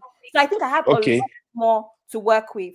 Lastly, I want to say something because I think Sister Okay, Abby, hold on to that thought. Make I hear this person will just come in first. I want to say something about Sis Titi Ade because she's here and she left the comments for me about enjoying dating. That's why I want her to say so that she can address it, because I'm guessing that's why she's here to talk about the dating thing. For me, I just wanted to say that while people enjoy dating, I'm someone who I also see my time as valuable. So I don't enjoy dating. I'm not, because the best part about my life is that I have amazing friends and family. So everything I would do on a date, I do with my friends. Like things that people do, I do with my friends. So I have no real reason to date for the fun of dating. It's either you want to be serious about dating or not, because again, even my time is valuable and I just don't go about dating. I just wanted to say that. Thank you. All right. Sister Titi, you are here. Are we saved? Then you won't come fight me too. No, This is the first time I'm seeing you. Yeah, you are first time caller, right? Right. I'm very first. This is the first time. But hold on. Abby, welcome her now. Wait, make I go find her. Because Abby blood on the hot now. Welcome. Thank you for commenting on this. I found it. Welcome, my sister Titi. Thank you so much. Let me hear you. Yeah, so it's not like I came to fight, but like the way Abby was saying it initially, it was almost like you need to know everything up front. And maybe I'll just introduce myself. I'm a single girl. I'm 33 as well. And the way Abby was talking about it, that's how I used to think about it as well. That, every dating, if I say, oh, I choose this person is worth my time, it needs to lead somewhere, right? But there are some people that I make connections with that they're now like business partners now, and not necessarily like, anything is coming out from there. That was why I put that context that enjoy the ride. Because some people sometimes they will tell you that they want something serious. Some guys just to really, get into you, they will lie, right? And you just like just to get into it. I mean, I'm just talking about my own experience because initially I was like, oh, the time is counting. Like I was really, really under pressure before I became 30. Oh, I need to get one sorted and all of those things. So in a way, both of you and Abby, like Uncle Beno and Abby, you both are right? But it's the only thing that is just that don't be so nervous about it, or just be like, don't start saying that you need something to work out, like, by force, in a way. And from what you have said, Abby, take your time, enjoy the conversations, enjoy the dates. And I know I'm saying enjoy in a very generalistic manner, but these things, right? Like dating is not like it's not really a destination. It's really a journey for you to like, go through all these people. And I'm not saying dating, sleeping with them. Dating, getting to know them, even you can explore so many things like conversations and all of those things. But don't allow someone to just like, start including you or making you have like an idea of the future when they are not really future. And what you said, Abby, as well, that just studying the person, understanding it by how the person is interacting with you, by what they are saying, you'll be able to know. But not the person necessarily saying, oh, I need you in my future, I see you in my future, but just like normal conversations. But again, I think that you should not put this as like the first thing in the conversation, like getting to know the person without pressure first might kind of help you to avoid like any situations that might be unfavorable in the future. That's what I meant when I said that you should enjoy the ride. All right. Thank you very much, my sister. I have to go now. Una don't push now. Now they make me pass my time. Eh? I have to go now. Let's come back tomorrow and have this conversation. This is something serious we need to talk about. These failed promises. Abby, how did my Abby put it now? Failed marriage promises, Abby. Abby, how did you conceptualize it now? Failed promise of marriage. Okay, failed promise of marriage. So we're gonna do a whole show on this one tomorrow. I promise. I might not even do political roundtable at all. If I would do PTR, maybe I'll just do it for 40 minutes because of Uncle people Ben, who are I have interested in something to that. say. For everybody's Christmas present on this platform, I'm petitioning all of the Edmonds on this platform Yeah. for listening to reply rather than listening to understand. It's been going on for too long and I'm protesting. That's Abby, all. everything about you is either you are assigning people money or something. Please, I have to go, Abby. I will see you guys tomorrow. My sister Titi. Hi, everybody. You're welcome, Titi. I'm so happy to have you here. I don't know, we are blessed with a lot of beautiful sisters that get the courage to be part of our show. I don't know how long you've been listening to us, but I really want to Well, thank you. I got you from Auntie B. I've been listening to Auntie B for like 4 years. So like yes, and I went on holiday like with them and all that. Like it's really amazing show. And I think it just come on my timeline in the last say like I'm always like on and off. And I think it's in the last like maybe a month that I started commenting on your show. I wanted to say thank you to Abby as well, like for always making the show very, very interesting. Oh, that's good. Especially I think I listened to 5 hours. Don't fans me about the Oyeka girl. Like you guys really you really took the points like very well, and thank you. You were able to also like advise young people as well. Like you guys are doing amazing things. So I'm sorry, like maybe I didn't listen to the end until when you started explaining more, Abby. But no, sis, right? It's just from a sister, another sister. Like no, sis, what it is that these conversations are ongoing. So you have to have been here on previous shows for my points to land properly. That makes sense. Yeah. You will not understand from listening for 30 minutes of what Abby's talking about dating because I've spoken about other aspects of the same dating, if that makes sense. So no problem. Me in a sense. Uncle Ben, bye-bye. He wants to chase us away. Yeah, I have to go. Yeah, I need to go pick up my daughter at work. That guy go take my money at Uber finish. So I gotta go now. Please, everybody, I tell you, Jezina something else. Everybody, please join us tomorrow. let's look into these failed promises. I will text some of our legal minds to see if they can come and help me break it down tomorrow. But I want you to go to bed tonight. Thank you, Sister Marriott. My Auntie Teju, my lovely, beautiful sister, thank you for hanging out with me. Brownie for life, thank you so much. Zeno, the dangerous Gen Z, thank you, Zeno. Sister Cherish. Oh, Uncle Ben, before you go, tomorrow is Sister Lola's birthday. Oh, yeah, I wear a picture. Maybe we celebrate her. We'll celebrate her tomorrow. I'll find a picture in time for tomorrow, but I'm just saying. All right. Okay, thank you, everybody. I'll see you tomorrow. Sister Marriott, Cherish Olivia. Man, when I make today's show make sense. My own Sister Oyi. Sister Oyi, now you can make this show come scatter herself when they bring law coming to this thing. Any small thing we do now, don't put law for our neck. But I can love you less, Sister Oyi. Thank you very much. Auntie Yvette, thank you, ma, for coming. Then my TT baby. Thank you. Every other person that did not comment, but you are watching, we love you. Thank you very much. Unwa, is that Unwa Forest? Unwa Forest House, something. I'm sorry, you look beautiful, but I can't call your name well. Maybe tomorrow I'll practice it. Thank you. Good night. Bye-bye, everybody, and happy holiday, people.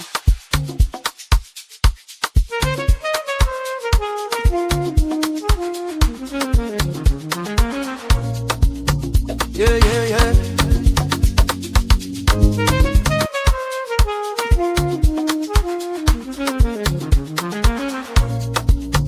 Yeah, yeah, yeah. You be in the building. Hey. Good night, Sister. Let's go. Now happy hour things, you know. Hang out with you, babe. It's our vibe tonight. Hey. Laugh and learn, we're shining bright. Oh yeah, you be stories, life lessons time. Hey. On the Uncle Benno show, everything feels right. From the street. You are watching UB Stories. Like, subscribe, and leave your thoughts in the comment.